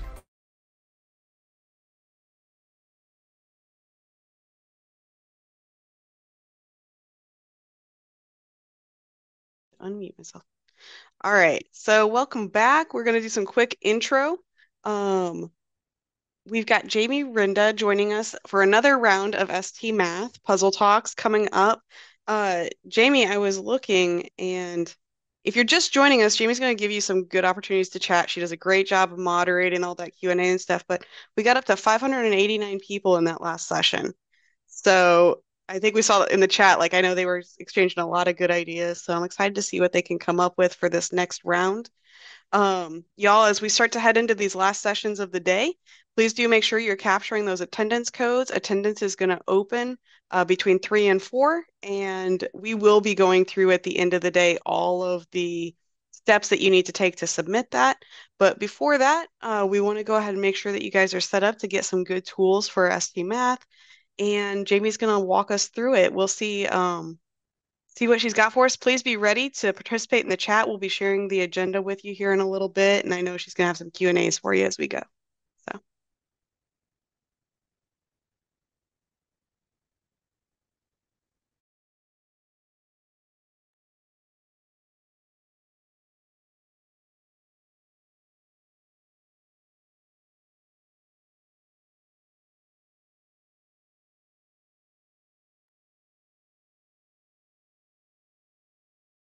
Hi, everyone. We'll give everyone a few more seconds and start here right at the top of the hour.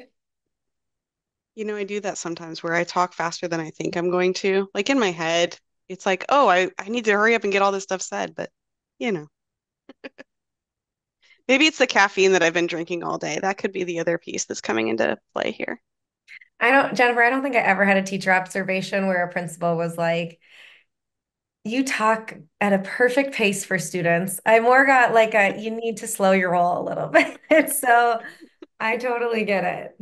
Well, I mean, we were talking in the room here though. Like you've got this down to a fine art. Like I can tell that you do this like on the regular because your pacing's good. You do a great job of letting us get in there. You give us plenty of wait time on the questions. I'm impressed. This is a fun conference, but thanks for being here. Okay, it's 2 o'clock where I am, top of the hour. So we're gonna go ahead and get started. Hi everyone. Hopefully you're joining me for the second session that you have seen me in today. But this is a great one. We get to talk about how we can facilitate math discourse in our classrooms, and specifically thinking about with our puzzle talks, which are awesome. They're new this year. We have a new platform to present them to you in. And this is hopefully going to be some really great ideas and instructional tools you can take away to your classroom space this school year. If you weren't in my first session, my name's Jeni. I am a former Minneapolis, Minnesota public school teacher, and I am excited to be here with you all today. This is my third school year working with Gigi and our awesome ST Math schools. So I'm really, really happy to be here. I shared this in the first session. This is a different agenda, so go ahead and make sure you pull this one up. This particular agenda is listed up here on the top as well of our screen. I know we're also going to go ahead and put it in the chat for you. It's going to ask you to make a Google copy of that agenda. And then everything I talk about and reference during this session will all be linked in this agenda for you. So if there's something you want to explore after today, or you want to come back to in the school year, this agenda is going to be an awesome resource for you. Due to our time, we aren't going to have a ton of time to sit and explore these resources. I'll kind of introduce them to you and give you a chance to pull some up and do some soaking in of what they are a little bit later on your own time. But we're gonna dive right in. So I'll give you about 10 more seconds to have this agenda open and ready, and then we'll keep moving.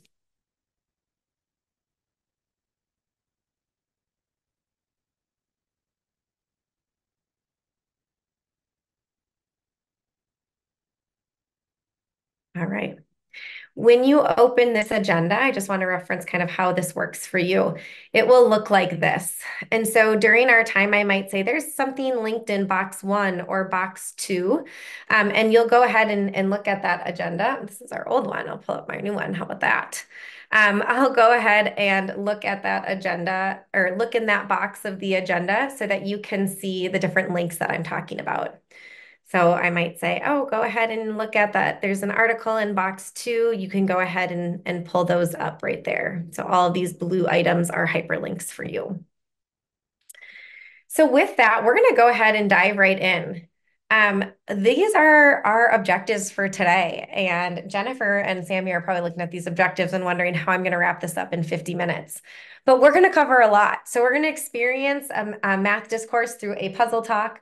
We're going to identify a purpose for math discourse. We'll talk about some effective routines and procedures, and then we'll explore some different strategies and resources to continue to think about how we can foster discussion in our classroom.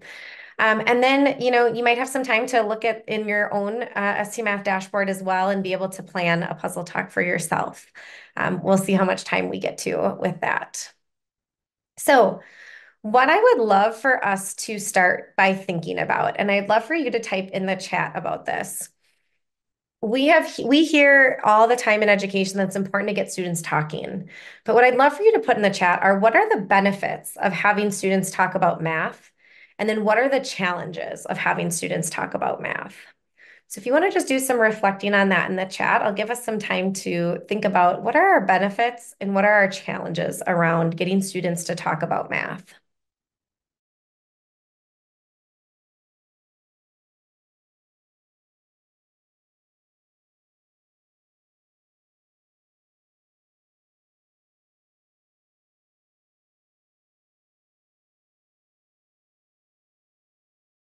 And we already have some ideas coming in the chat, right? That ability to do some like formative assessment with students as they're talking about math. There's different ways, there's different ways, and there's different ways to express that too, right? We don't all have to communicate in the same way. We can hear other thinking, peer teaching, yeah. Right, again, formative assessment where I would see what they know and what they don't know. Yeah, the one who's doing the talking is doing the learning. Awesome. Yeah, challenges like getting students to be vulnerable about it, right? And being afraid to be wrong. Awesome. Yeah, they might be sharing something that's incorrect. Students afraid of being wrong. Yeah, okay. We don't want to be a mistake in front of others, kind of that social pressures as well. Great. I'm going to let those continue to come in the chat. So we know that there's a lot of benefits to having students talk about math, right? Like that's something that we are all pretty familiar with. And then we also know that there are challenges about getting students to talk about math and getting them to have really meaningful conversations about math as well. I always felt that one of my challenges of getting students to talk about math was getting them to do it independently without me prompting it, right? How can I foster discussion between students in the classroom where maybe I don't always have to be so present? I think that my goal with that as a teacher was always to try to model it as much as possible so that when I wasn't there, that students could continue to have that conversation without me as well. Great, and you can keep filling the chat with those. So I took this little quote from my boss, actually, thinking about how we can get students to think and talk deeply about math. And one way we can think about that is that we want to make sure we're asking an interesting question to students. How much of an interesting question can we pose to students with ST Math? And our thought is that we can ask really interesting questions and get students to really share their thinking in interesting ways based on the really visual and unique nature of our puzzles. So we use our puzzles to create those interesting questions. And what our hope is that we ask a question that might be a little bit more interesting than, say, like, how many cookies are left on the plate? Or when is the train going to get to the station? Which could be interesting questions in themselves, but we find that using our puzzles even up that engagement and getting students to talk about something really interesting. I gave the example to one of my colleagues today that I was working on an ST Math puzzle last night, and it was actually an 8th grade puzzle. And my 4-year-old came next to me and, of course, wanted to know I was working with Gigi. But even my 4-year-old, looking at an 8th grade puzzle, found some really interesting things to point out without me even asking. And I think his question was something along the lines of, like, what is this? And mentioned something, what is that doing on your screen? So I think our ST Math puzzles really lend themselves to being really natural conversation starters. So I'm here to tell you that our ST Math Puzzle Talks are new and improved this year. We have created an entire platform with pre-made puzzle talks for you to use. And I can't wait to show you what we've developed and how you can incorporate it into your classroom. So we'll definitely get into that. If you were in our last session, you got a little sneak preview of where to find them. But let's go ahead and experience a puzzle talk. So we always show this picture of a puzzle talk first, because if you're one of those of us who are new to puzzle talks, you might be wondering first and foremost, what is she talking about? What is this going to look like? We're really used to seeing ST Math in that one-to-one capacity, where students, just like we are right now, are in front of their devices. And they might be engaging with peers next to them, but they're really focused in on their game and their task and working through their own journey. A puzzle talk is a little bit different in that it becomes an instructional tool for us to be able to use either whole class or small group. So you'll notice here in my picture that I have the teacher up kind of at our shared learning space is what I always call it. And we can see one ST Math puzzle kind of broadcasted on their screen. So whether you have a smartboard or whatever it is in your classroom, but in a place where all students can see it. We also can look at the students in this picture and see that none of them have their devices in front of them. So this isn't me playing a puzzle up on the screen and having the students play the puzzle with me. It's us centering ourselves around a particular puzzle and having a whole class discussion around it. You'll also notice that we have a lot of engagement from students, but on their laps are whiteboards and whiteboard markers, which is always a great tool to have as we're engaging in an ST Math puzzle talk. So of course, I'm going to make you all engage in a puzzle talk with me, and it's going to be a little bit delayed, I realize, because we are a little bit delayed, but I want you to feel what it's going to feel like to be in a puzzle talk with your students. So I'm going to go ahead and pull up my puzzle talk. It is going to be, again, launching in our new puzzle talk platform. So this is what the platform looks like. And I can see the title of my puzzle talk here, which this one is Multiplication and Division Relationships. I have these arrows up at the top that allows me to toggle between the different puzzles. All of our puzzle talks are currently listed as having 5 puzzles within them. So you again they're sequenced in a way that makes sense and builds on learning. And you're welcome to pick and choose puzzles or go through the sequence as is. So I'm going to set the stage for you all. I've just gathered you all, my class, at our shared learning space. And I always start with a little spiel to my students. And I say, remember, students, we're going to do a puzzle talk today. So we're going to go through that problem-solving process together. We're going to solve this puzzle together. You may have played a puzzle like this, and you may have not played a puzzle like this.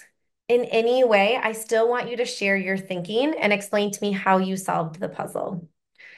And with that, I'm going to go ahead and show us our first puzzle. And what I want you all to do, you all as my students right now, I want you to put in the chat. If we were in person, I'd make you speak out loud to me, because remember, this is discourse. This isn't typing on our computers.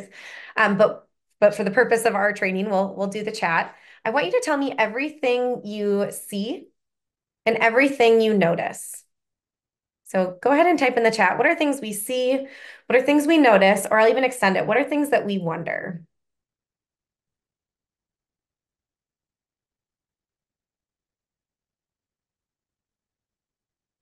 And you don't need to pull anything up quite yet. So what do you notice? What do you see and what do you wonder?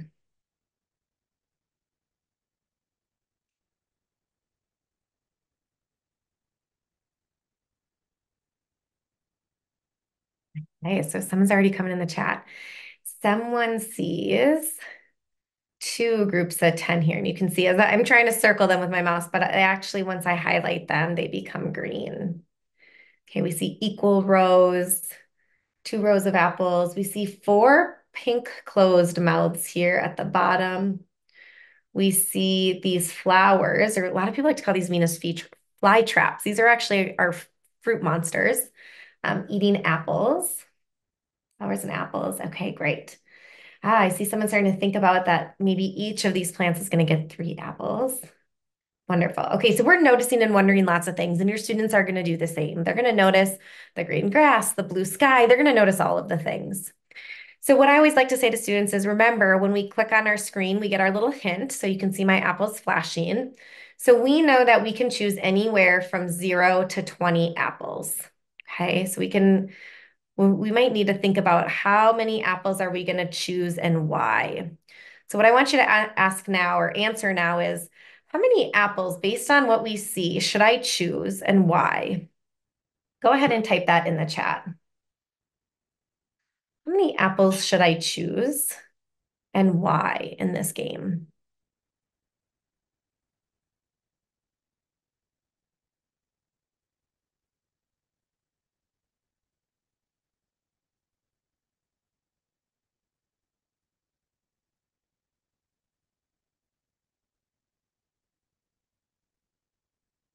Okay, so some of our ideas are coming in.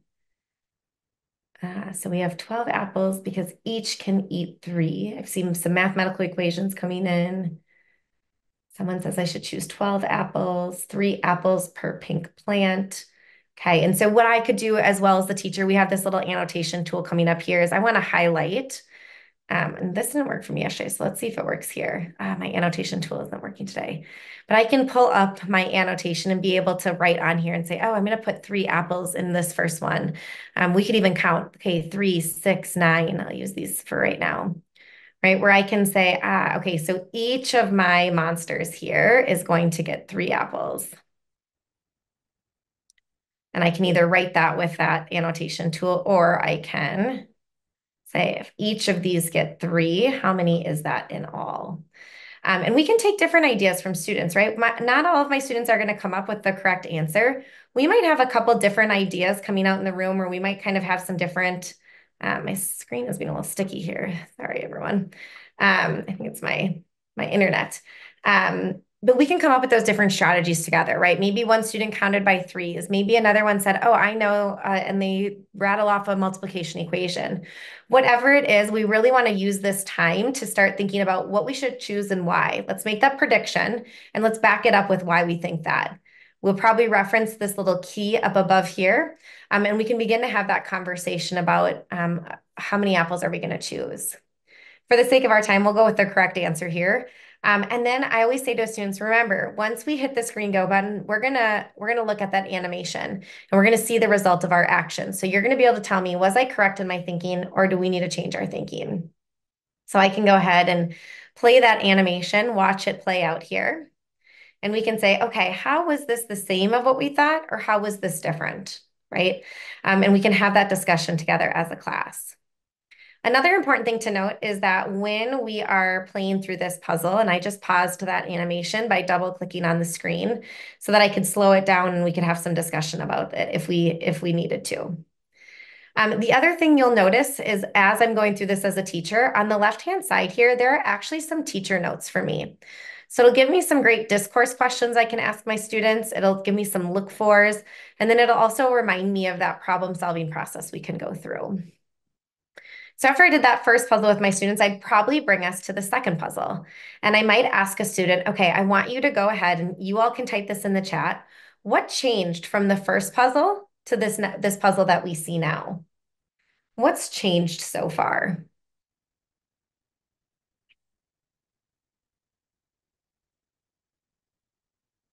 Right, and I'm sure I'll start seeing these come into the chat. I also like to reinforce that when I ask this, what's changed, right? From the first puzzle to the second puzzle, I'm getting students to think back to what they just did, but also make it kind of a comparison. So we're bringing in another little strategy here. But what changed from the first puzzle to this one? Okay, so less apples, right? Now we only have 12. Now my plants are white, but if I highlight them, they turn pink. So our choice now here is to choose the number of plants. Okay. Yep. A lot of ideas of what's changed come into the chat. So again, I want you to be able to tell me, if we can choose these pink mouths, how many should I choose and why? Right. And I'm, again, just because of our delay, I'll keep us moving, but we'll start to see some ideas of how many pink plants I should choose. Now, another part that comes into this is as we're walking students through that problem-solving process, me as the teacher, I can start extending this a little bit for students. So what I might say is, I want you to tell me how many plants I should choose, but I also want you to take out your whiteboard and whiteboard marker, and for us, we can do this in the chat, and I want you to tell me what's any equation that we can use a mathematical equation that would represent this situation. So go ahead and put that in the chat. What mathematical equation could we use to represent this situation that you see here?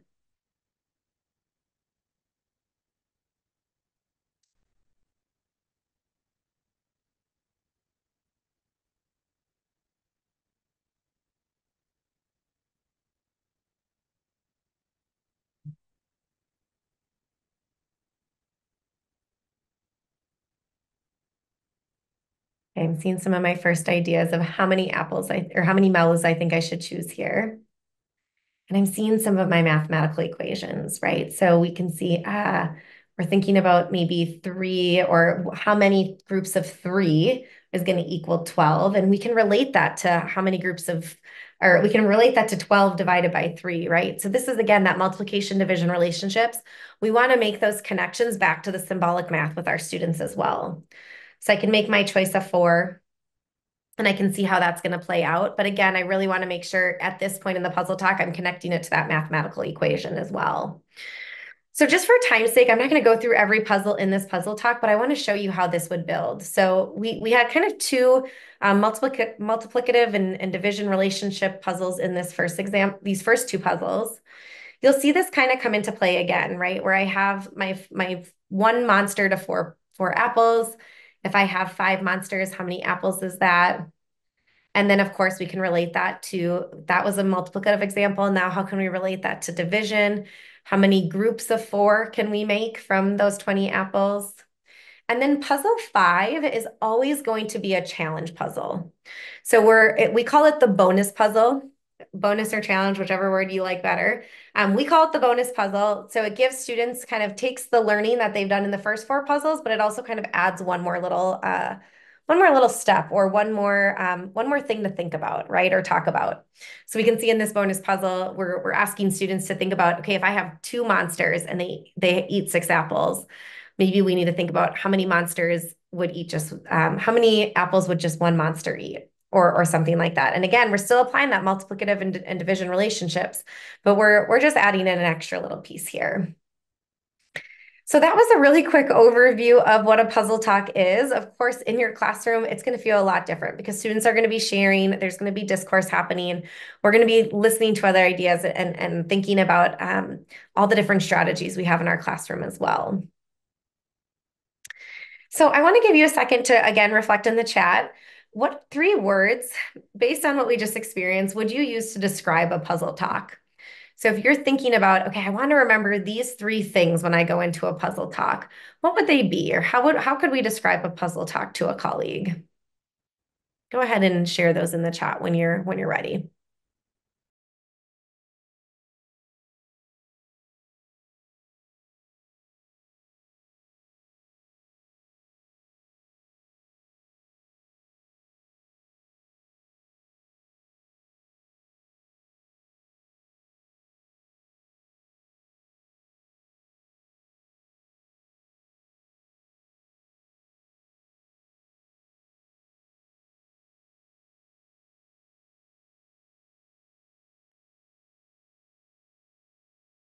Okay, so we have some ideas coming in the chat. I'm going to show you where we're going to find those puzzle talks. And Jill, I'm going to also show you how you can use any puzzle for a puzzle talk. So just because there aren't ones currently created for that, and just so you all know, we're always working on increasing the amount of puzzle talks we have.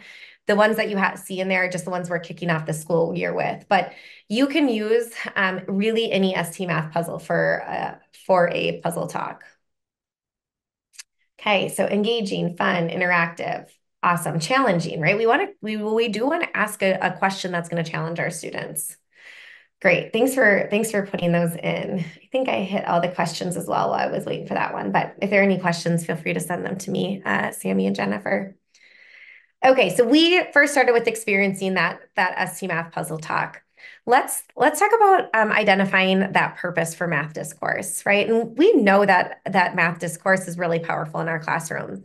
It creates that culture of problem solving. It allows our students to really collaborate and communicate with each other, and become really mathematically equipped. Discourse can be really helpful for us to remediate with students, or to accelerate, or like we said, to really do some formative assessment about where our students are at. We don't have time to go into this article, but there's an article posted in your agenda in box 2 that really talks even in greater depth about why talking about math is important. And this quote was just taken from it, which is that research suggests that when students talk more about their math thinking, they're more motivated to learn and they learn more. And so that's obviously really important. It's also a great way for students to bring in their background experience and their prior knowledge into our math classroom. And it's really important that all our students are able to be heard in our puzzle talks as well. So let's just define a puzzle talk. A puzzle talk is meant to be a short teacher-facilitated lesson using an ST Math puzzle, and it's really designed to engage students in problem solving and encourage mathematical discourse. A ST Math puzzle talk is not us as the teacher showing students how to play a puzzle. So it's not meant for us to say, okay, let's pull up this puzzle. We all need to just get through it. Let's figure out how to play it, right? That's not the purpose of a puzzle talk. It's not a student doing that either, right? We have those ST Math gurus in our room, but a puzzle talk is not meant for them to teach us how to do anything. It's also not playing a lot of puzzles in a particular level or every puzzle in a particular game. We're meant to take out 1 or 2 puzzles, maybe sometimes 3, depending on our time, and have a discussion about what we see. It's also not meant to be long and complicated. So it's meant to, again, put the work on the students, those who do the talking, do the learning. And we want to make sure that the planning doesn't have to be really intense for us either, because the planning or the lesson itself is really driven by student voice. An ST Math puzzle talk is students noticing, talking, sharing, and explaining their thinking. So it's, again, students doing that heavy lift for us. And then our job as the teacher is really to connect what's happening in that puzzle to the content that's happening in our core content as well. It's us either highlighting or adding vocabulary that students are bringing into the conversation. Or maybe it's what we did in ours, where we're connecting to a mathematical expression or equation as well. Okay, so let's talk about some routines we can use to embed that math discourse within our puzzle talks or into our core instruction as well. Linked in your agenda in box 3 is a really great resource. In fact, I thought about even just giving you this resource as your agenda for today. But if you go into your agenda here in box 3, there is a puzzle talk overview and resource, and it brings you to our ST Math help page. This help page has everything you need to get started with puzzle talks.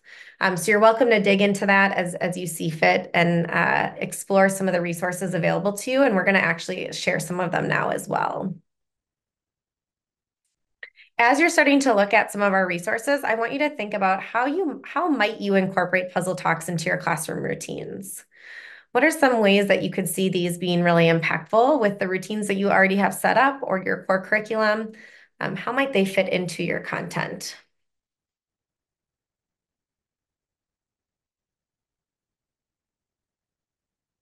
And yeah, I'm taking one of the questions that I see in the chat too, as you all are maybe going to respond to this in the chat again.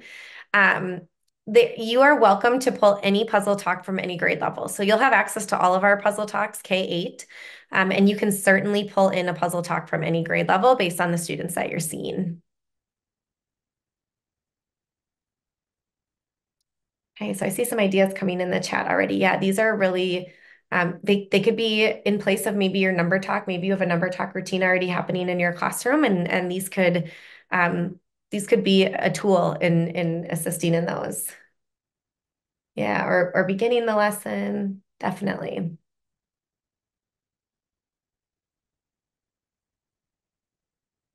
Okay, so introduce concepts. Yeah, it's like a number talk, right? So it's like a number talk, but we're using an ST Math puzzle to drive that. A brain break is a great one. Awesome. Okay, I'll let more of those come into the chat. I'm trying to be mindful of my time here as well.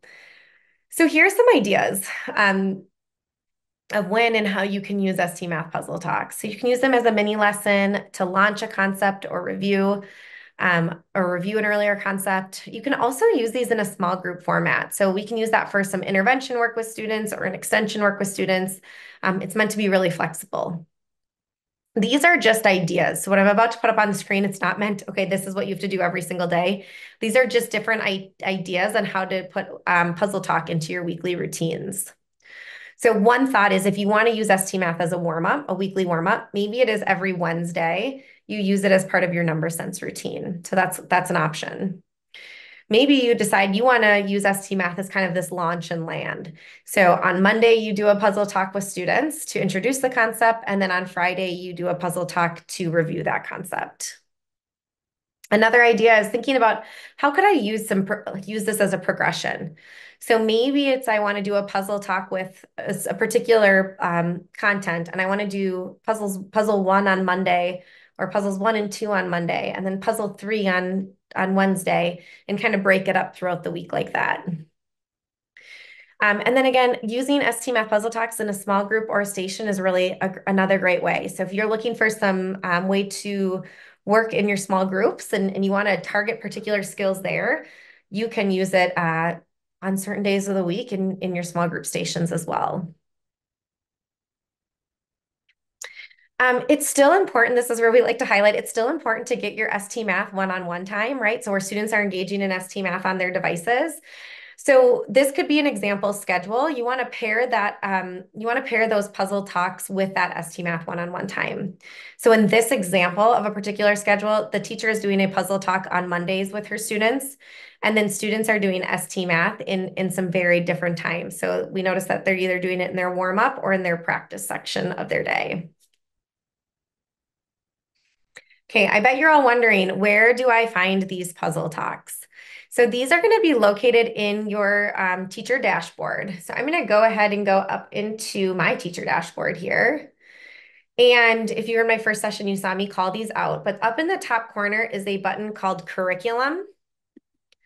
And underneath Curriculum, one of our options is Puzzle Talks. So when I select Puzzle Talks, it will bring up my Puzzle Talks that are available to me here. So you'll be able to, again, access these in your dashboard.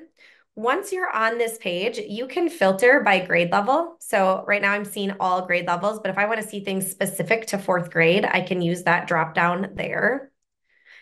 And another great feature is maybe I want to say, I want to look in all grades, but I want to find a puzzle talk on fractions. And if I search in that search bar, it's going to search the entire puzzle talk, the description, the objectives for things that are centered around fractions. So maybe I'm a 4th grade teacher, but I want to actually pull in this 3rd grade puzzle talk with one of my intervention groups as well, and have them do that.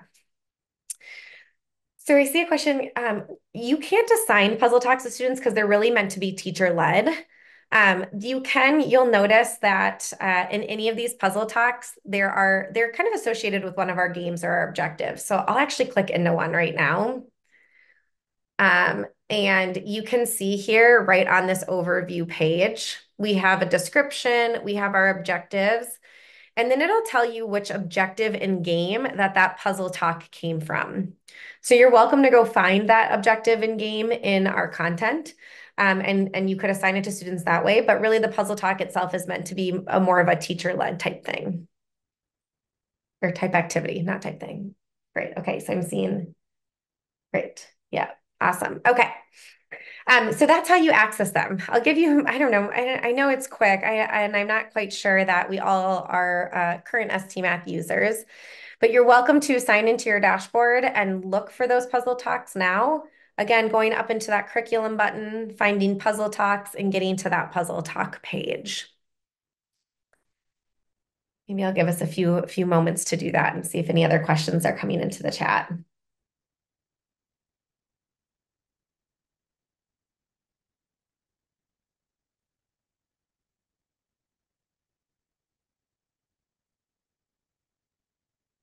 Okay.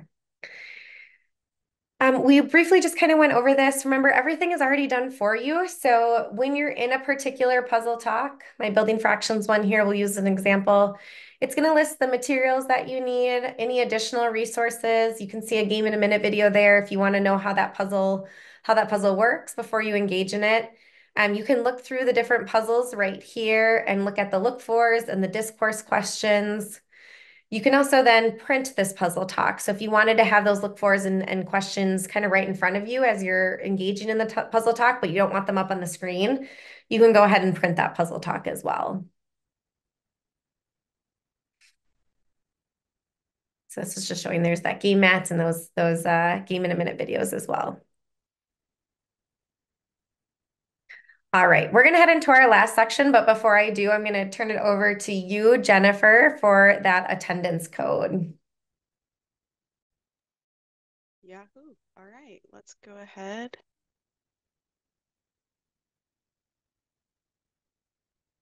And take attendance. Please go ahead and note this down. As we said at the beginning of the session, I know that if you're taking out early today, if you're not staying until the end of the day, attendance forms are expected to open right around 3 o'clock.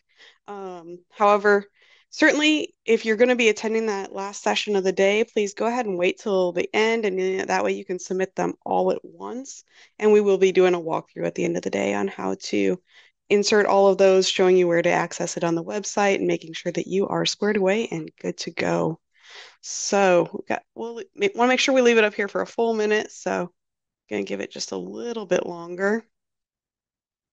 So Jamie, you were saying that the puzzle talks are being greatly developed. When were these first introduced? So your district's actually been using Puzzle Talks even last school year. We previously, teachers had to go into the content themselves and pull out the puzzles.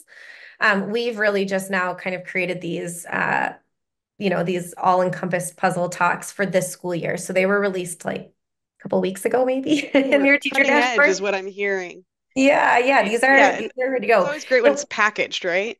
Exactly. It's ready to go. We call it Puzzle Talks meets the easy button.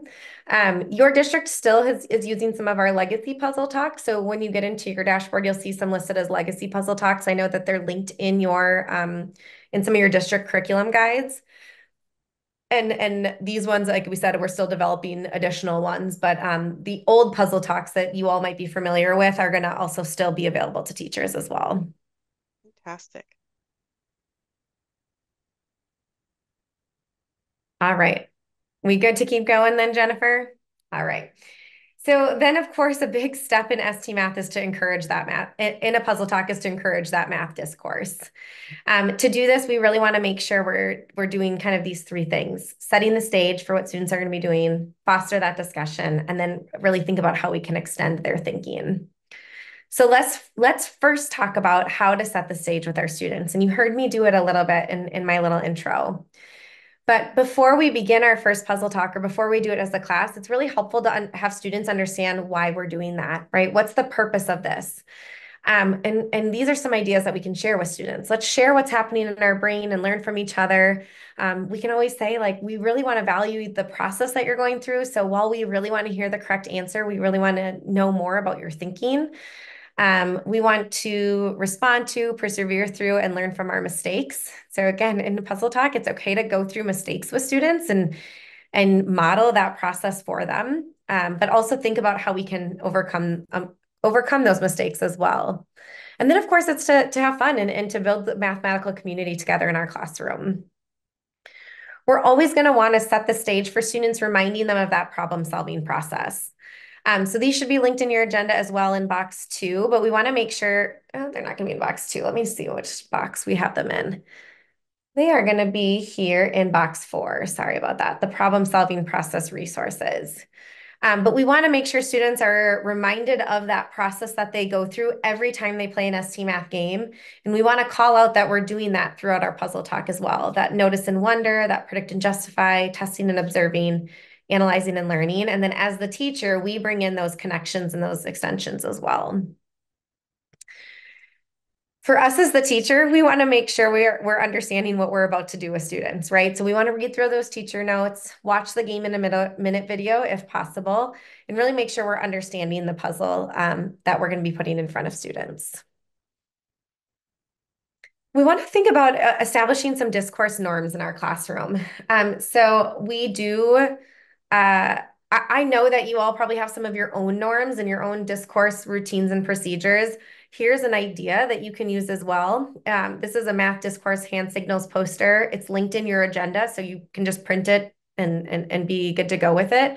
But we want to teach students, okay, what do we do when we're thinking, or if we agree with somebody, or you know, if we disagree, like how can we have some of those hand signals as well, so that if we don't, we are not all going to be able to share at one exact moment at the same time together, or we can't hear each other. So how can we engage in this process in a way that gives some equity of voice as well in our classroom? And we want to respond, but not maybe respond verbally. So go ahead and take a look at those and use those in your classroom space, or adapt them to make them work for your classroom. You might want to think about gathering some materials. So some of them will be listed in that Puzzle Talk lesson plan. Specifically, those game mats and math mats are linked in there, but we also might want to bring in the use of manipulatives if we need. I think whole class, I like to keep it whiteboard and whiteboard marker just to keep the materials to a minimum. But when I'm working in a small group and I'm doing a puzzle talk, maybe more for that intervention or extension, I really like to bring in manipulatives and have students move things and change things around.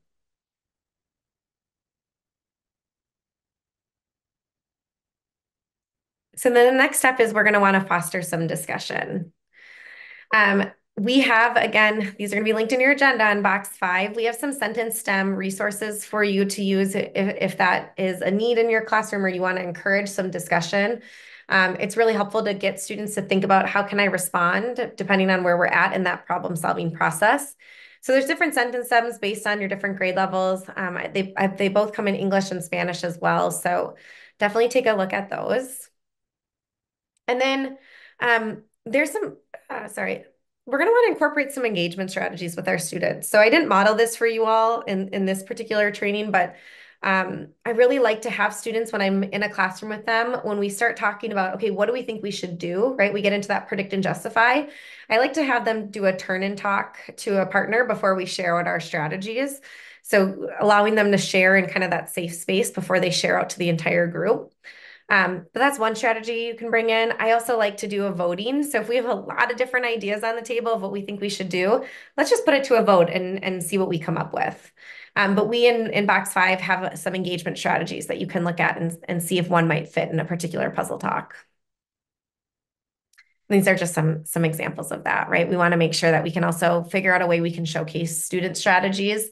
I love whiteboards and whiteboard markers. So that's where I often have students draw and show their strategy, and then we can use that in the classroom as well and look at each other's strategies. We really want to think about how we can encourage deep thinking with our students as well, right? So we want to use questions to support all students. We want them to be able to explain their thinking, justify their solutions. Maybe it's we define, or like I say, just highlight some of the math vocabulary we use. And then as our jobs as teachers is really to make some of those connections back to our core curriculum as well. Obviously, we want to think about teaching our students how to respond thoughtfully as well. So how can we respond thoughtfully in our classrooms? How can our students respond thoughtfully? We want to make sure as a teacher, we're trying a variety of those solutions and encouraging some of that equity in our classroom as well. And then, of course, feel free to use that pause feature where we start the puzzle, we make our solution, make our choice, and we double click somewhere on the screen to pause, rewind, and use that annotation feature for some of those observations as well.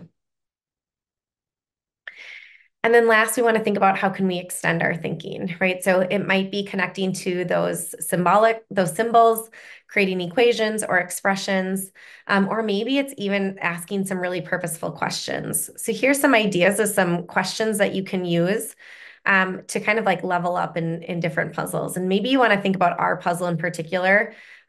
What additional questions could I have asked in that puzzle? So if you want to share those in the chat, that's going to be my next question coming up. What are some additional questions I could have asked to you? But here's some ideas. We could ask a what if question, right? What if this happened? Or what if we couldn't do something? What about a limiting factor? That's kind of the next one, right? So how can I find a solution to this puzzle without using addition? We can pose questions that have students show in multiple ways, right? Show me 2 ways I could solve this puzzle. Or if you think of one way, show another way. We can turn our puzzles into word problems. So create a word problem that represents the puzzle that you see. Or we can certainly make connections to the real world as well, right? Like how do you think an artist might use this math concept, or where do we think that we're going to see this again today in our day? Where could I see that multiplicative reasoning coming up again? So again, this is the question I kind of posed to you earlier. If you think about some of those ideas that I just gave you in terms of leveling up the questions, if you consider our puzzle talk we did together, what are some prompts that you could use to extend student thinking beyond the questions that I asked?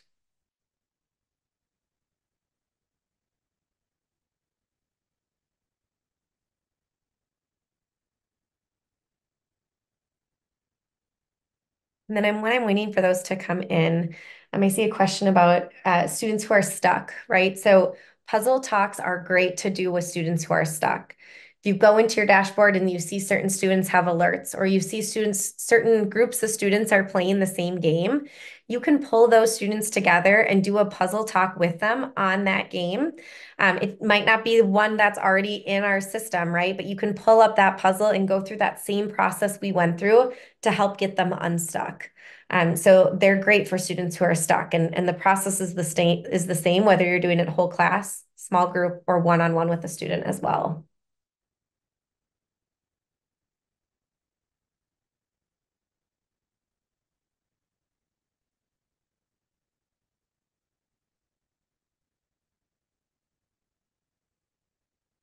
All right, so I'll give us a little bit more time to consider our puzzle talk we did together.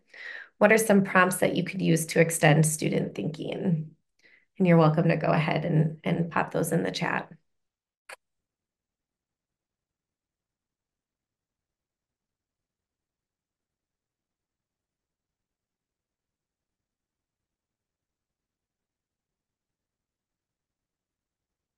Okay, I'm gonna keep us moving just for time. But I'll take a look at a couple. I see a couple coming in now.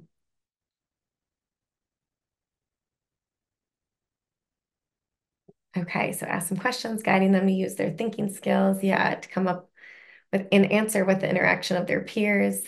Definitely. Okay.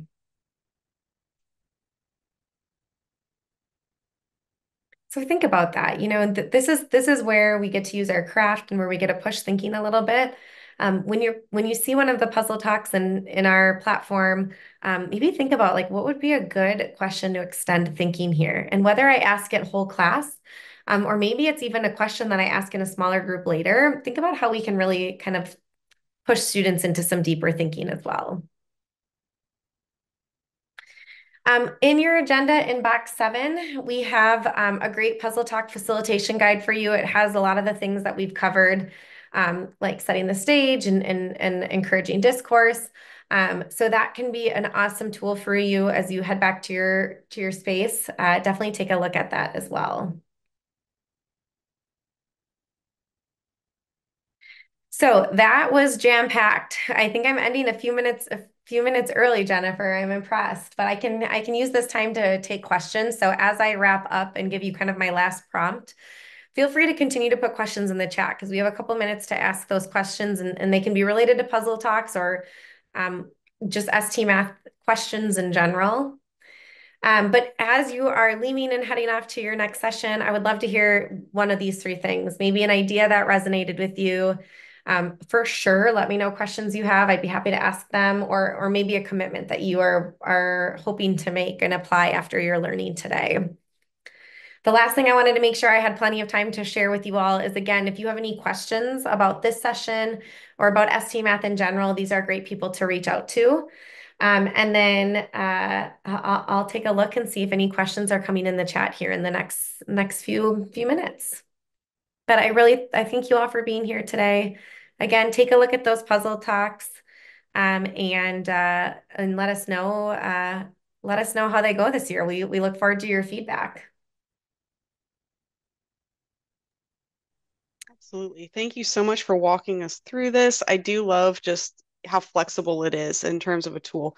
Also, as I was saying earlier, I'm a little bit new to ST Math, so it was kind of also gives a great little insight into kind of how the program works and what we're asking kids to do and the kinds of thinking that we're asking them to do. So I know that please do go ahead and put those questions in the chat. The pre-K piece does keep coming up in the chat, and so if I understood right, Jamie, that's one of those things where it maybe isn't there now, but perhaps in the future.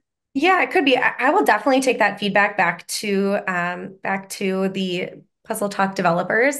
The other thing I forgot to mention, and I'll pull it up right now. So you're welcome to use any Puzzle Talk from any grade level. If you see one in kinder that you think is going to apply to your pre-K learners, the resources are yours. I mentioned that you're welcome to use any content, right? So if I go into my dashboard, and I can pull up any puzzle myself. So if I went into the pre-K content and I wanted to make sure I'm doing a puzzle talk that's going to be relevant to my pre-K students, I can go back into this dashboard, head into my curriculum up here at the top. Remember, that's where we found those pre-made puzzle talks. But you definitely can go into all of those learning objectives that are that are listed in here, and you can find an objective that way. So I would just go into my objectives here. I can go into pre-K, and then I can look at a particular objective. So I would have to know kind of what I wanted to have that conversation about, but we'll just use number sense to 3 as an example. I'm going to just go into that objective now. And then I would look particularly at a particular game. So it's going to default me to this overview page. But if you go over here to games, then you can select a game from here to do a puzzle talk with, which is traditionally how we've been doing puzzle talks for the last couple of years. And again, that's kind of how some of them are listed in your pacing guides for Cypress Fairbanks. But then I can pick up a puzzle here. So I could choose, oh, maybe I want to do number 6 to 3 or lift bird counting. I can go into that level and it'll pull up those puzzles for me. The only other thing to kind of note here with that is this is going to be the puzzle that shows first. If I click this down arrow at the top, and it's going to be on the side, remember now this year, and I go into the puzzles, I can kind of page through the different puzzles that would be available to me in that game. So that's kind of the workaround for now, but I am happy to bring back the feedback that there is a want and need for some pre-K puzzle talk. So I will gladly carry that torch back to the powers that be. Awesome. But thank you for showing us that. Because, yeah, like you're saying, in the puzzle talk itself is really more of an instructional move. And it's really just about getting access to those materials. So thank you so much for showing us that. We're going to go ahead and head to a break. Thank you all for joining us. And we'll be back in a few minutes with our first Schoology session. As our Schoology guru, this is my first one of the day. We're going to be talking Schoology and PM tomorrow as well. But we've got some representatives from Salyards going to be joining us here in just a little bit to show us about how to make that a really engaging endeavor. And I'm excited to see that. So please join us back here at the top of the hour. But in the meantime, please go stretch your legs and take a break, and we'll see you soon. All right, y'all. So thank you for bearing with us. I lost my Zoom connection there in the break, but I think we are all set at this point. Thank you for hanging in there with us. We are going to go ahead and get started. Excited to see so many people logging in to find out more about Schoology. Here with us today, we've got a couple of our Salyards representatives. We're going to be greeting Sharon Hajdik and Megan Nott, and they're going to be going into some of the methods we can use to increase engagement in our classroom using Schoology. So I'm going to go ahead and kick it over before I eat up any more of your all's time. Thank you all for bearing with us, and we'll let you guys jump on in. Thank you, Jennifer. We appreciate it. I'm Shanen. Hi, and I'm Megan. And we are super excited today to take you to our Schoology arcade.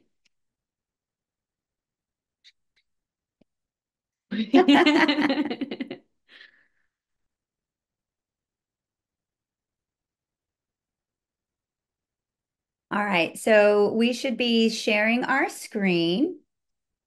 And we are so excited that you guys have stuck around. It's been a long day of a lot of great learning. I hope you've been enjoying day 1 of the DLC. As I've already mentioned, we are going to take you to an arcade and show you how to amp up your Schoology course. You will be gamifying your class, and today is going to be a play and learn opportunity. Again, I'm Shanen. And I'm Megan. And we're from Salyards Middle School. We teach 8th grade science. On your screen, you should be seeing a join code for our Schoology course. Since this is a Schoology session, we thought we would provide you with a course to house all of our resources. So we're going to leave this on screen for a minute or so that you can go over, log into Schoology, and join our Amp Up Schoology course.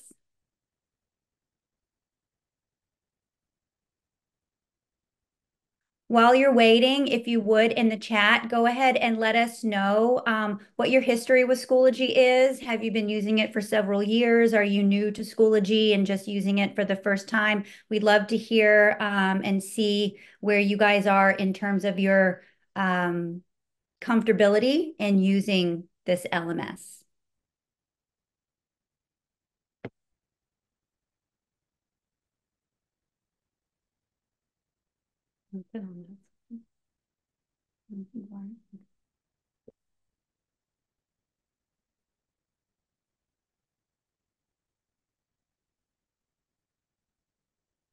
And one thing that we do with our 8th grade science students is we do a lot of blended learning.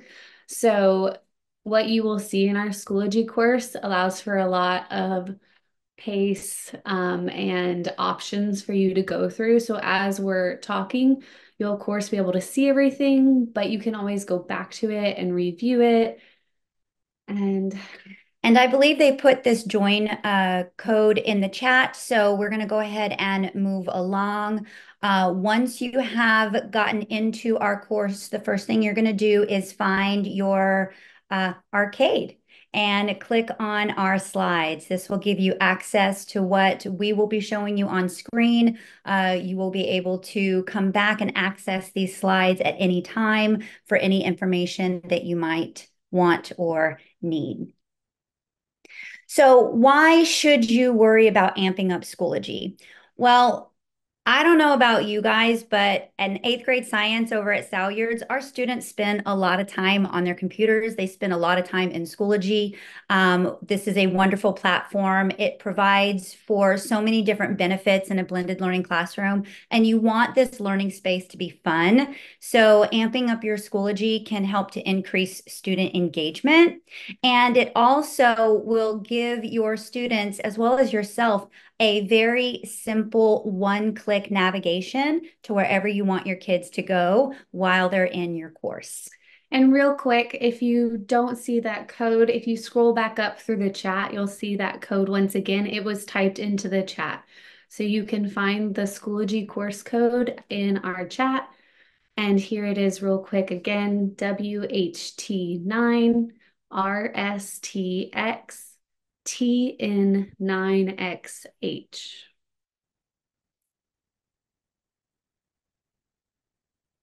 All right, so how are you going to amp up Schoology? We are going to gamify. And so I hope you are ready to not only play our arcade game, but to create a game all for yourself, for your students to use. At the end of this session, we want you to have a game board created, linked, and embedded into your sandbox that you can use on day one with your kids.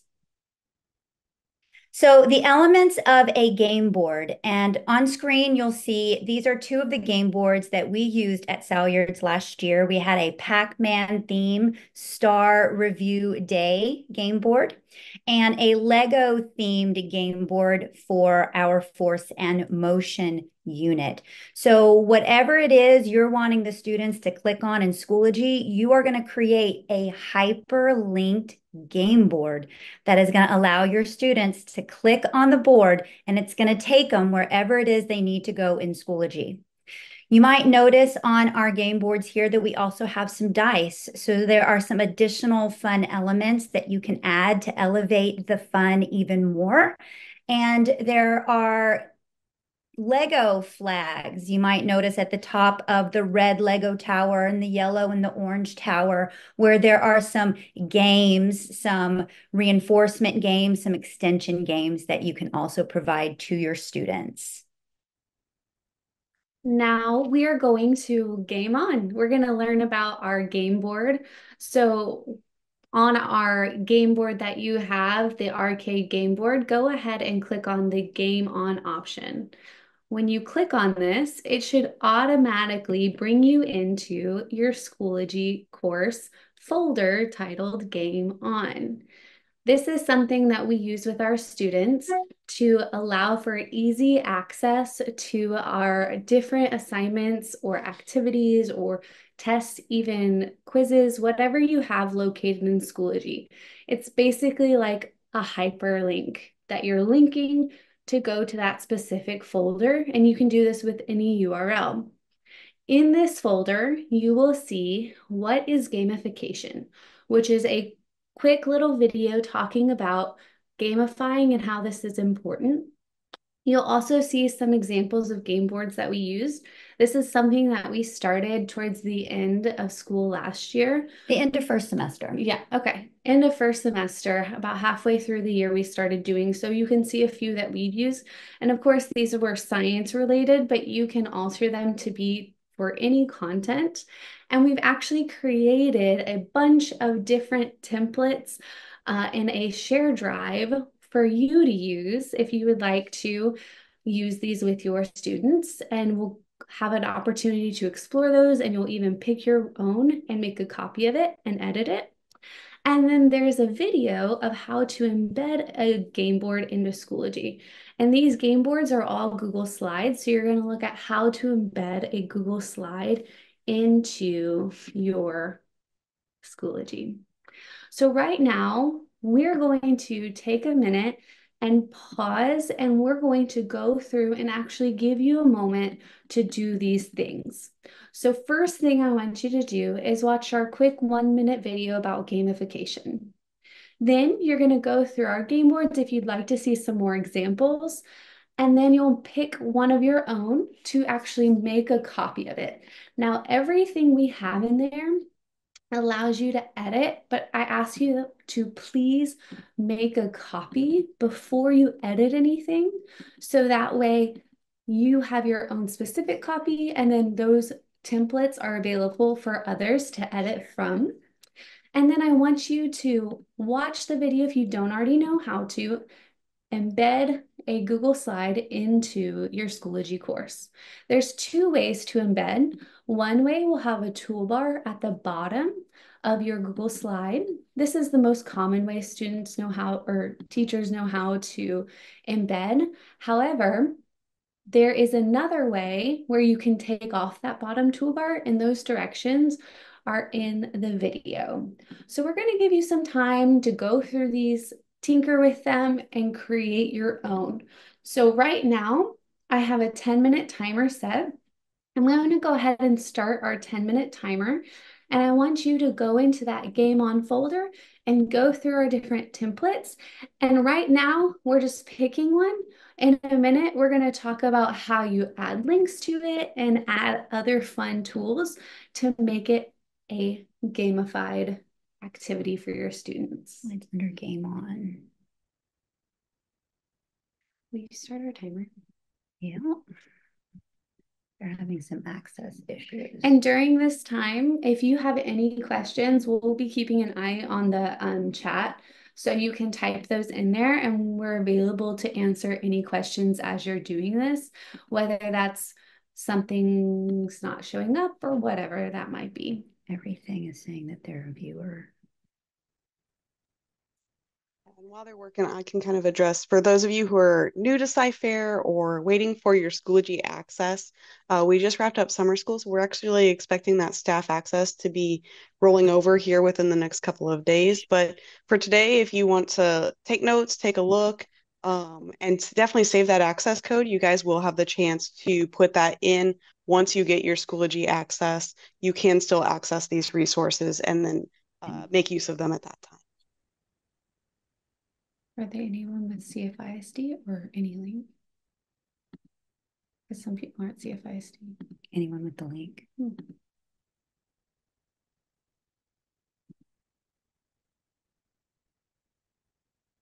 To get into the folder that I'm talking about, in your Game On folder, you'll just click on the page and it should have a blue URL for you to click on, or a blue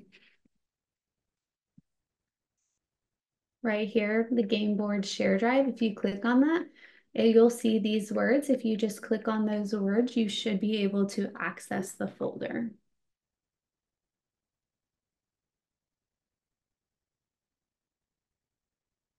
Okay, so tell someone to request access. I don't know what they... If you're having issues requesting access, there we go. All right, let's see what it is. Game board templates. Sorry, guys, we kind of have things all over the place, and so we just want to make sure that one is saying, okay. So it's this one.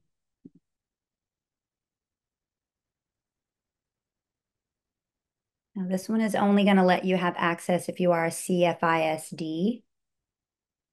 Otherwise, you'll still be able to see the templates in the Google Drive that we have made and shared with you guys. You just might not be able to see the slides that we have used last year in our classroom, because those are currently in our share drive. And unfortunately, for Google, when you have something in your share drive, it only allows you to share that with people within your domain. So the same templates are in our Google Drive. They're just blank. They just don't have like the names of the assignments and things in there that we used last year.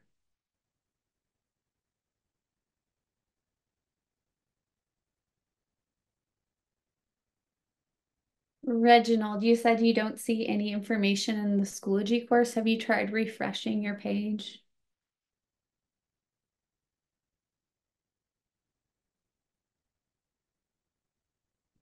So now they're in.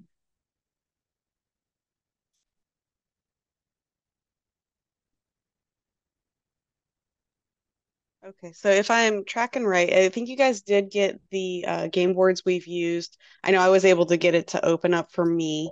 Okay. But if you're out of Sci-Fair, then we're really saying then they want to go to that game board share drive, because then they'll be able to access those resources because they're in a different location.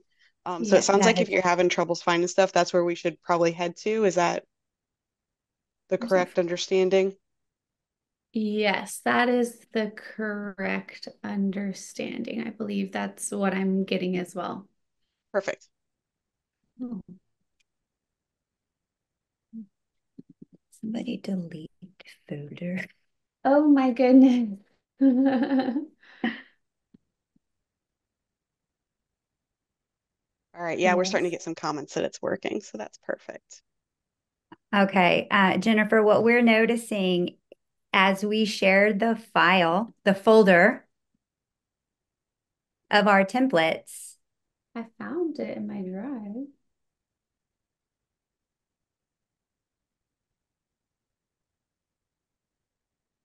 People are making copies and they're going, those are the copies that people are making that are going into your drive. But where's the folder that we made for everybody? That's what I'm a little confused on. It like disappeared. Oh, yeah, as people are copying, it's not putting it in their drive. Is that what we're seeing? We gave people editing rights to the folder, and it appears that the folder has been deleted. So somebody deleted the folder. Someone pirated us. They did. We were trying to be nice, guys. Let's see.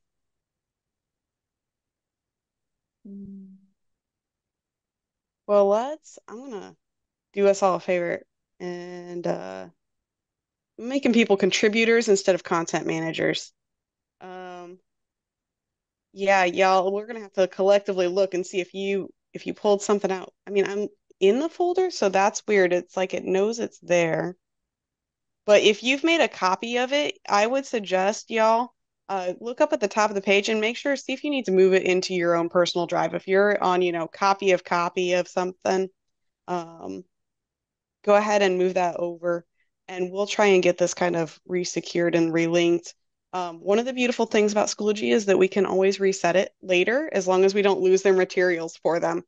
So if you did delete something, if you have a way to put that back, that would be fantastic. And then we can make sure that we work together to keep these resources looking like they're supposed to as we head into the next few days and make it available to you guys in the future. All right, lesson learned. We were trying to make it so that when you guys were making your copies, that it could be a library where you could then create a game board and put it in there and we could grow the library. That was the goal. The intricacies between Schoology and Google, we get a lot of nuance there, but yeah, like it can be done. So and I can certainly work with y'all in terms of setting some of that up. We can fine tune that as we go forward, and that way it can stay linked in this course, and we can definitely achieve that goal. But also, we know at this time we've got people who are from out of district and all those crazy things. So there's certainly lots to take on. You guys have a big bite to handle, so. Lots to take on. At the end of the day, we got about 2.5 minutes left to go in and see if you can find a copy of one of our game board templates.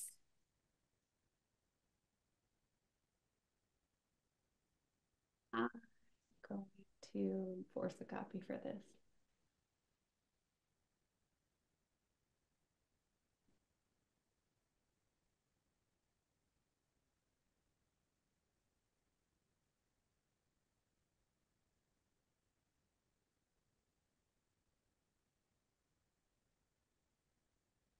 Well, I will say I'll shamelessly plug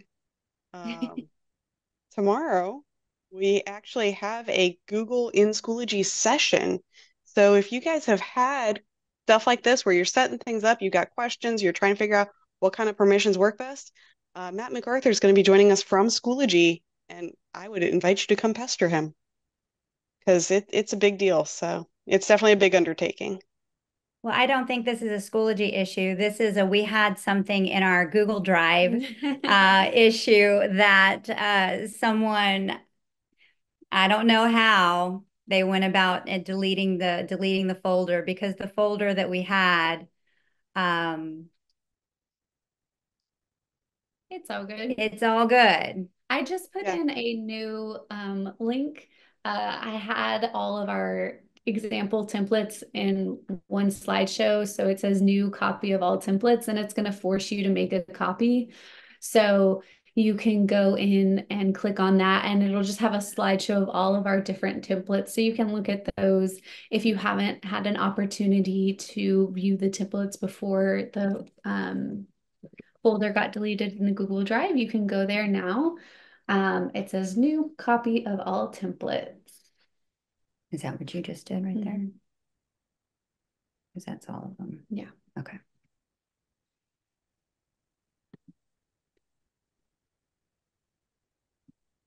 Okay.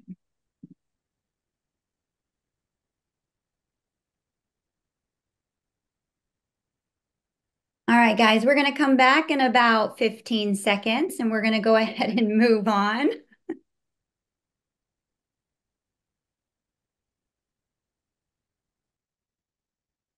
It wasn't. We're not blaming anybody. It's, okay. It's all right. It happens. Things happens. It's like working with kids, you know, it works perfectly fine when you do it. And then, you know, in front of them, everything crashes. You got to be flexible. Yep. All right. Our timer's up. We hope everyone had an opportunity to check out why gamification is important. And maybe you were able to grab a template of one of our game boards and had an opportunity to watch the video on how to embed that game board into your Schoology course. So now we're going to learn about how to link it. How to link the board. Now we have the board and it's in Schoology. Now we need to know how to link it to the rest of our assignments and activities and assessments and folders in Schoology. So we have our different game boards. And hopefully, I know I'm sorry that all of the challenges with getting a game board template, I'm sorry. Go ahead and just try to pick one from the slideshow of ones that I gave you and use that as an example.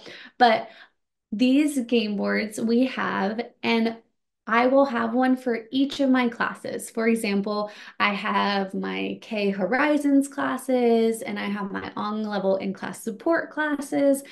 And I go ahead and I cross list to make sure my K and H's are together, and then I have them linked. And now I can have one Schoology course for my K level classes and one Schoology course for my on level classes.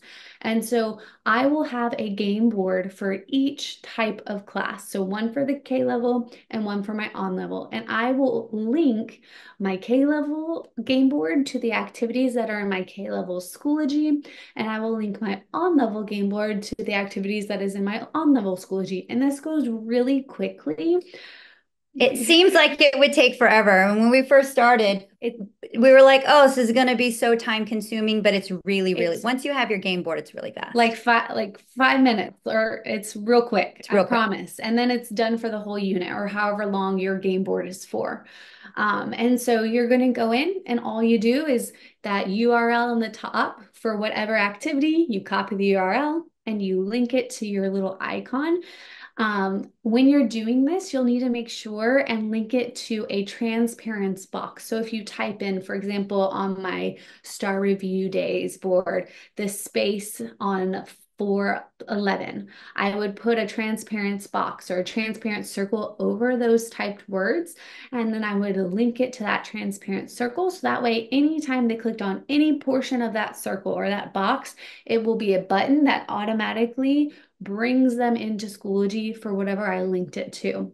You can link a bunch of different things. A folder in Schoology can be linked, an actual test or assignment, or a discussion post. Anything that has a URL can be linked, like a hyperdoc that you might have used in the past.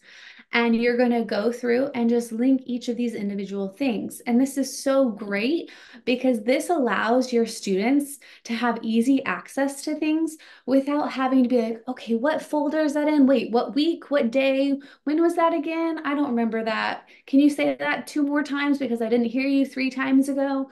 So this allows you to just have it, you can point to it and go. And this is also great for me as the teacher because I can have this slide on my board, I can point at it and I can click on it myself, and it will bring me as the teacher there straight away. So I don't have to go through all those clicks as well. When I'm working with my kids, I can automatically click on it and it'll bring me straight to the actual assignment that I'm going over with my students in Schoology.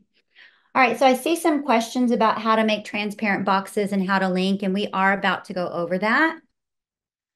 But first, we're going to have a little bit of fun. So one of the things that we like to embed into our game boards is a little bit of fun. So we are going to take a moment and do a little brain break. I want everybody to stop what they're doing. And I want you to go to your arcade game board, and down in the bottom right-hand corner, you're going to see an icon that looks like this. It's a little dice spinner, a little neon dice spinner, and we want you to click on that.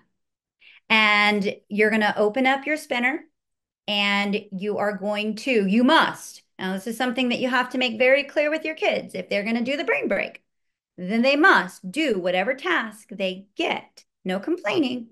So right now, we want everybody to do that. We are going to do that as well. So we are going to go and click on our spinner. So many tabs open. All right, we're ready. Okay, Jennifer, I want to see you spinning. Oh, she's singing. Yeah. All right, here we go.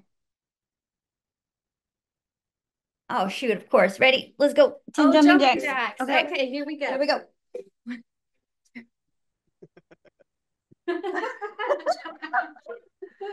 There we go. Okay. There you go. So if you couldn't see, will you drag it over here so they can see it? When you click on it, it brings you to a spinner, and we have directions.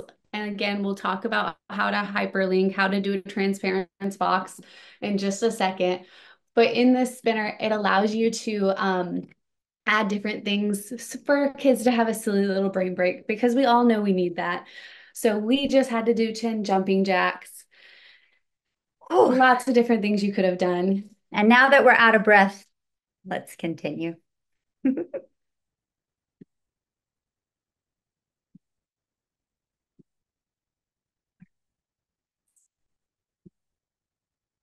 Say, I also love that that's just kind of hidden there. There's no like directions. It's just kind of waiting for when you give them the directions in class, and then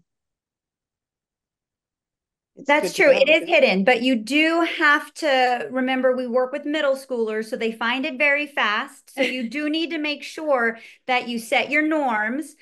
We tell our kids that they can't spin the wheel or roll the dice more than twice each class period.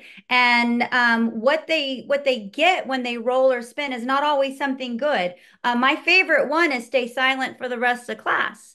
Now, the kids don't want to get that one, but of course, if they want to take the chance and spin the dice, then they get what they get and they don't get upset. And I love that their classmates hold them accountable too. So they're like, Miss, he rolled a silent. And so you know that that kid's got to stay silent. And so it's just fun. And you can very much change these to make them appropriate to whatever age level you work with.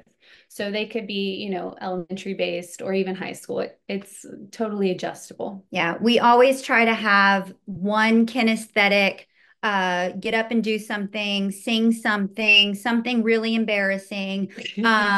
Maybe send a quick, if you're middle school or high school, send a quick text to your mom or dad, to whoever, and let them know that you're thinking about them.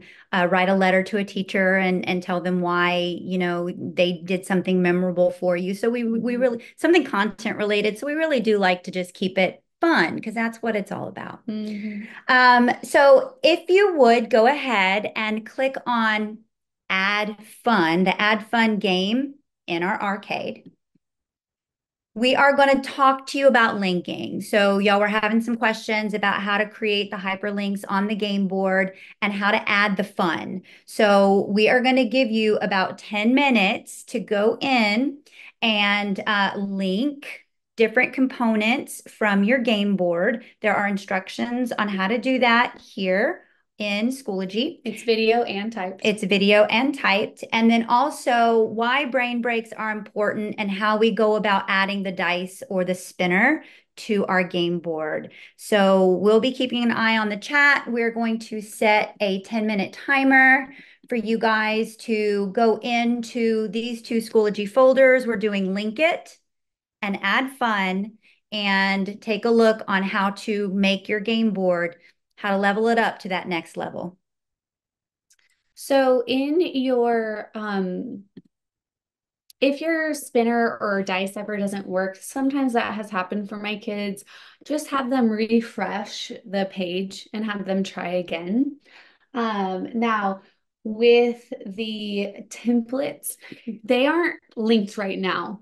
So some of them, I think the dice might be linked because I used a icon that we used on one of ours and it might already be linked, but those are some things that you might have to link on your own, and that's what you're going to learn about in the folders right now. So in the adding dice to the board game and adding spinner, it will show you how to, you know, find a dice and link it, or find a spinner and edit it to link. So those are things that you're learning right now. They might not all be linked right now. Yeah, the dice and the spinner are just web-based. So if you open a tab and go to Google and just search like Wheel of Names or Picker Wheel or a dice roll, there's dice roll simulation. There's so many different sites for you. And again, all of that is explained in the videos provided in Schoology. So we definitely want you during this time to take a moment to go to those folders, go to those videos, take a look at them at your own pace. We will be here if you need anything, but we are going to try to give you guys some work time for the next 8.5 minutes. Someone asked if we could add a template for the safety science that we have, so we can do that after our course. That was one of our examples of one we used. So yes, we can add that one after the session. And then for Corey Pham, you said, I don't know how to get to the spinner. In your Schoology course, on your arcade game board, in the bottom left hand, or I'm sorry, right hand corner, you'll see a little dice spinner. If you click on that icon right here, that will automatically bring you to the wheel picker, and you just click spin and it will bring you to whichever option you have. Yes, we created the arcade template. Someone asked if we created that. We did. Our best friend is Canva, and some of you've already been to some of Canva's sessions today.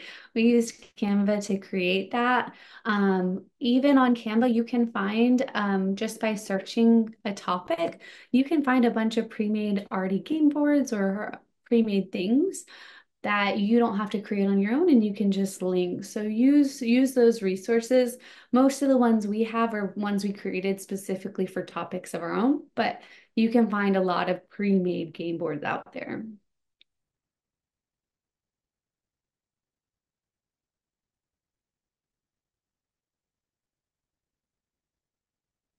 Sarah Neal, you asked if we're able to set it so that students have to complete an activity and have that little check mark before they move on.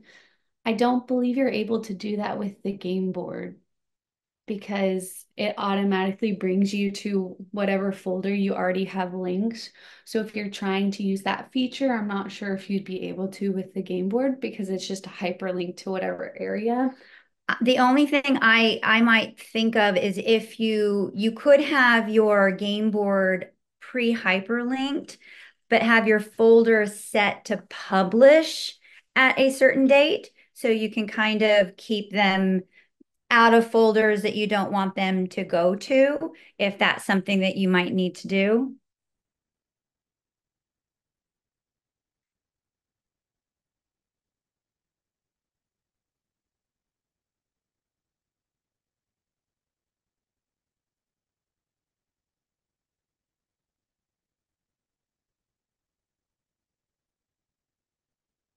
You can link an activity right now if you would like to link.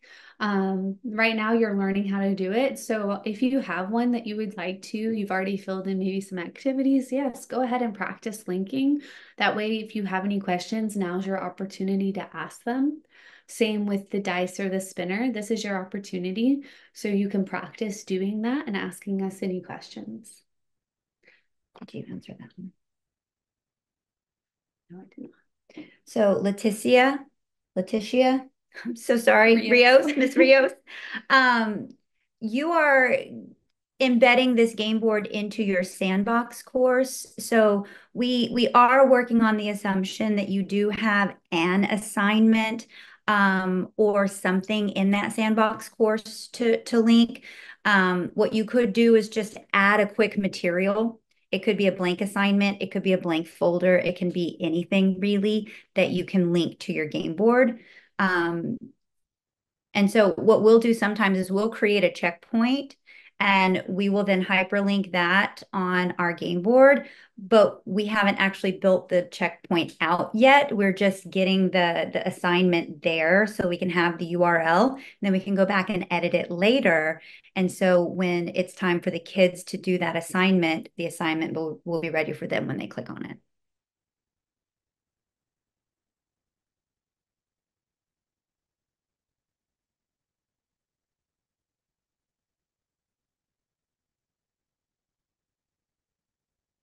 We have not done our course or our code for today's DLC yet. I saw someone ask that.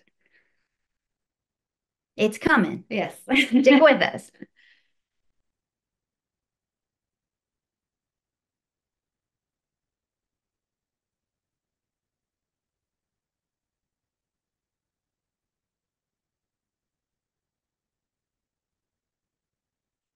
Yeah.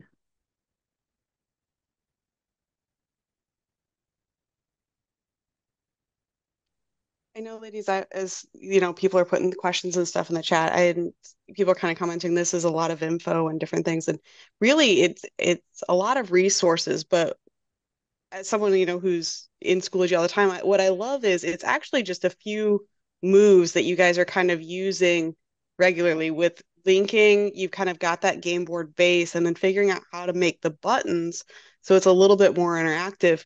And so it strikes me just that really there's just some critical moves there about understanding how to use the Google Slides and those transparent buttons and what a game changer that is for kids instead of just clicking through a file folder. Because really, I feel like that's where the bulk of your really new information is. The rest of it is just about linking and putting things together in a way that's organized. So, yes, thank you. And you're right. It can seem like a lot of information, and that's why we chose to do the Schoology course, because it has videos of us explaining all this information in there so you can go back to reference.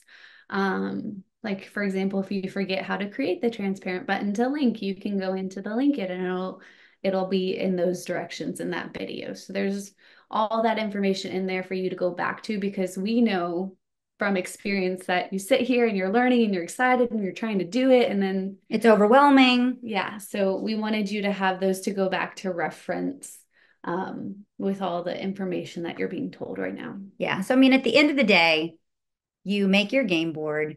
We usually do it either we grab something like our arcade from Canva, and we just found a background in an arcade game that we like, and we just copied different arcade games onto the slide. We just created that. The Pac-Man, the Lego, the swimming pool, the baseball, those were all just made in Google Slides. So once you have a Google slide made, you're just hyperlinking it with transparent boxes. You're embedding it into Schoology so that your kids have access to one-click navigation. And then you're adding those fun components through the spinners or the dice games. And then there's one more thing that we're going to share with you in about 1 minute and 15 seconds on how to level up your game board. Just one more step to increase that engagement a little bit more. So hang in there with us. Someone asked if any of the information from the Schoology course can be copied into your courses. Right now, no, but if you send us an email, and we'll give you our emails at the end, if you send us an email, we can share the videos that we have and different information with you. So please don't hesitate to reach out for a specific resource and we can assist you in getting that. But you can also, if you just wanted to like share this with a coworker, you can share the course code with them, and then they can join the course at any time and have access to these resources as well. True. All right, guys, we've got about 20 seconds. We do have a timer. It's kind of hidden back behind our little picture-in-picture, but we have about 15 seconds. You are finishing up the linking of your game board, just linking it to a folder or an assignment, something in Schoology, looking at why brain breaks are important, and then adding a dice or a spinner. And we know you might not have gotten to all of the videos to do all of the things, but it's in your course to come back to. All right. So we have one more video game, and that is Level Up. So if you guys would go back to your arcade game board, click on the last game. This is going to take you to a little area where we have created some links to some digital resources so that you can amp up your Schoology game board a little bit more. These would be like the bonus games. On our Lego board, we had the little Lego flags. You can have vocabulary links, review links, and in the Level Up folder, we simply have some CFISD district approved sites that you can use, like Flippity, WordWall, Quizlets, Quizzes, Blukits, Boom Cards, all kinds of things that you can create hyperlink elements to your game board to really create an opportunity for extension, an opportunity for review, an opportunity for vocabulary, anything. Your imagination is your limit. Yes, indeed. And yes, we know that the templates, the game boards do take a little bit of getting used to, but once you have done one yourself and kind of implemented it, linked it, done all the things, it's very kind of cohesive. Like it's a process and you go through it and then you're done. And as Megan mentioned a little bit ago, one of the things that we do on our bell ringers, we have our bell ringer on the board. The kids come in, there's the agenda and the date and the warm up and all of the things. And then the next slide, the slide that is on the board for the majority of our class period is our game board. We have our on-level game board on one slide and then our K-level game board on another slide. And our game boards are for an entire unit. So we use the same one for many weeks. You can use a game board for a week, for a day. We just use ours for a unit. And so we have a little green box that's kind of transparent that just moves along the game board, kind of on the assignments that they should be working on that day. So the kids will look up and they say, oh, that's in the green box. I need to click on that and I need to do that. Oh, that's in the green box. I need to click on that and work on that. Because our class is blended learning, it's very self-paced. The idea is to be working in the box. If you are ahead on your game board, if you're beyond that green box, then you're doing really well as long as you're reaching mastery. Mm-hmm. If you're in the green box, then you're right on pace. But if you're behind the green box, you might want to consider maybe staying for tutoring or doing a little bit of homework because your pace is just a little bit slow, that you're not going to end the unit in time for that unit assessment. And real quick, before we move on to the attendance code. Yes. Our templates are all adjustable. Like if you don't need as many squares as we have, or if you need more, you can adjust them and change them. This is just a general template to get your mind going and ideas flowing for you to use with your students.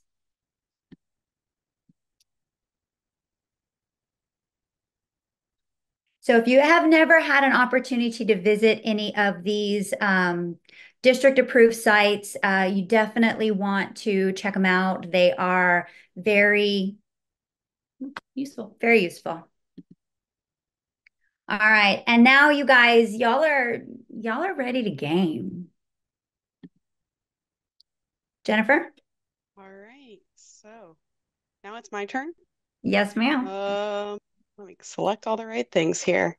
All right, y'all. I know you're ready for it. I know we've made it to the end of the day. I mean, day one has pretty much been a success. Go ahead and capture that code, and then here in just a little bit, I'll be showing you how to put it in.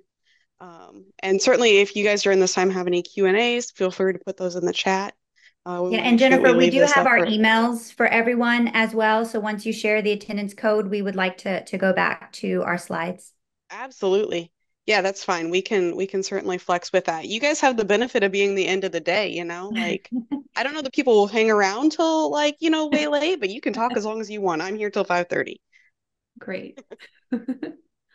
So, yeah, but thank you guys. I appreciate it. I like being able to fool around with some of the clickables and I love the brain break. Like you saw, like I was doing my ABCs over here. So I also like the idea of putting some in there that are like, well, is it worth it for me to play? Like getting that whole, you know, the consequences of your choices in there, you know, right? So, all right, I'm gonna pull back on our code and I'll let you guys close out here. Your screen share is available again. Let me see. Yep. Oh, it's back here. All right.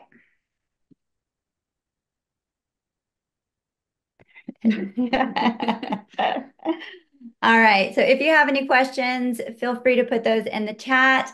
And then if you have any questions, here is both mine and Megan's email. Feel free to email us. We will also work on getting that folder kind of together and reorganized and reworked, and you will always have access to that link right here from our Schoology course. Yes. Oh, there we go. There we go.